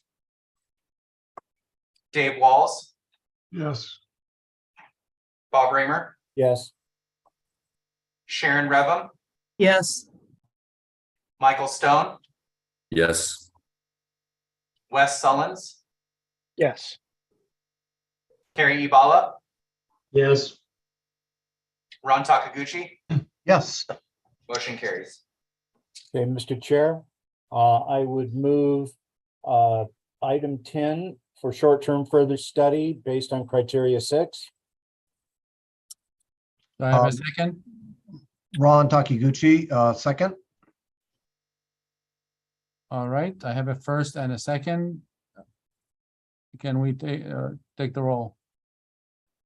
Okay. Osama Yunin, Yes. Dave Walls, Yes. Bob Raymer, Yes. Sharon Revum, Yes.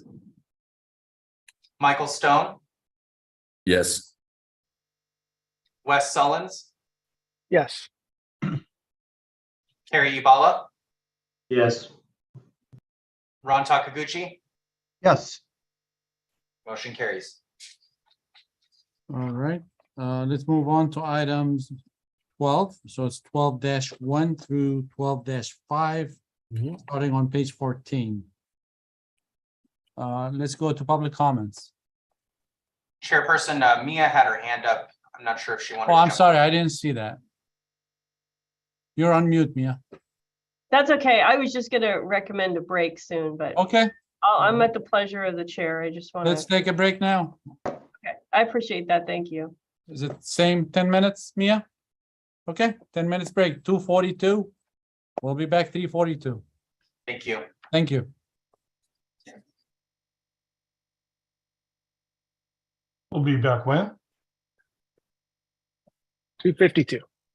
Saturday. 2:52? 2:52, right? Yeah.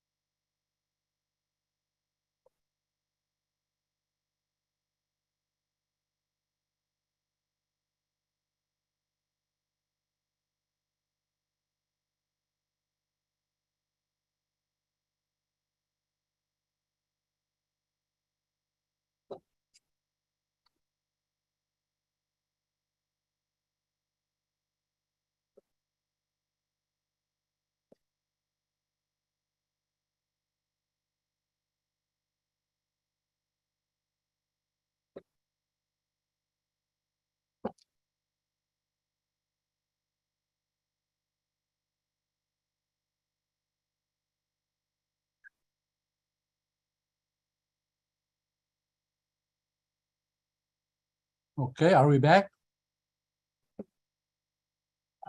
We are back. Let's see if the rest of the committee is returned. Thank you, Mia, for calling the break. That gave me time to go unplug my car, so I don't exceed the 4-hour limit.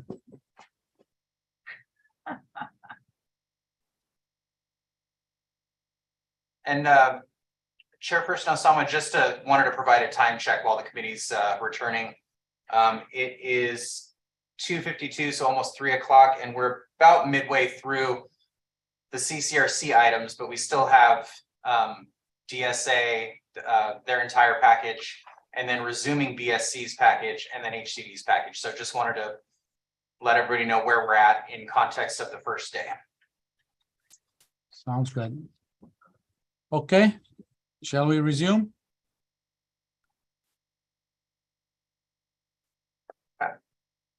Kevin, can we resume now? Yes, and we're on item 12, I believe. Right, so we're 2:53. Meeting is back to order. We're item 12.1, item 12. 12.1 through 12.5. That's on page 14 of the express terms. Can we open the public comments, please? Josh Jacobs. Yes, welcome back, everyone. Josh Jacobs, WAP Sustainability. Friendly neighborhood LCA guy. I have a question, Mr. Chairman, if I may, before my 2 minutes start. Okay.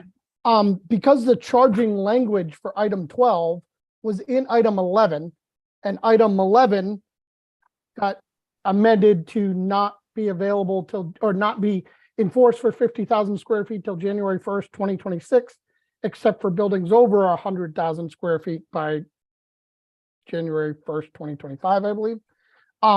That is happening to this item 12 as well, correct? Am I understanding that correctly, Mr. Chairman and staff?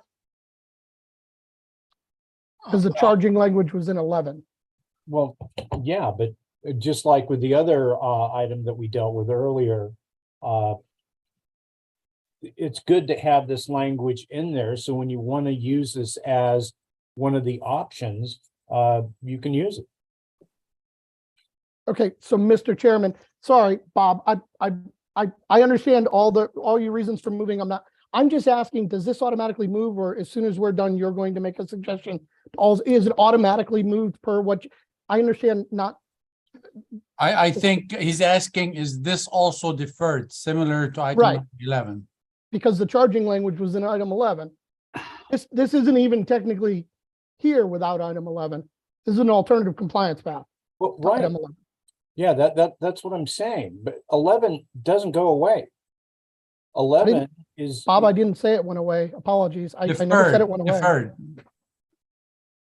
Well, for certain building sizes.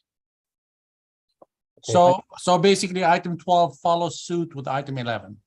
Okay, so it is being deferred with the amendment. Okay, that's my simple question. Okay, thank you very much, Mr. Chairman. Thank you, staff. I'm just trying to understand if you guys had to make another motion to move this, and I would speak to that, but that's already been done. Okay, awesome.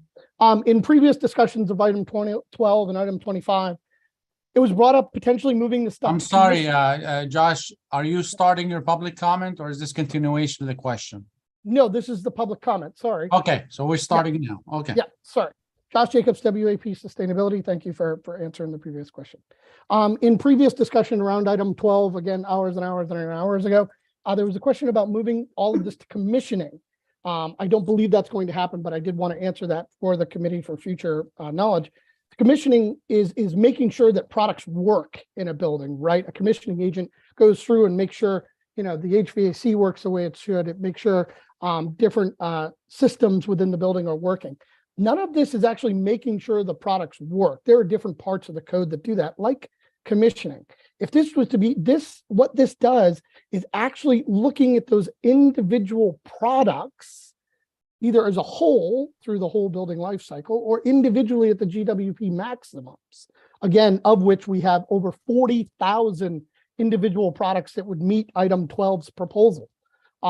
As of today, never mind when this actually goes in effect in a couple of years.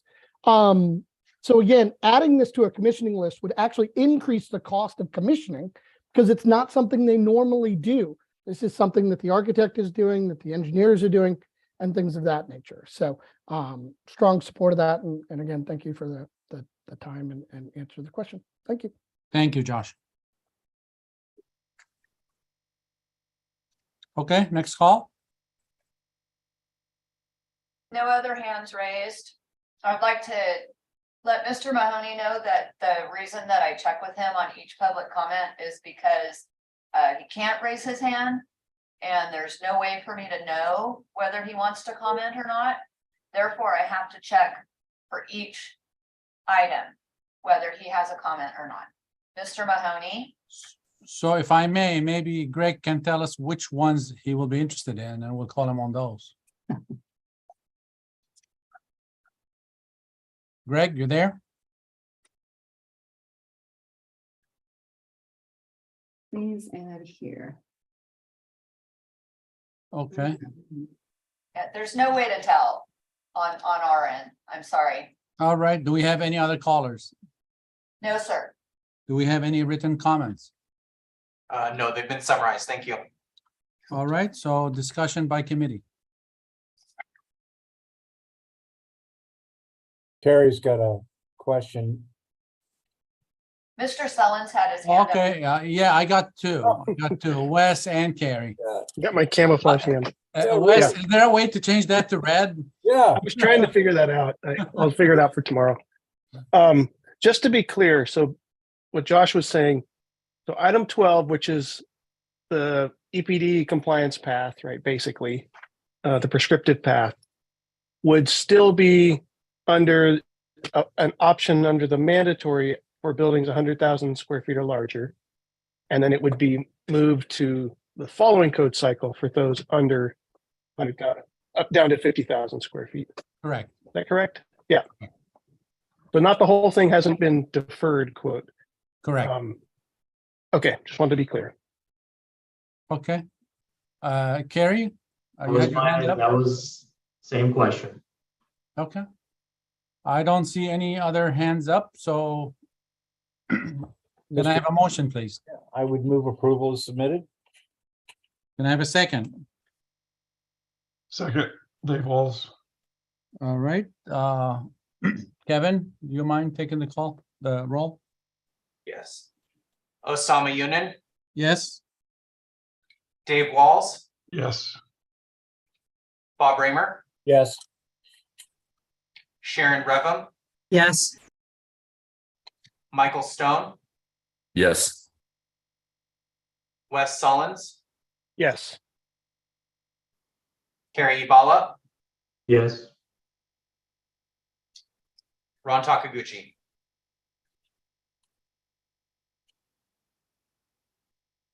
Oh, Ron, I think you might be muted. Sorry, yes. Thank you. Motion carries. All right, let's take the public comments on 13, 14, and 15. Mr. Chair, can I make a comment? Yes, please. So on item number 12, did I hear a motion as approve as submitted? Correct. It should be approve as amended to align with the motion done previously for those exceptions. But what I think the discussion was the charging language is in the 11. So as soon as you put the exception under 11, you don't need to change 12. Yeah, you've got a number of sections that tell you to go that this is an option, but this doesn't necessarily have its scoping language here. The scoping language is in deconstruct and life cycle assessment. Okay, I just wanted to get that clarified. Okay, thank you. Okay, so let's do public comments for 13, 14, and 15. There are currently no hands raised. Checking in with Mr. Mahoney. I'm sorry. I don't know how to communicate to you when I want to comment or not, but no, I have no comment right now. Greg, do you want me to give you my cell number? You text me for when you want to. Okay, that'll work. Okay, it's 213-792-4114. 8901. I already got a text. All right, I hope, So if hope no one abuses that. Thank you. So just text me when you want to comment. we All have right. questions, can we call you on Saturday night or something? Absolutely. Okay. All righty, so we have no public comments on 13, 14, and 15. I wonder if we should break them up. Let me see. Will the committee members have any, they want to see changes in any of these items? If not, maybe I'll take a motion for all three. We have a hand raised from. Oh, we do. I didn't see. Oh, I'm sorry, Sharon. I just want to make the comment that I realize that the Concrete Institute sets standards, but it seems odd to have them as a standard for a section that governs concrete. Just making that comment, I'm still going to vote to approve. Got to get this in this code cycle. Okay, thank you. All right, I don't see any other hands. Let me check West. Nope, no hands. Can I have a motion, please? Yeah, Mr. Chair, I would move approval as submitted for items 13, 14, and 15. Can I have a second? Ron Takiguchi, second. Thank you, Ron. Kevin, can you take the roll? Yes. Osama Yunin, Yes. Dave Walls, Yes. Bob Raymer, Yes. Sharon Revum, Yes. Michael Stone, Yes. Wes Sullins, Yes.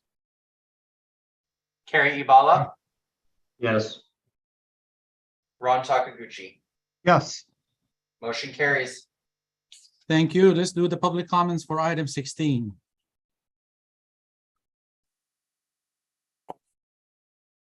Seeing no hands raised at this time. All right. Any phones or written comments? Hearing none. Okay, let's go to committee. Any committee discussion on item 16, 16-1 through 1610? None. Can I have a motion, please? Sullins has his hand raised. You Who got me does? again. Wes? Okay. Doing this on purpose, Osama. Yeah. Don't we need to now update these thresholds based on the amendments we made to the mandatory measures? So how do you want to deal with that? Well, do you have to amend them since they are more strict and the I guess they are more strict. Yeah. the appendices are, the tiers are supposed to be more strict. And they are not mandatory anyways. Yeah. True. Okay. Just keep them All where right. they are. Keep them where they are. All right. Any other comment? No. Okay, can I have a motion, please, on item 16? Move approval is submitted on item 16. Second? Second, Dave Walls. All right, Kevin, can you take the roll, please? Yes. Osama Yunin, Yes. Dave Walls, Yes. Bob Raymer, Yes. Sharon Revum, Yes. Michael Stone, Yes. Wes Sullins, Yes. Carrie Ibala, Yes. Ron Takaguchi. Yes. Motion carries. All right, let's open the public comments for 19. Let me check 21, see if there's any.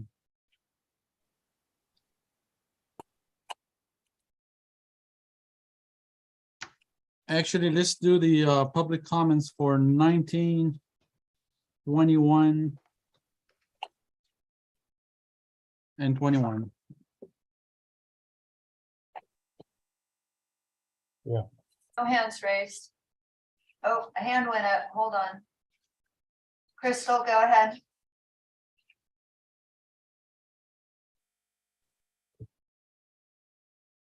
You're showing as unmuted, but we cannot hear you, Crystal.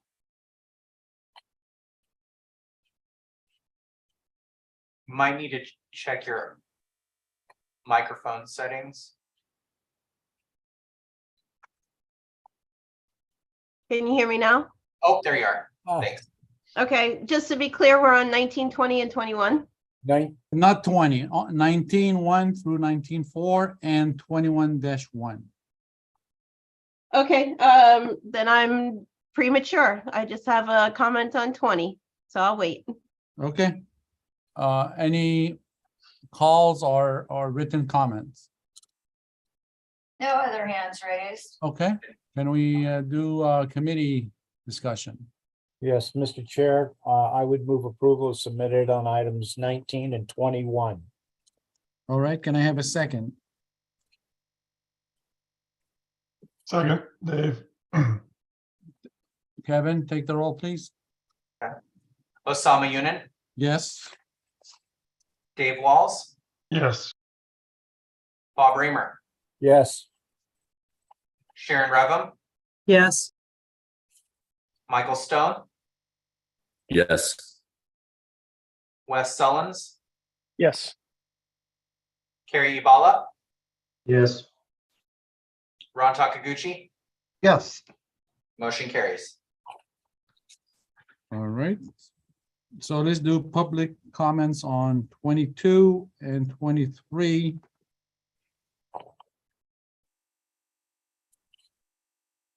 And 24. Jeff Bradley. Yeah, thank you. Jeff Bradley here with American Wood Council. I think Wes Sullins has already mentioned one comment that I had on item 23. And that's that I think it would be useful to have a percentage in here at some point, whether it's, I don't have a number in mind, but 50%, 75%, whatever it is. Having something that's not quite 100 is probably going to be beneficial. So this does not serve as a barrier for those that are looking to build with wood if it was implemented.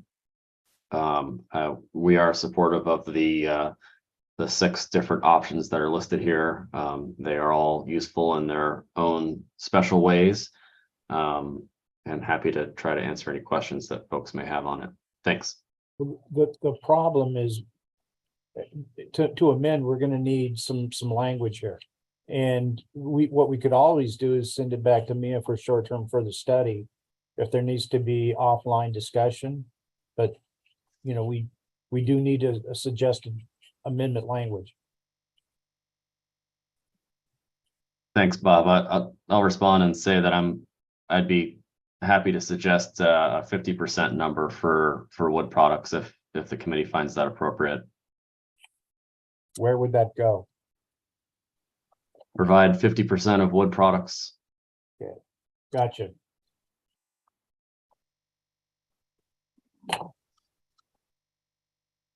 Mia, do you have any particular thought on putting 50% there?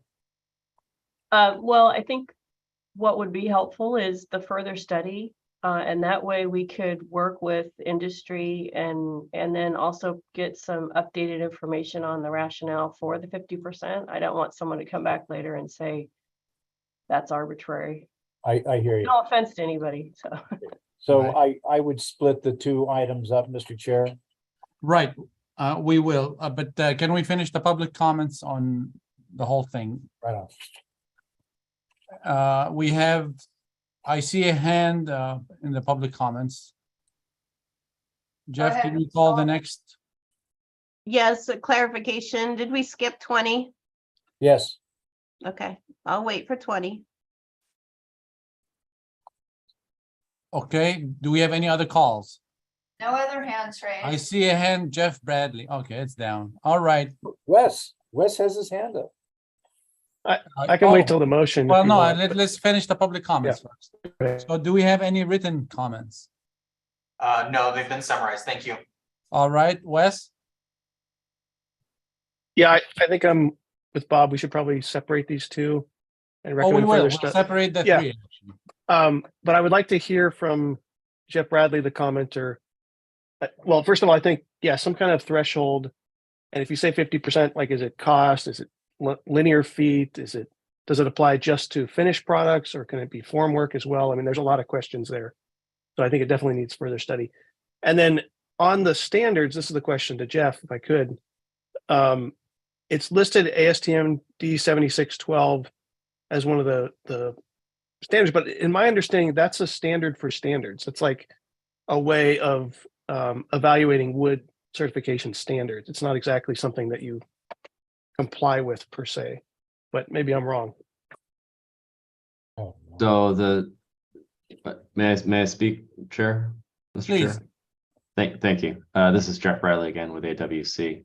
So ASTM D7612 is constructed in a way so that it can be something that is a standard for identifying how forest certification standards line up. And it is also can be used to evaluate State Forest Practices Acts, or in the case of the federal government, land management practices on federal lands, whether they be BLM or Forest Service.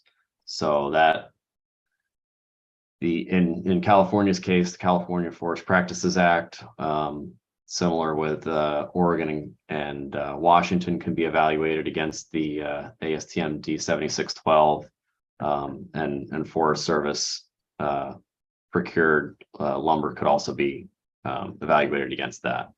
And as folks may or may not be aware, the Forest Service is pretty unlikely to ever be certified directly to any of the forest certification systems, just because of all the different interests and also the cost involved for an agency that is pretty cash strapped, particularly when things start burning.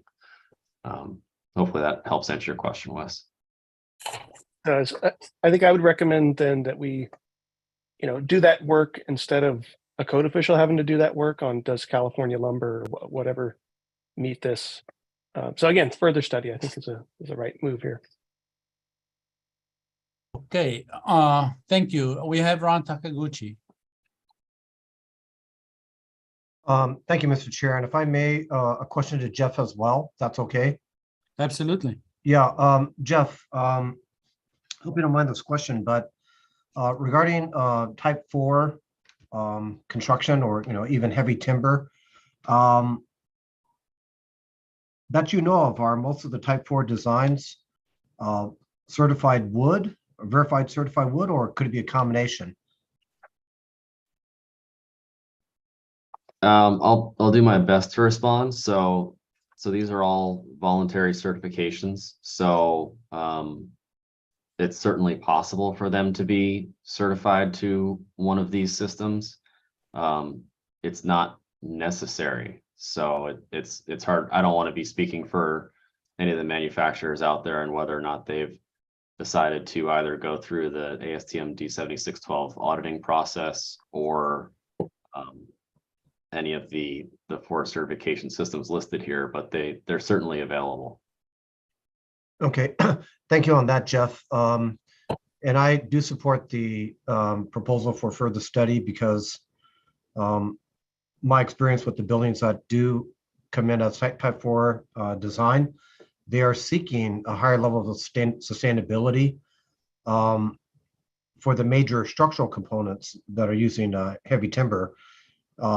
And they try, to the most part, have all the other wood elements be certified as well. But I think to Jeff's point, it's not always possible, my experience. So I do support the further study proposal.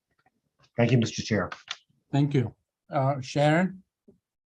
Just a question, maybe this is a question for Mia. When we say further study, but it's a proposal that we would otherwise want to approve, are we like dooming it to go to the next code cycle, or is there a chance to have further study that actually gets into this round? That's actually a great question for the good of everybody. So further study by the committee is a couple different ways. It's called, the motion would be further study. But what the regulations state is that the proposed standard requires further study upon further study, the agency may resubmit it for public comment this cycle. So we could say we have a couple of weeks before we have to go out for 45-day, whatever that time limit is. We work with the folks that provided some input. We massage the language and we put it back into this code package, and it's heard at the 45-day comment period. It's available. So that, you know, to use a phrase I want to be careful to stay away from, it's short, we'll call that short term. And then there's instances where the committee might say, further study for a future code cycle.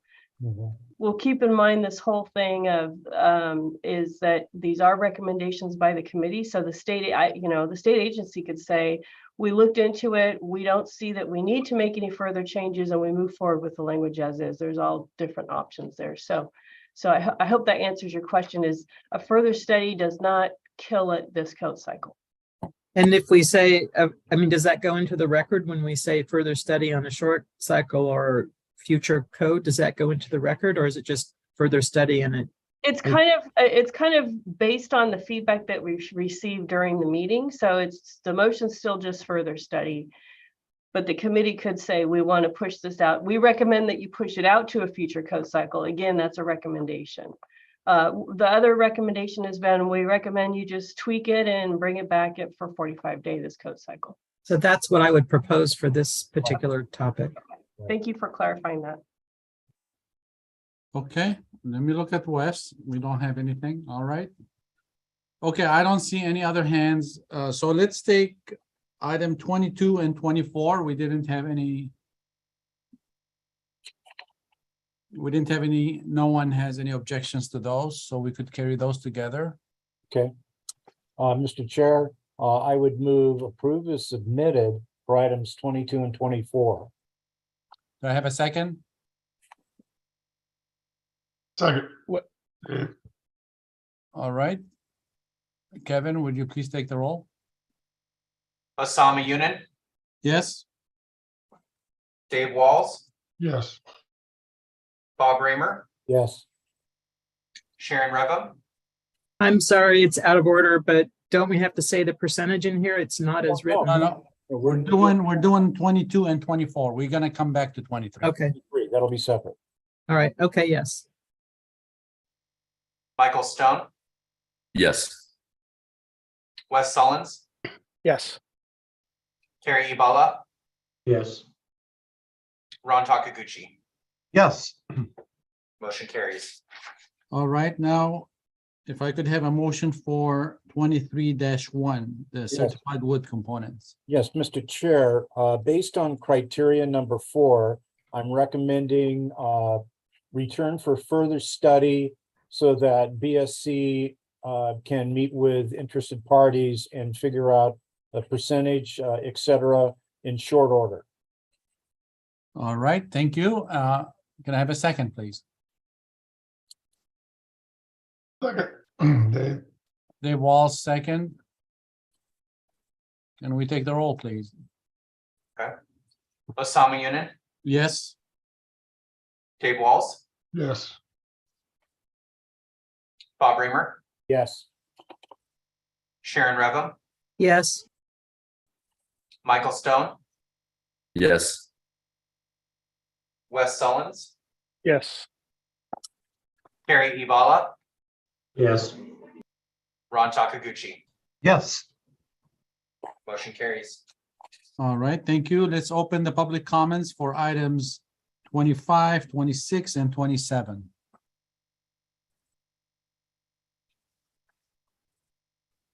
Greg Mahoney did not text me. Seeing no hands raised. Okay. No comment. No comments. Mr. Chair, Enrique Rodriguez, Building Standards. Items 26 and 27 are more EV related. So I was wondering if maybe, I'm sorry, not 26. I should. 25? Yep, 25. We should end at 25. Yes. Thank you. That's a good catch. Thank you.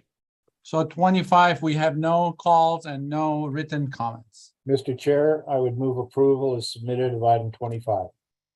And the second, Dave Walls or somebody? Second. All right, can we take the roll, please? Yes. Osama Yunin, Yes. Dave Walls, Bob Raymer, Yes. Sharon Revum, Yes. Michael Stone, Yes. Wes Sullins, Yes. Carrie Ibala, Yes. Ron Takaguchi. Yeah, yes. Motion carries. Very good. Thank you very much. And that concludes the BSC portion for today. You didn't do item 20. I'm sorry. Oh, You need to do item 20. that's bird friendly, so that'll be Oh, later. okay. Crystal's been waiting to comment on that. Yeah. Got it. Sorry. That's good. Well, I would like to thank you, Mia. Thank you for the BSC staff for Thank you. all this great work and for being here. Really appreciate it. Thank So you. with that, we'll go to DSA.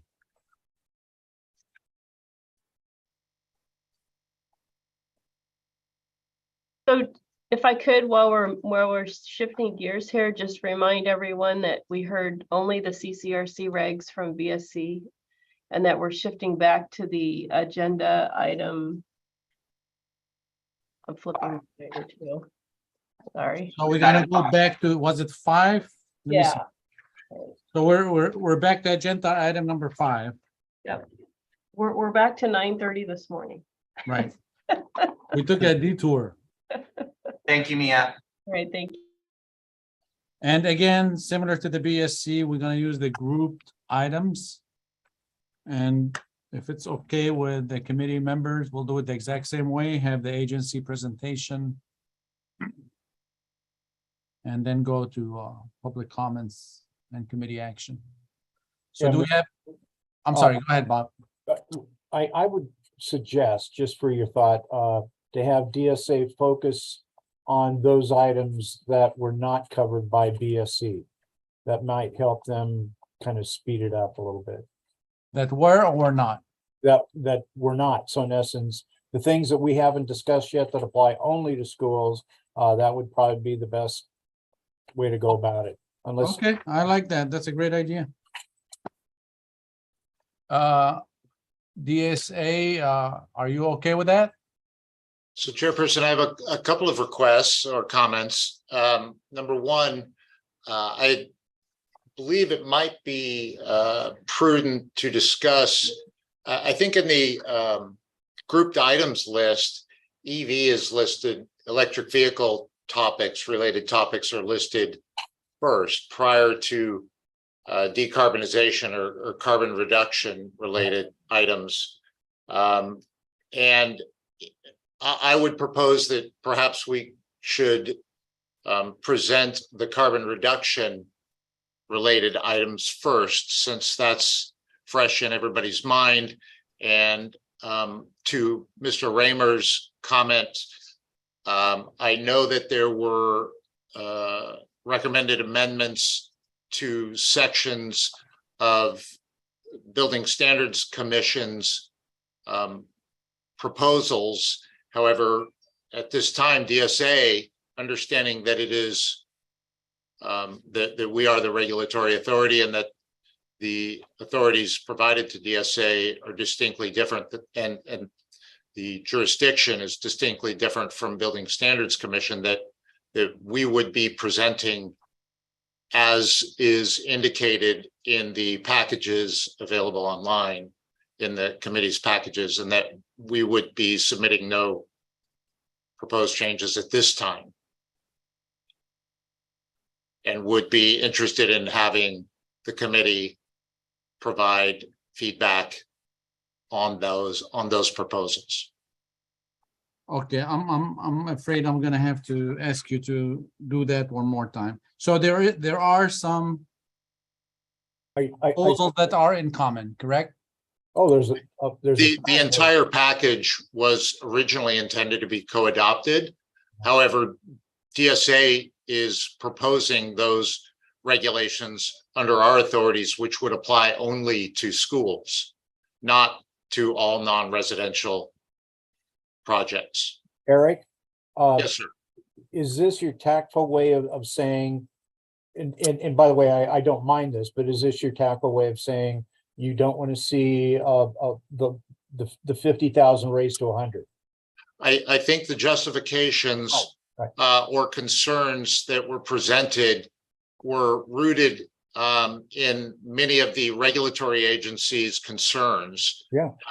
It was not rooted in industry or design professionals, and that since DSA is the regulatory agency, we have processes in place that will address that, and we are not concerned about those same things that were spoken by yourself and other. Understood. Yeah. No, absolutely. Absolutely. We're in agreement with you. Now, just for the sake of streamlining the process, I was wondering if we could check the ones that they're already the same as BSC and we've already taken action on, and we could match those actions. But the ones, like you said, it is the same requirement, but you don't want that exception. We totally understand that. So how would you propose to do this? So we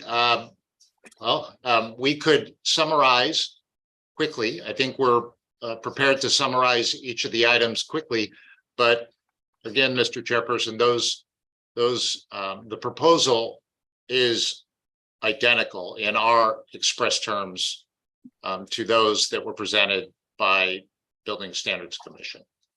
And if they're identical, and of course, the committee members, please feel free to jump in. If they're identical and we've already taken action, can't we just use that same action?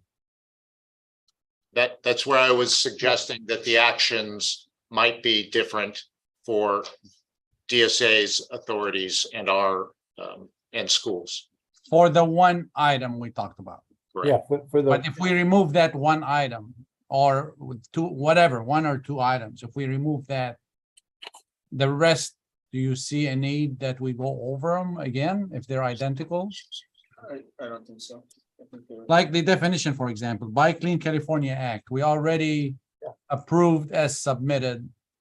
Do we need to have a discussion? I do not believe so. So I believe all the other actions were approved as submitted. There were a few that were approved as amended. Okay, so how about you correct. tell us? There was one further study, which was DSA item 6, BSA item 10, remove organic from the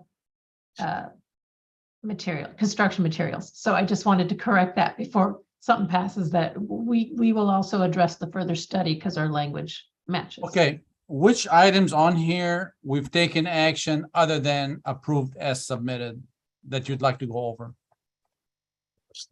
Yeah, you just. I believe, no, it's more than item 11. Where's the count? Is it item 7 and 8?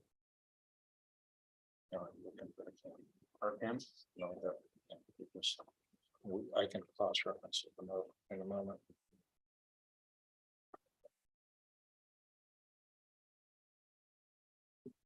Pardon me, I apologize. It's okay. If you like, we can just go group them and go like that. We could go that way if you like. We could just take 1 through 114, and I think maybe that would be faster than you try to figure out what we did versus not.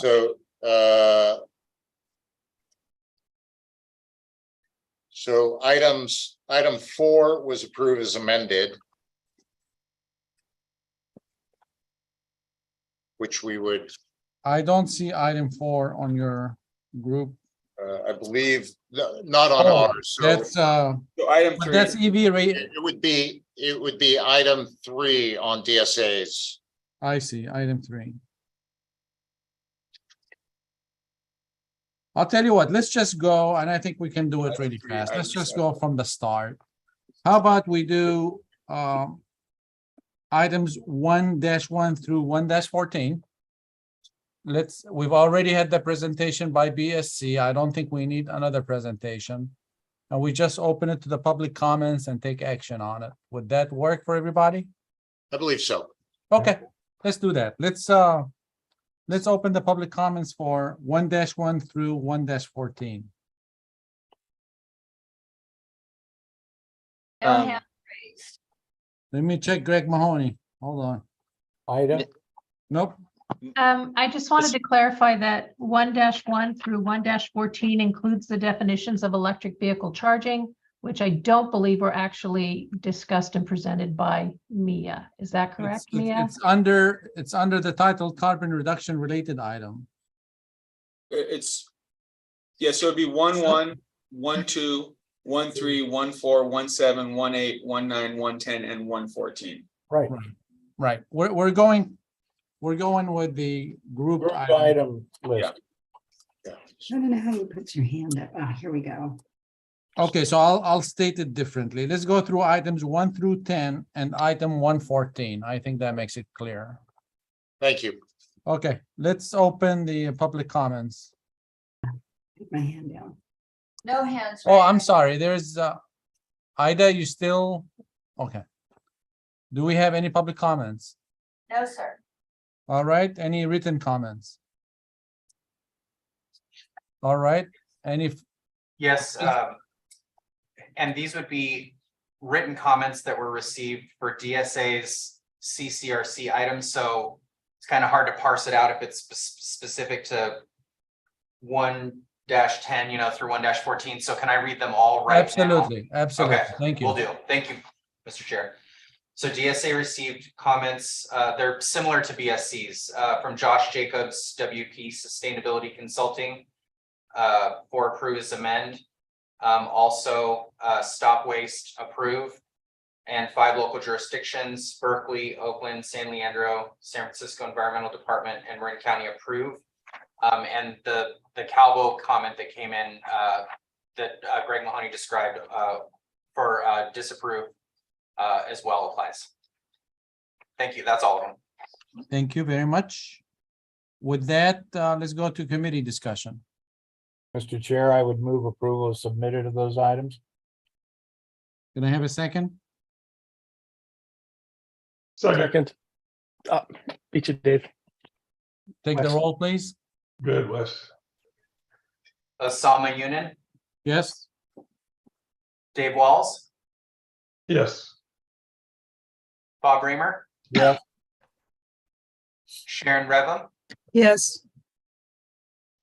Michael Stone, Yes.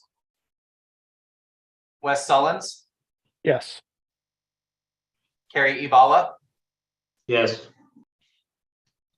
Ron Takaguchi. Yes. Okay, motion carries. Great. DSA, Eric, would you like to go over item 3? Nope.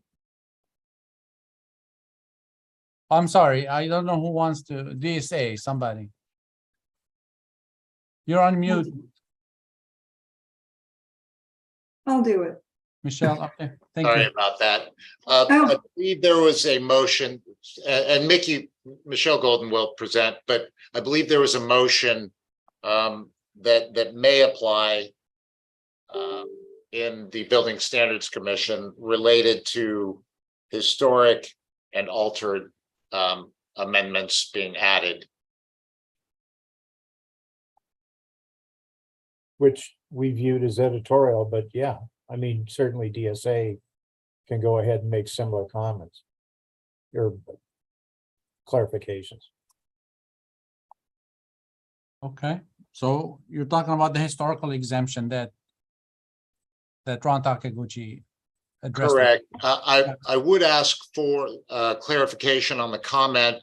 I know that it was made, but in our cursory review of the comment here today, we're not clear exactly how the regulations as currently written would adversely affect the historic nature of a building. So I would ask for some clarification from the committee on that. Well, Eric, the clarification was to apply the California Historic Building Code as written. So whenever there's not a life safety issue, the building official has discretion to apply the California Historic Building Code to retain existing significant features of a building, which is somewhat the intent of the reuse anyway. Maintain as much as possible. So I think it's in alignment with the California Historic Building Code. But in the case of, say, windows, if that is desired to be changed, that the exemption or the application of the Historic Building Code would override what is proposed here.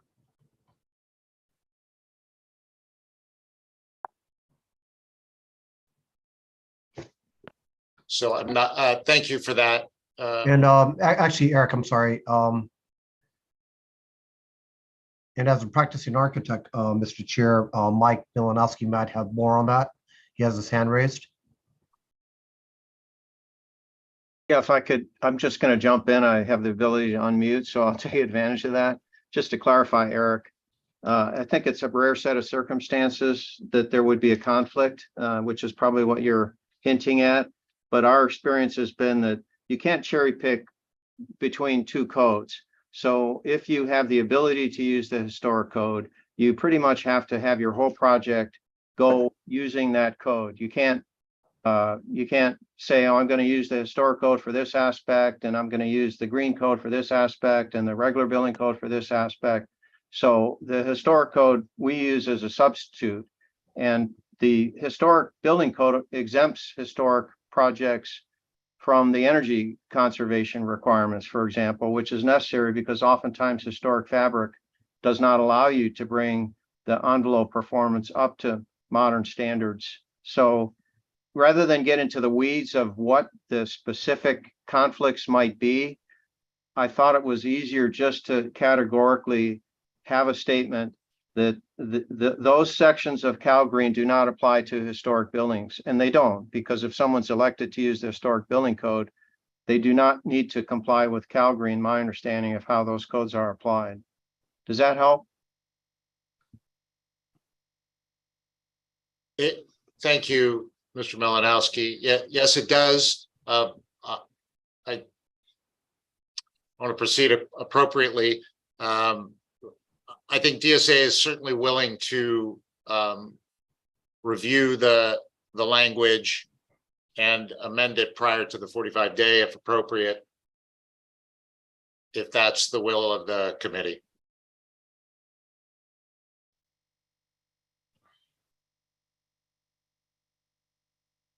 Okay.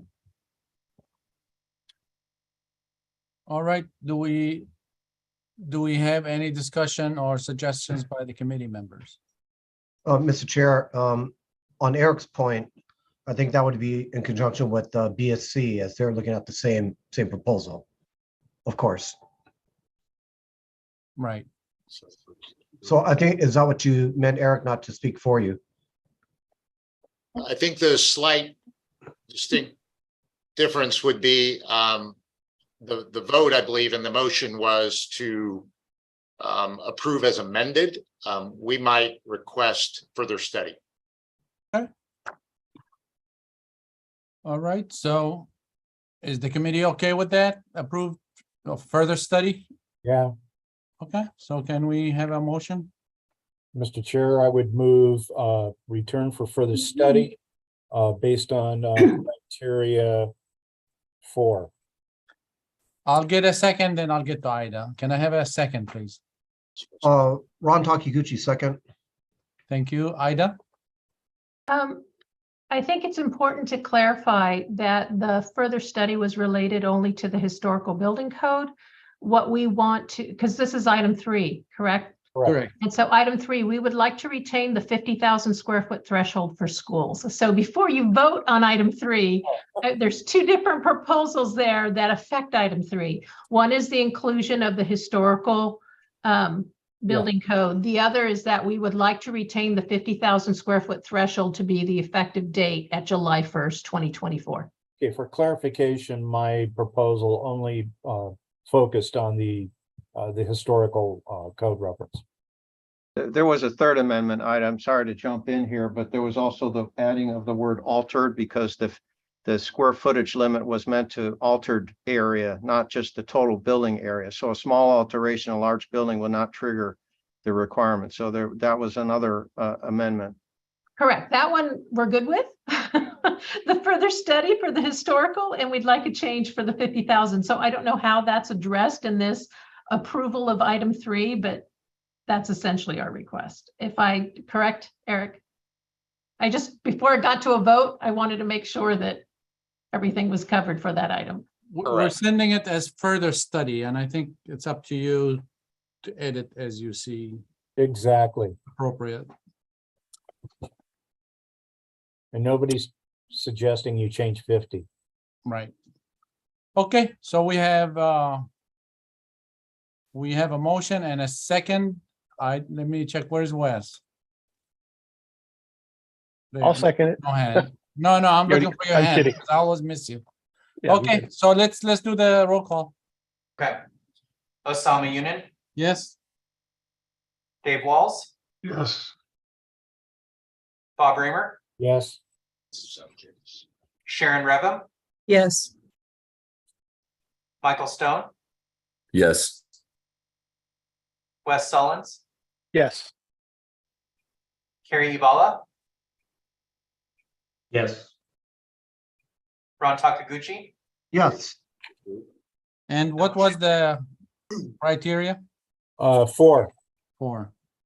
6 is what we're studying. All right, before we go to the next item, if we can go back to page 2, section, the very last, the bottom 2 lines, section 301.4.2.6.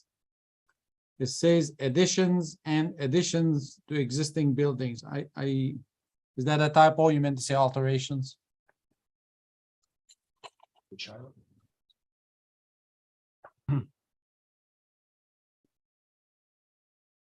I'm sorry, Chairperson, which item were you referring to? 301.4.2.6. Item 2 on our DSA list. 2-2 on the, yeah. Yes, Nikki, can you respond, please? sure. So what we propose on this, and I'm Michelle Golden, Senior Architect for DSA. Sorry to late introduction there. But what this particular section is proposing is that we extend the current requirements for the CO2 monitors in new classrooms, that we extend it to that they are required to be installed in existing classrooms when additions or alterations are made to an existing building. Right, and I think maybe it's a typo. It says additions and additions. Doesn't say additions and alterations.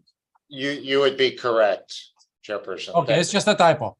Correct. Yes, we'll fix that. All right. But that's the intent of it. Right. I was just pointing out to the typo. All righty, so we have, the next one is 5-1 and 5-2. Let me. Oh, this is item 3. No, we did item 3 already. It's further I'm study, sorry. criteria 4. Item 5. So it would be item 5-1 and 5-2. Right, we propose to co-adopt with BSC. And I Okay, believe the motion was to approve Right. as submitted, to approve what? as submitted Okay, And for BS. items- so we should open public comments though. Oh, okay. I'm Okay, sorry. let's do, let me see if there's any items we expecting public comments on. Let's do 5, 6, and 7 public comments.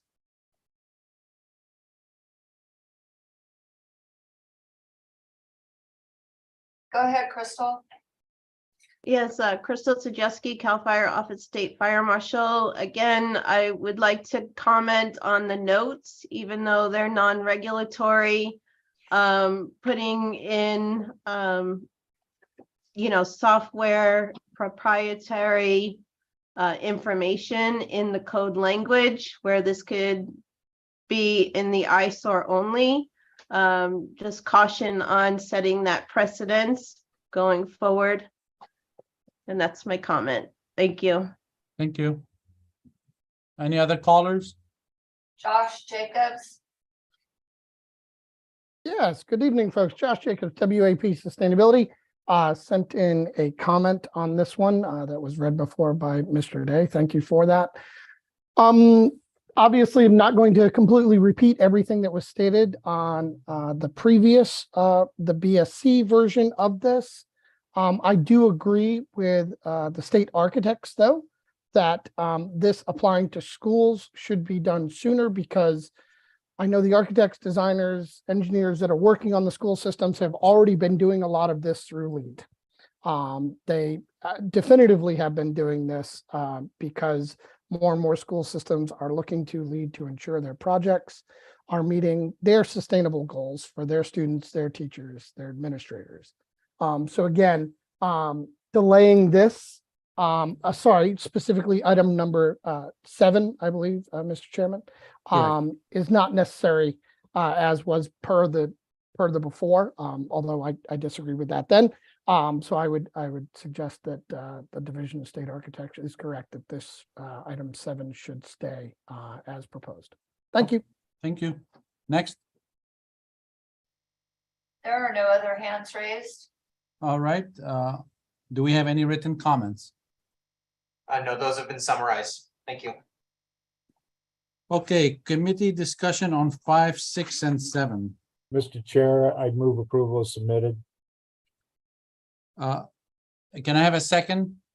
Second. Mr. Chair, Now, I clarification. have a on item number question. 6. I'm sorry, go ahead. Yeah, sorry, Mr. Chair. Clarification on item number 6. It was discussed previously by the American Wood Council that because of the word Organic.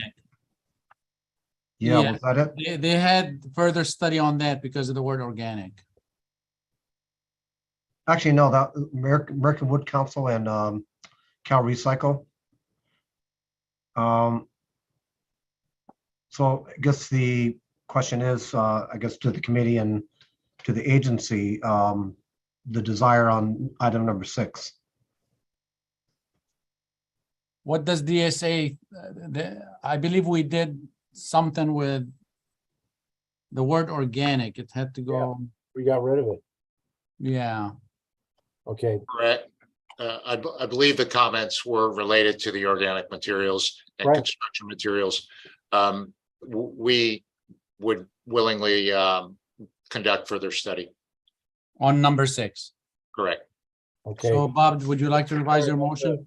Yeah, I'd like to amend my motion. I would like to move for approve as submitted for items 5 and 7. Can I have a second for that? Second. Dave Wall, second. Can we call the roll, please, Kevin? Yes. Osama Yunin, Yes. Dave Walls, Yes. Bob Reimer, Yes. Sharon Revum, Yes. Michael Stone, Yes. Wes Sullins, Yes. Carrie Ibala, Yes. Ron Takaguchi. Yes. And Motion. for the BSC, we had criteria 6. For further study on 6. Yeah, Okay. we need to make a separate motion on that. Sorry. Oh, we do. I would move return for further study based on criteria 6. Ron Takiguchi, second. Okay, I have Sharon, your hand is up. Oh, you're muted, Sharon. Friendly amendment, short-term further study. Yeah. Friendly to the seconder. Thank you, Sharon. Good. All right, can we take the call, please, the roll, please? Yes. Osama Yunin, Yes. Bob Reimer, Yes. Dave Walls, Yes. Sharon Revum, Yes. Michael Stone, Yes. Wes Sullins, Yes. Carrie Ibala, Yes. Ron Takaguchi, Yes. motion carries. All right, let's do, I was gonna go to public comments, but I want to check with the DSA if they want to discuss any of the remaining items, 8, 9, and 10. Or can we go straight to public comments? Well, item 8 that we're co-adopting with BSC, I do you want. But item 9, I believe, is slightly different. Okay, so let's do 8 then. Okay. So let's open the public. Well, we could do public comment for all 3 and then we'll come and do. Yeah, I the- believe we could do public comment for all 3 if you'd like. Right, let's do that. We're not having many calls, so we could just do it all at once. So let's do the public comments for all 3. No hands raised. All right, any written comments? No, those have been summarized. Thank you. All right, so let's do committee discussion for item number 8, or if the state agency would like to comment on number 8. Yes, Mr. Chair, I would move approval as submitted for item 8. Do I have a second? Ron Takiguchi, second. Take the roll. Okay, Osama Yunin, Yes.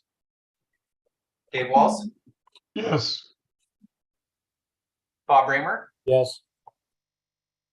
Sharon Revum, Yes. Michael Stone, Yes. Wes Sullins, Yes. Carrie Ibala, Yes. Ron Takaguchi, Yes. motion carries. Okay, let's move on to Item 9. item 9. I think DSA wanted to discuss item 9.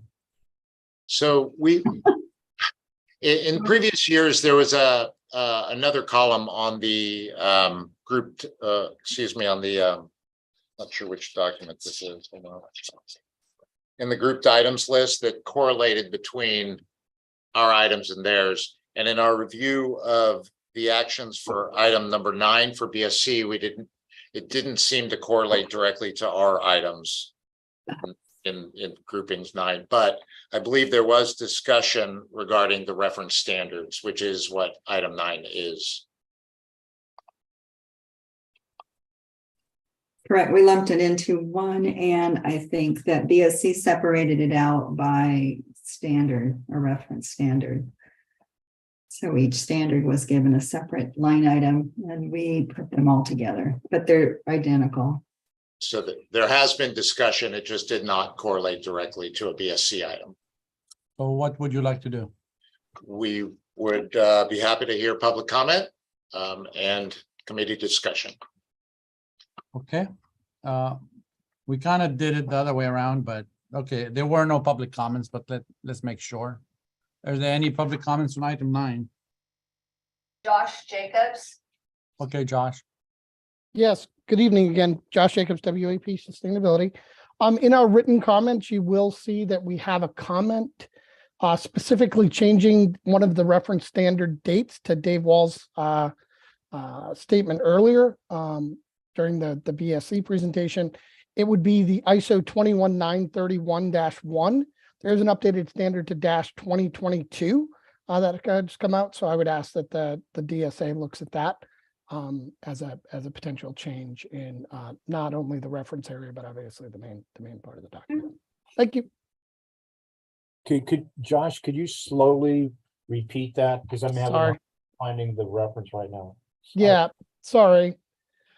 Again, Boston Heritage catching up to me. In the previous item 7, right, in the DSA's proposal, there is a reference to ISO 21931-1-2017. That is in this current item 9 of the updated standard or updated standards. Got it. We, in our letter to you folks that was read in by Mr. Day earlier, we suggested updating that to ISO 21931-1-2022. Because that is what all the software is updating to. So I would ask DSA to look at that, you know.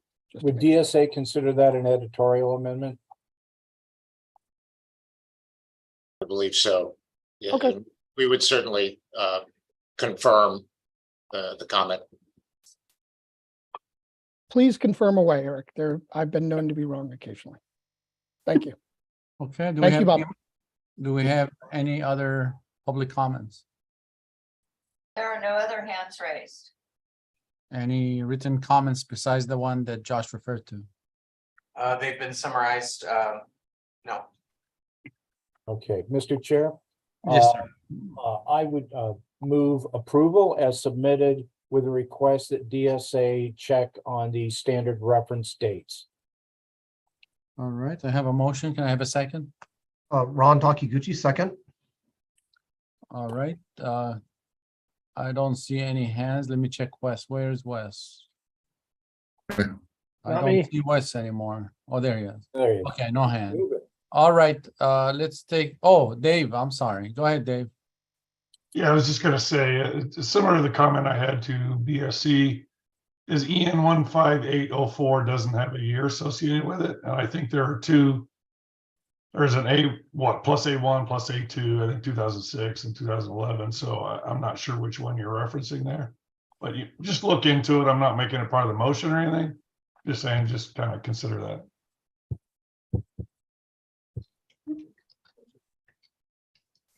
All right, Sharon. Just making the same point I made last time, having a trade association as a reference standard for a measure that applies to their membership seems an odd choice, but it's not going to keep me from voting for this.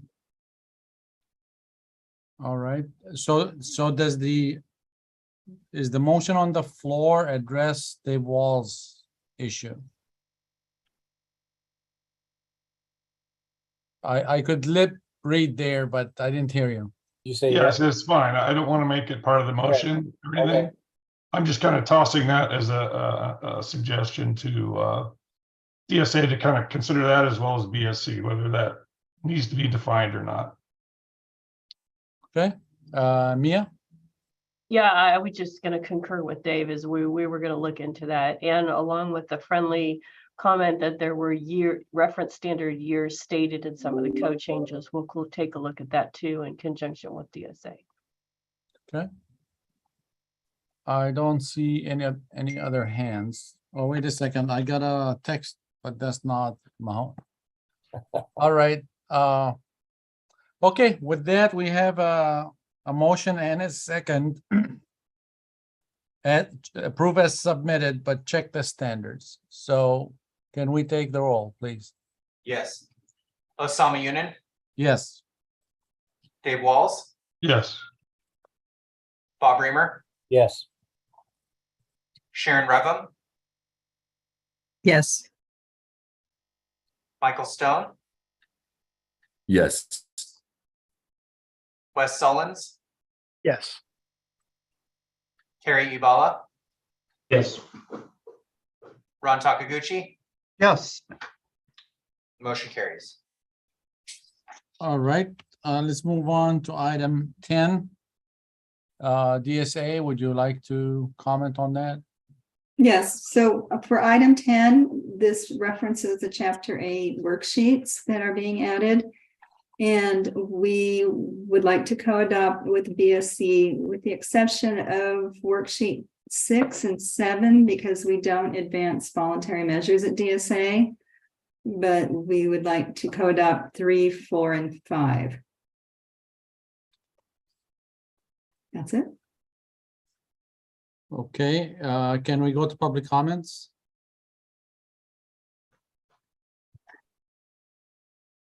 There are no hands raised at this time. Any written comments? They have been summarized. Okay, committee? Chair, I move approval is submitted. Item 10.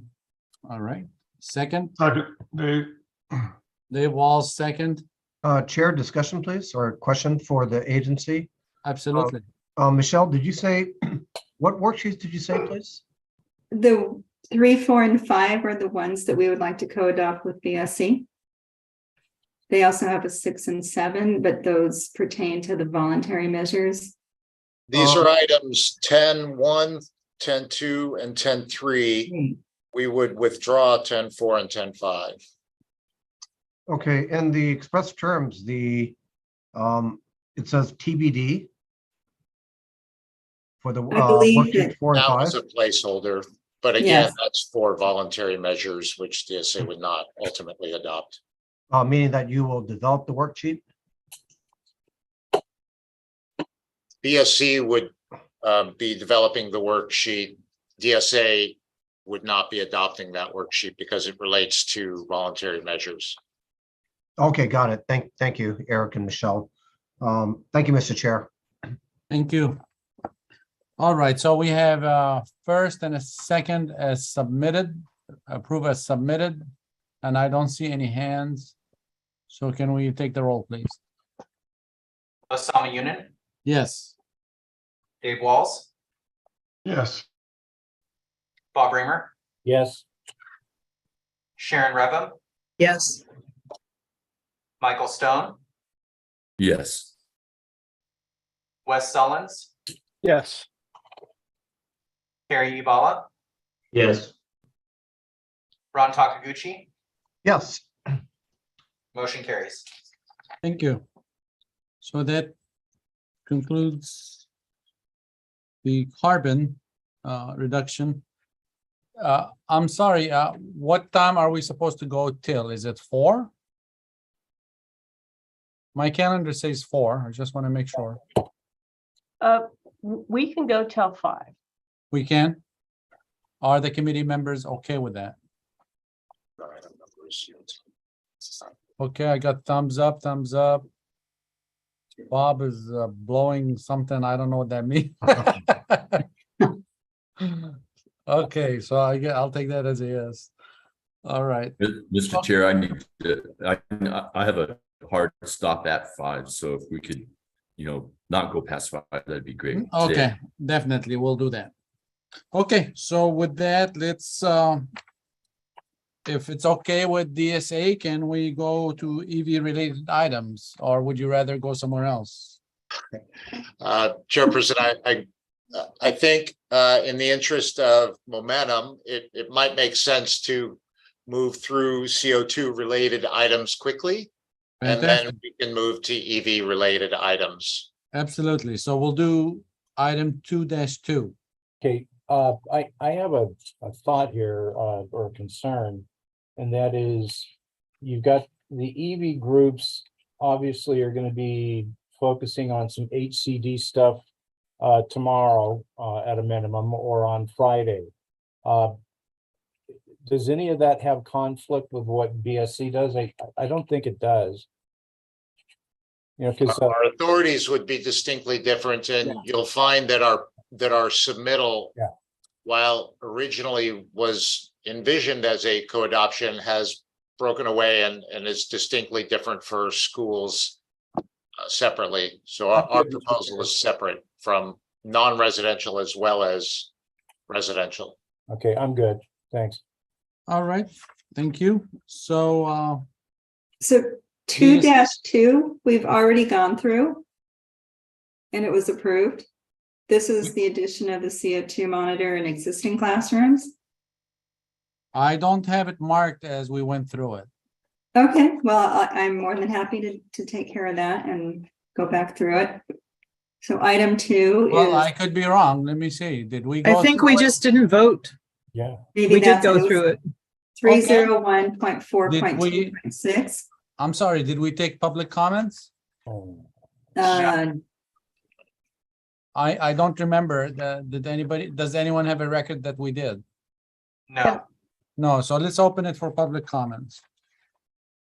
Well, Chairperson, would you prefer if we presented first and then? Okay. I can re-present it, yes. Okay, that's fine. Let's re-present it then. All right, so this is item 2-2. It's section 301.4.2.6. This is scoping that we're adding to expand the requirement for CO2 monitors that's currently required only in new classrooms. And we wish to expand that to requiring CO2 monitors in existing classrooms when additions and or alterations, and I believe there was a typo there that we talked about, Correct. are made to an existing building. And I believe that's where we stopped discussing it. Right. Now I remember. Okay. All right. Any other comments from DSA on this? Nope. No? Okay. So let's open public comments. There are no hands raised. Any written comments? No, Chairperson. Okay, so committee, Move approval is submitted. second, Second, Wes Owens. can we take the roll, please? Yes. Osama Yunin, Yes. Dave Walls, Yes. Bob Reamer, Yes. Sharon Revum, Yes. Michael Stone, Yes. Wes Sullins, Yes. Kerry Ibala, Yes. Ron Takaguchi, Yes. motion carries. All right. So now we could move on to EV related items. Is that okay, Lisa? Okay, Yes, it is. So I will, at this moment, introduce the gentleman to my right, who I introduced earlier today. Paul Johnson is our senior electrical engineer and was really the project manager for us for these regulations.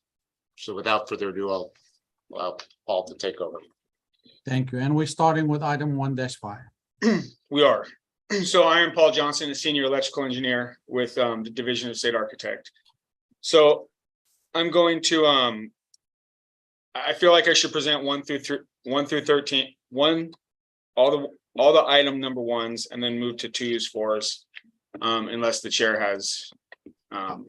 I think that's a great idea. Maybe you do all of 1, you pause to see if there are questions by the committee, and we go that way.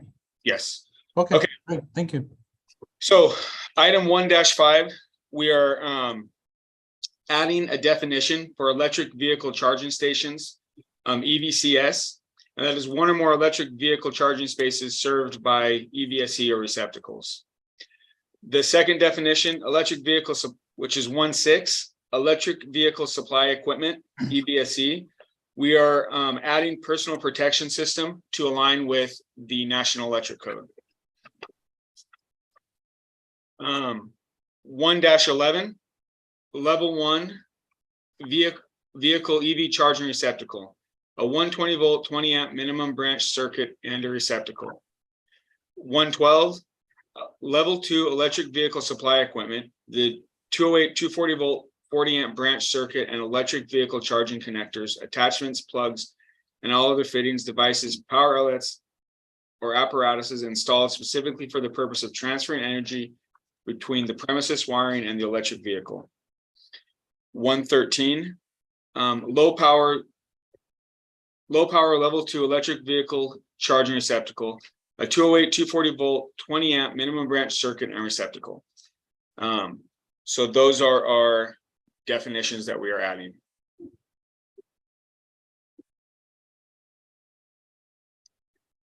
All right. Do we have any questions by the committee members? We do. Michael Stone. Yeah, thanks, Mr. Chair. By the way, generally speaking, I like this EV proposal language, but I have a question on the definition for low power level 2 EV charging receptacle. And this actually, this is in HCD's proposed language, and it's not in DSAs, but it's related to accessibility. So I wanted to ask it while you all were on the line. HCD has proposed allowing 30 and 50 amp receptacles for plug-in charging, and DSA doesn't have that. But the question is, has that been vetted for accessibility purposes? Because if a space is required to be accessible, those types of, these are actually your typical 240 volt dryer and range outlets, which they get plugged in once and they usually stay plugged in for the life of the appliance, and they're not really easy to especially disengage. I'm wondering if that's been discussed or vetted by DSA.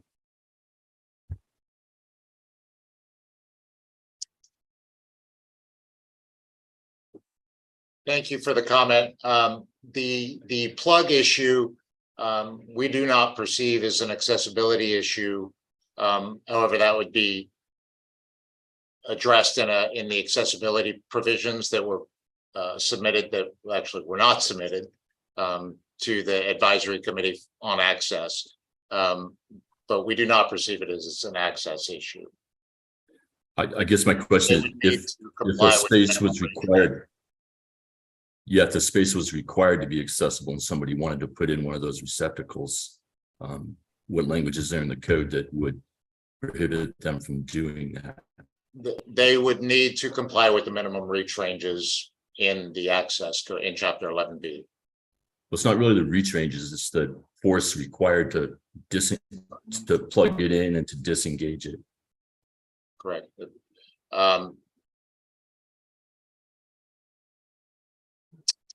May I interject? This is Ida. Please go ahead, Ida.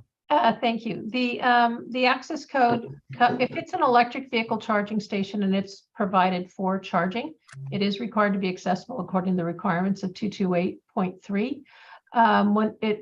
Those requirements do accept the requirements to actually maneuver the connection and the 5-pound force requirements in those regulations. So we don't consider that there's any change. So it's applicable, but it did not necessitate a change in the access code. Okay, thank you. Thanks. Mia, you had your hand up. I did. I appreciate that. Because I just want to use caution if we're going to ask questions about another state agency's code package and the review with DSA on accessibility, that I think, Mike, your comment might be well suited for when HCD presents their code package with the various types of plugs. I think that's a great question for them. It gets pretty complex and we might not want to get in the weeds here in the difference of what's required under their authority under 11A versus what's required under 11B, and that might generate a whole different conversation. Okay, thanks. I'll bring it up later. Thank you. Okay, very good.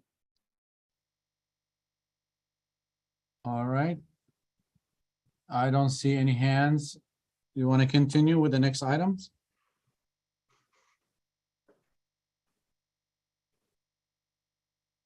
I see item 2. I see 2-1 and 2-2, and we already addressed those. Yeah, so 2 was under CE2 related items. Yeah, so 2-2, and maybe we should have done a better job at this, but so section 301.4.2.5 and 0.6 are the scoping documents for public schools, or the scoping language. And so those, in that section, we are adding we added the CO2 section before and the carbon section. Now we're adding the EV charging sections to those languages for both new construction and existing and alterations and additions. So we already took action on 301.4.2.6. Yes. It was approved as submitted. So do we still need it here? Mia's shaking her head. No, it's an oversight. You already took action on those 2-1 and 2-2. So we can skip those and go to 4-1, which I think is what Paul. I don't see us taking action on 2-1, Mia. Okay, let me go back to DSA CO2 regs, which is on their express terms, page 2. And there's 2 code sections that have to do with the CO2 regs. Right, but we only Grouped had, items list, 2-2 is by itself. I think that's the discrepancy. right, I think we still need to do 2-1. Correct. Understood. Okay, All right, sorry about that. that's all right. Okay. So do you want to go next, item 4? Yes.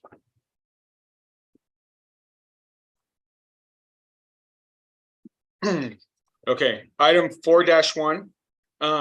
What we are doing and through our outreach to the public schools, we had several workshops and with BSC and on our own. We discovered, or we found, that our co-adopted language for non-residential buildings wasn't going to have the desired effect on public schools. And so what we did is we took the existing code language and moved it into a DSA specific section. And so that's the majority of our changes here. And so I will go through and just, if we have other changes, I'll go down through the items and let you know what changes those are. So in 4-1, we make it school specific. 4-2, we altered.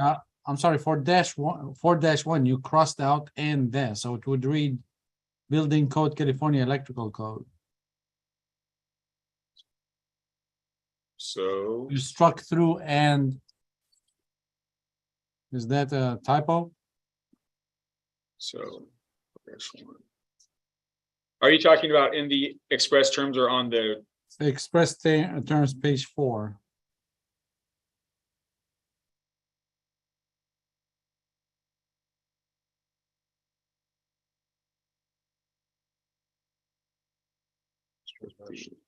Four dash two.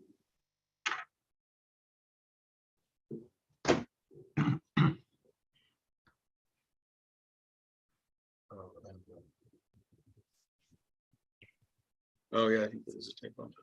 That's a typo, okay, Yeah. Okay, we will correct that. all right. Please, didn't mean to interrupt, sorry. No, it's okay. Thank you. So 4-1 is the changing of the language for public schools. 4-2, we're changing the exceptions, the language of the exceptions to make that more DSA specific, since we are the enforcing agency. 4-3, again, school specific. 4-4,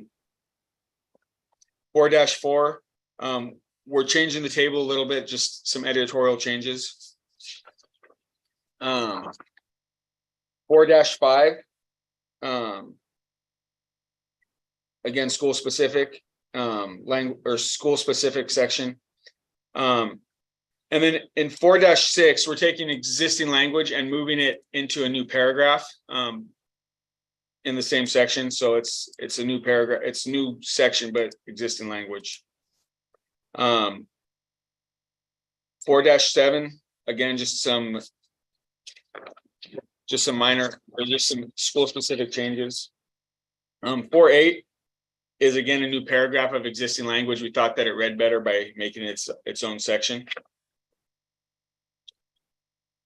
4-9, the language was moved into this section above, one of the sections above.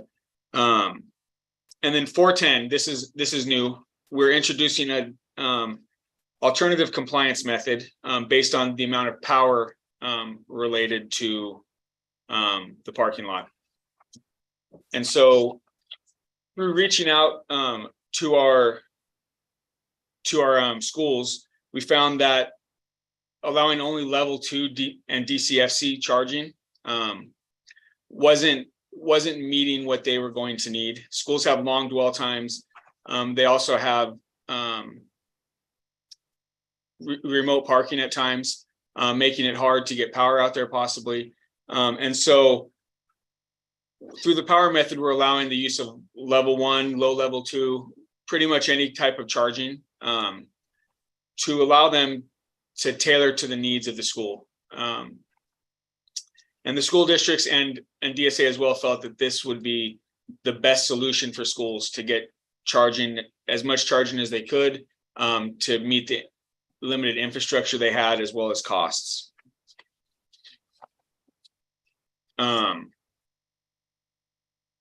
So, and then 412 is new. We are looking at alterations,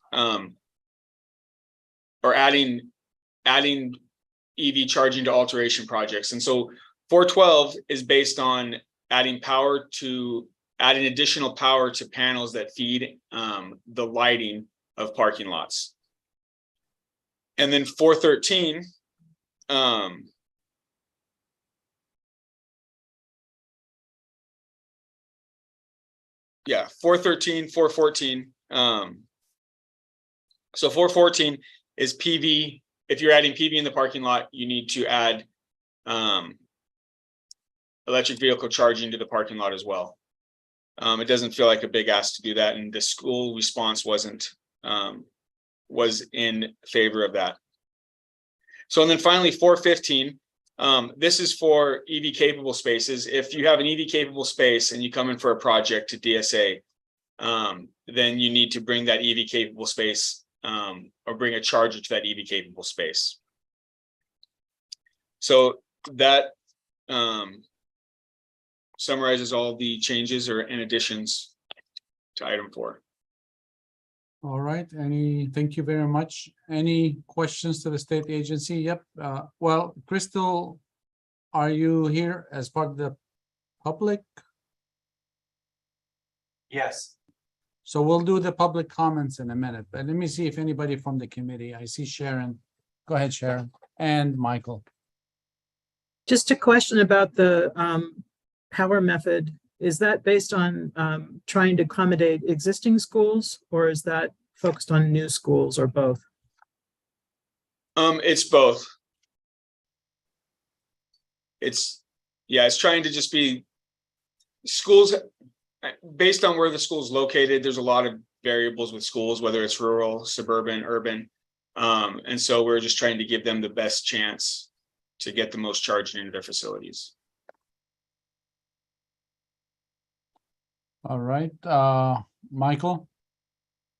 Yeah, thanks, Mr. Chair. I have 2 questions. The first one is in 5.106.5.6.2, there's some language in there that was stricken out.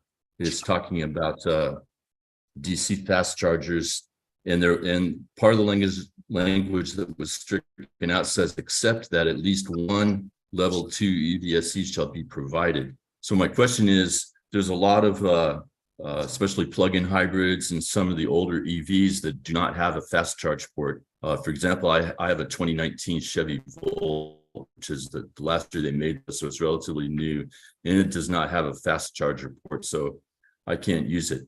I can't use a fast charger. So could you explain why that particular provision was stricken out of there? Because it seems like that makes sure that anybody that has any kind of an EV would be able to charge when they show up. Yeah, could you restate the section again, just so I make sure? It was 5.106.5.6.2 electric vehicle charging stations.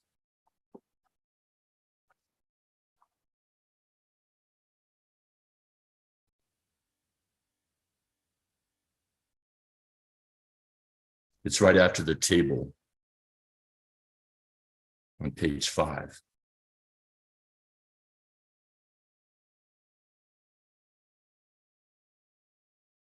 It's the last. Yeah, I see that question. So I don't think that was our intent. So That's not true. Oh, was it?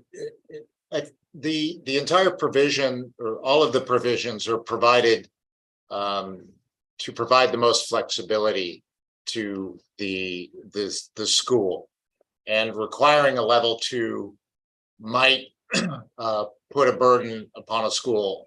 All of the feedback that we received was that schools demand for various reasons, low-level charging.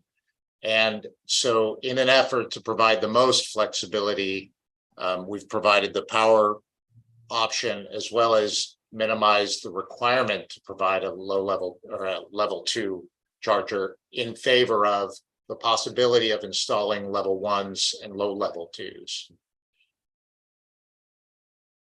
Okay, thanks. It just seems like you could end up with a situation where all you have on site is our fast chargers and no level 1, nothing else besides that, in which case you'll have folks that won't be able to charge their EVs if they don't have that fast charger port.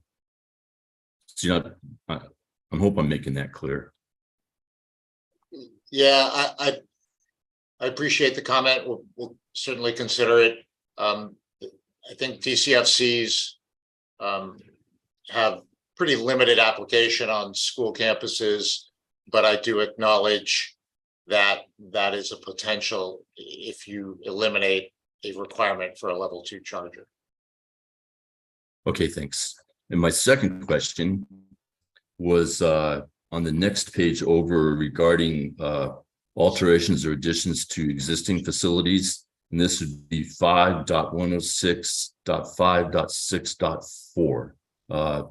Actually, it's the whole section, but my general question there is, I don't see any allowance in there for the use of an automatic load management system and anywhere in the section there. And if these are existing facilities, that might be critical because you're likely going to have your service size that even if you take additional power out for the lighting in the parking lot, you may really need to have a load management system. So you won't have to change your existing service panel. It's a bigger deal with existing services than it is for new installations when you have flexibility to put in a larger panel in the first place. I just didn't see any provision for being able to use ALMS on existing. Yeah, so what we do is we point you back to the sections above, either the power section or the original compliance pathway, and then you would get to the ALMS from there. Okay. Thanks. All right.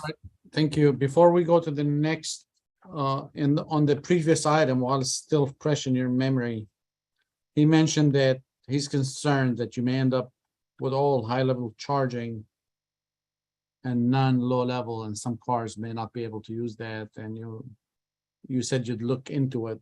Would that be a further study for you when you say that? Sorry about that. Unmuting. Yes, it would be a further study. Okay. All right. Sorry. Thank you. Ron? Yeah, thank you, Mr. Chair. Question, is the proposals meant to only apply to schools or also say some of the fleet and maintenance vehicles and maybe your service yards, medium and heavy duty vehicles or trucks? So medium and heavy duty actually falls, or the service yards will actually fall under BSC regulations. Oh, really? Okay, Yeah. it's not DSA. Okay.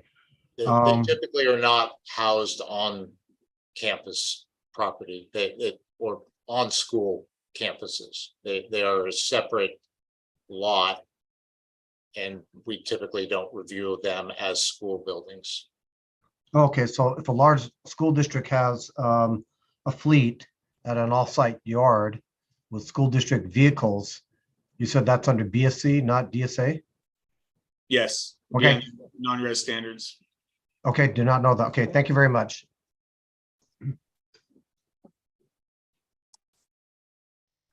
All right, Wes?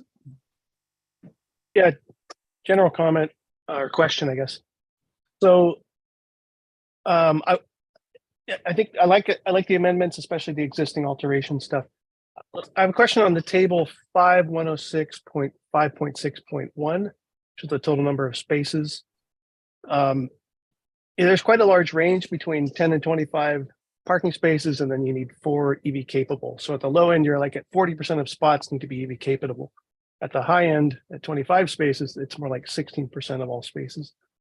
So my question is, how confident are you guys in doing the research that you're meeting kind of the demands and the needs for EV charging at schools in terms of the adoption of electric cars is increasing. And I know there's a lot pressure statewide to increase that.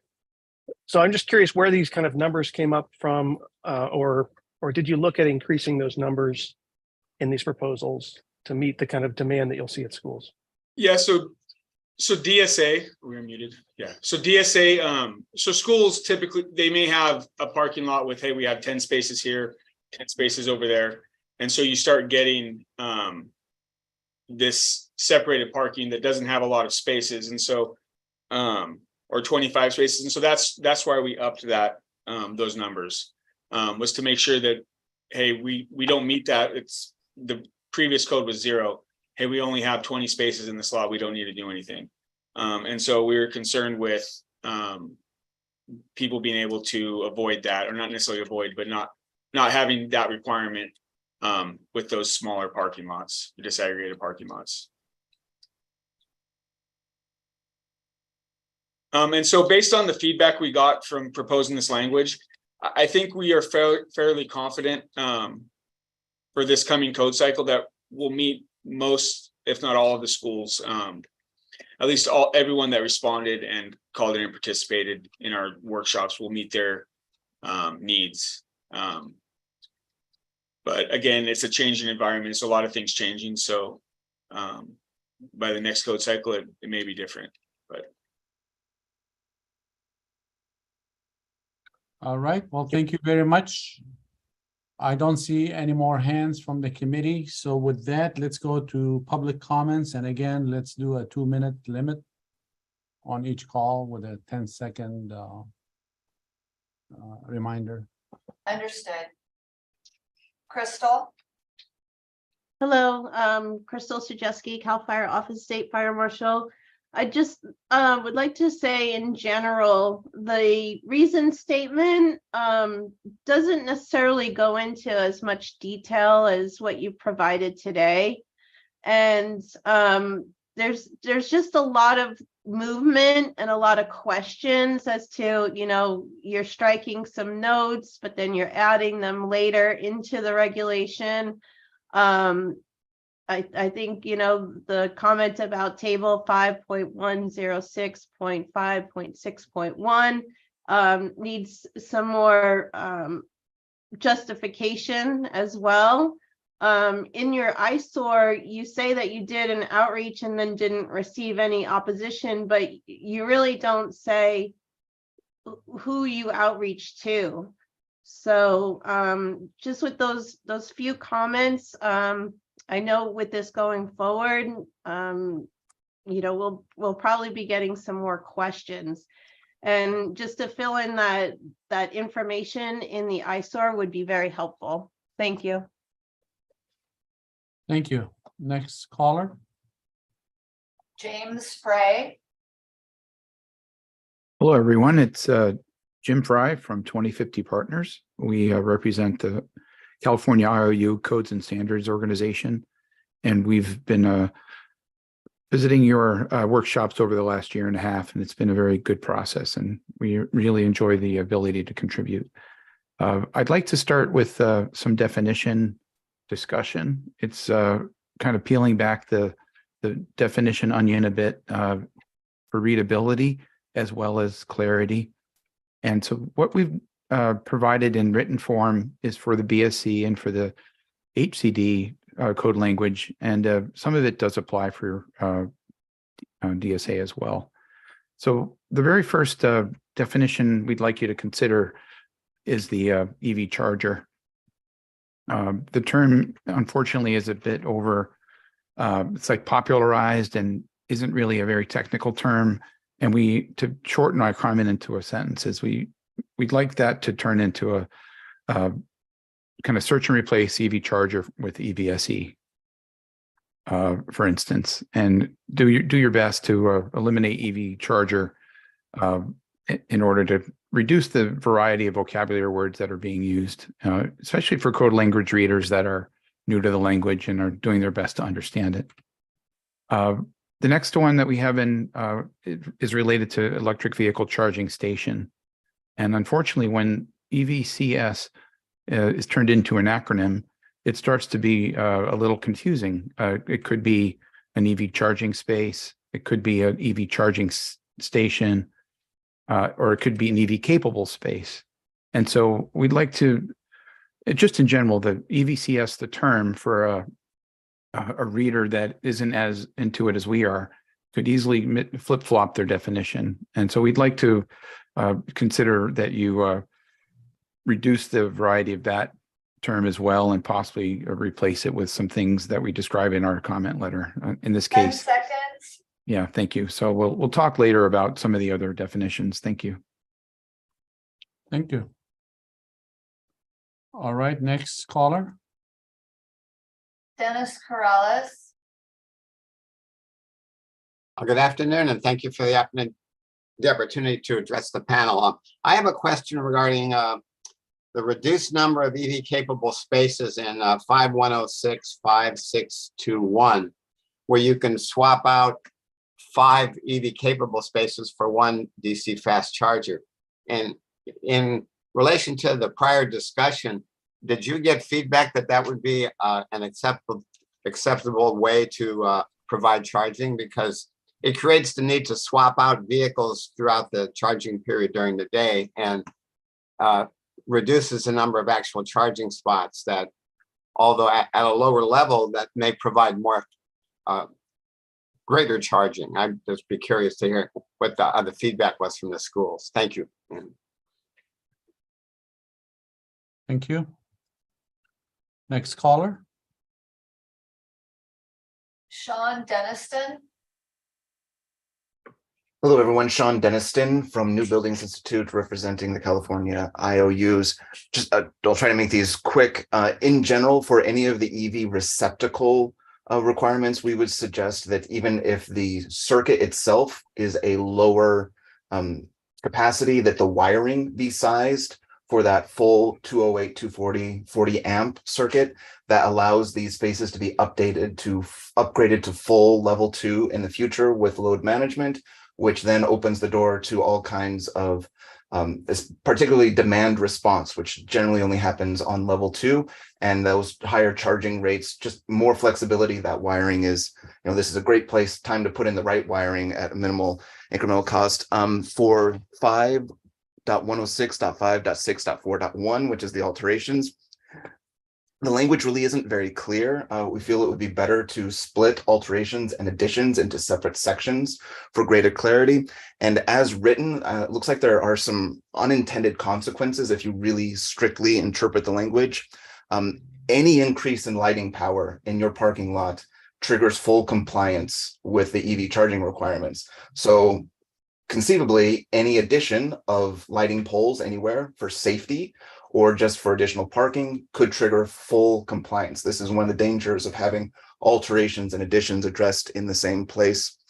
And then the last, on the requirement to install EVSE, oh, never mind, that's the end of, well, actually, yeah, that is still an issue, because on 5.106.5.6.5, and this is the conversion of EV capable spaces, which is really important. So I'm very happy to see this. It says that they have to be converted to an EV charging station, but that includes receptacles. And with the new definitions, that includes a level 1 receptacle. So it would be possible to comply with the language as written by converting EV capable with this level 2 capacity to just a level 1 receptacle. So just this language in general needs some fine tuning so that it is more targeted and clear. Thank you. Thank you. Next caller. Stacy, if you'll pronounce your last name for us, please. Certainly. Stacy Rhinexis. I'm with Power Tree Services. Although our primary business is focused on providing EV charging, solar, and storage for multifamily, some of the lessons that we have learned there, I think, are applicable in this particular conversation, which is that a key focus needs to be on the deliverability of the energy and how much energy can be delivered to the vehicles, because that is the displacement of gasoline and thereby the displacement or reduction of GHG. And just focusing on the number of parking spots or the number of stalls is an imperfect representation of that. The earlier commenter who talked about allowing for a multiplier effect for DC fast charging is a good example of being more efficient about the infrastructure. I would suggest both here and in future comments to consider enabling shared use level 2 chargers of a higher speed. Level 2 vehicles today are 48 amps and some of the newer vehicles are going up to 70 amps on the level 2 chargers. But they can charge their daily use in only an hour or two. And if you can share those with a reasonable management system, you can dramatically reduce the cost and increase the utilization rate of these chargers while putting less load on the grid and lowering the cost and thereby lowering the barriers to adoption. So my comment and suggestion would be to ensure that there is some trade-off in shared use, but at a higher rate of charge if you're putting in level 2.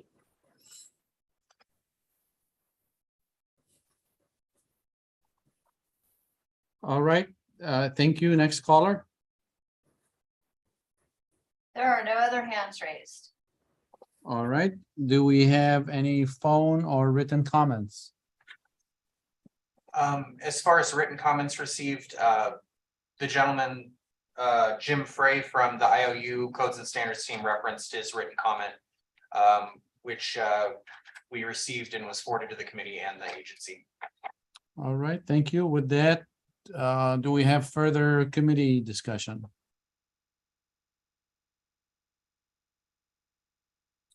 No, okay. So I do have item 4-5 to be further studied. Other than that, I don't have any notes that anything was different, that we weren't gonna do anything different, but do we have, if we don't have any further discussion, can I have a motion? Mr. Chair, I'll make a motion. Let's see, I'm looking at the list here. To approve as submitted items 4-1. I'm sorry, can we start with 1-5 from the top? Oh, okay. I'm sorry, I didn't see this. A motion to approve items 1-5, 1-6, and 1-11 through 13 as submitted. Okay. Do I have a second? Second. Dave. All right, can we do the roll? Yes. Osama Yunin, Yes. Dave Walls, Yes. Bob Reimer. Oh, I'll come back to him. Sharon Revum, Yes. Michael Stone, Yes. Wes Sullins, Yes. Harry Ibala, Yes. Ron Takaguchi, Yes. Bob Reimer. He may have dropped off, but motion carries. All right. We can go ahead and approve the next set. Like I said, I only have 4-5 for further study. The rest, I think it could go as submitted. All right, can I have a motion for? Mr. Chair, I'll make a motion to approve as submitted items 4-1. We need, through 4. I'm sorry, we also need 2-1. Oh, okay. 2-1 as well as 4-1 through 4-4 and 4-6 through 4-15. Approve as submitted. Do I have a second? Ron Takiguchi, second. All right, can we take the roll? Can please? we discuss briefly before we do that? Oh, I'm sorry, I didn't see. I actually I don't see didn't- you at all, Wes. Yeah, there. There, you I thought maybe this is easier to raise my hand. go. All right. I was curious, the DSA folks' response to that, some of the public comment about the reduced number of capable spaces. Do they feel like that's adequately addressed with the language? Which item was it? Wasn't that item 4-6? Was it 4-6 or 4-5? Oh, 4-6. 4-6. Let me go there. 5106.5.6.2.1.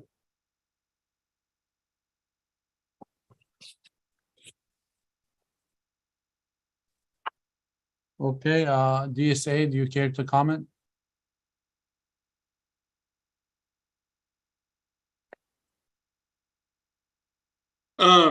So that language was carried forward, most of it. We did add indicated in table 5106, 5.6.1. So that language was carried forward from the previous code.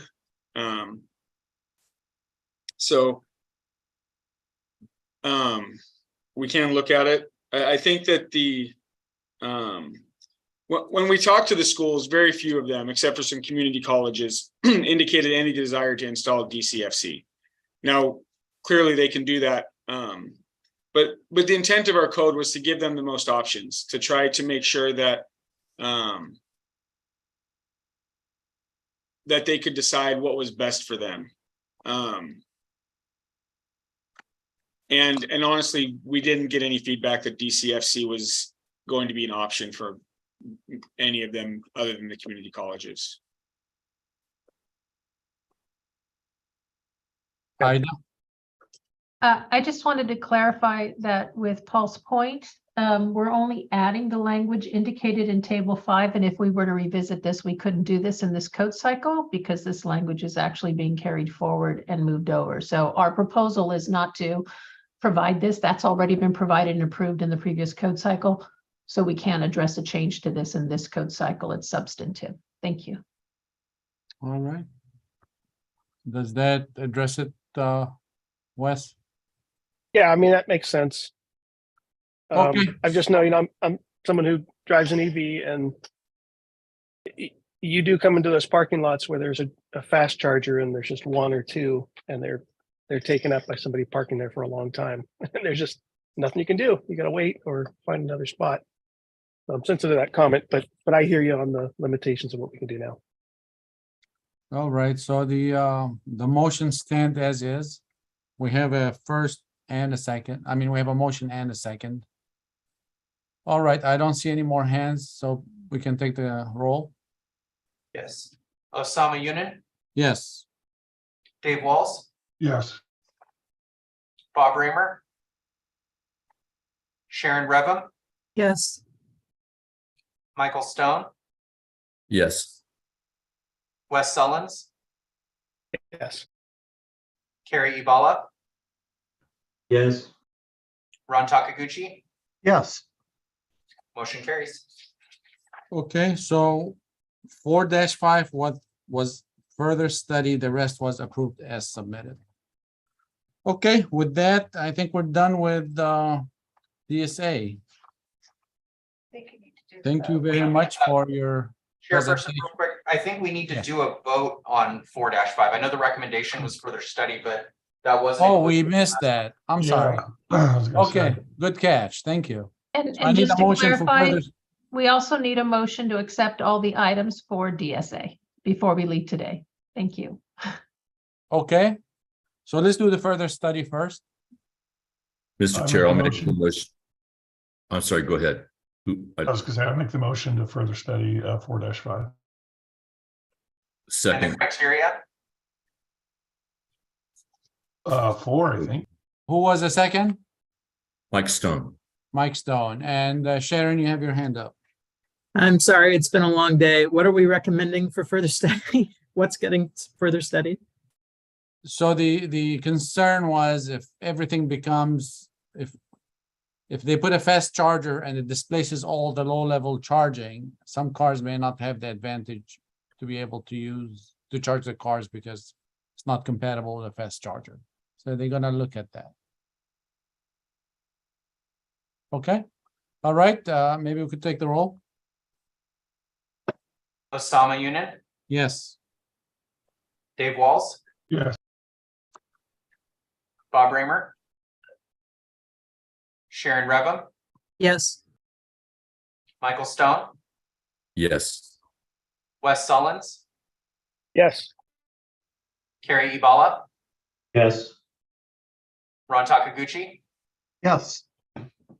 Motion carries. And like I just said, now we could do the global vote, chairperson. Okay, so we need a motion to do what? To accept all what? All the committee's actions on DSA's proposals that we've heard today. Okay, can I have a motion for that? Mr. Chair, I'd like to entertain a motion for the committee to accept all actions discussed today by the Division of the State Architect.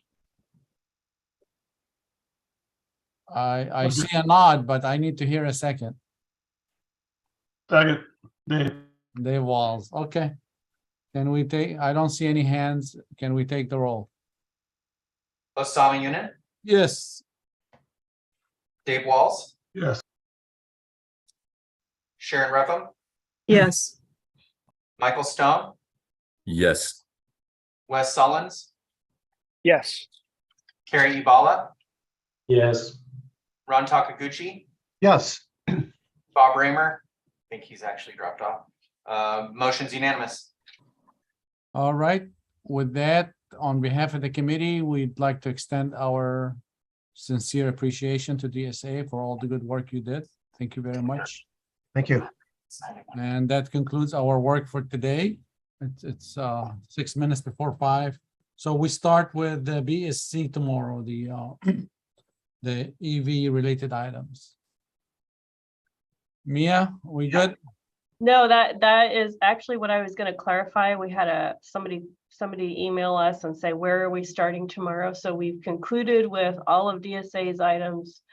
We're moving on to agenda item 6 tomorrow, which is BSC rulemaking number 0422. We've already heard the carbon reduction regs, so we're only going to be hearing the EV and bird friendly regs. And then if time allows, we'll move on to agenda item 7 tomorrow, which is HCD's rulemaking number 0422. And then we'll be done. Okay, sounds good. Nice work today. Thank you. Right, thank you, everybody. Good work. Good job. Thanks, everyone. See you tomorrow. See you Thank you tomorrow. all. Night. Bye.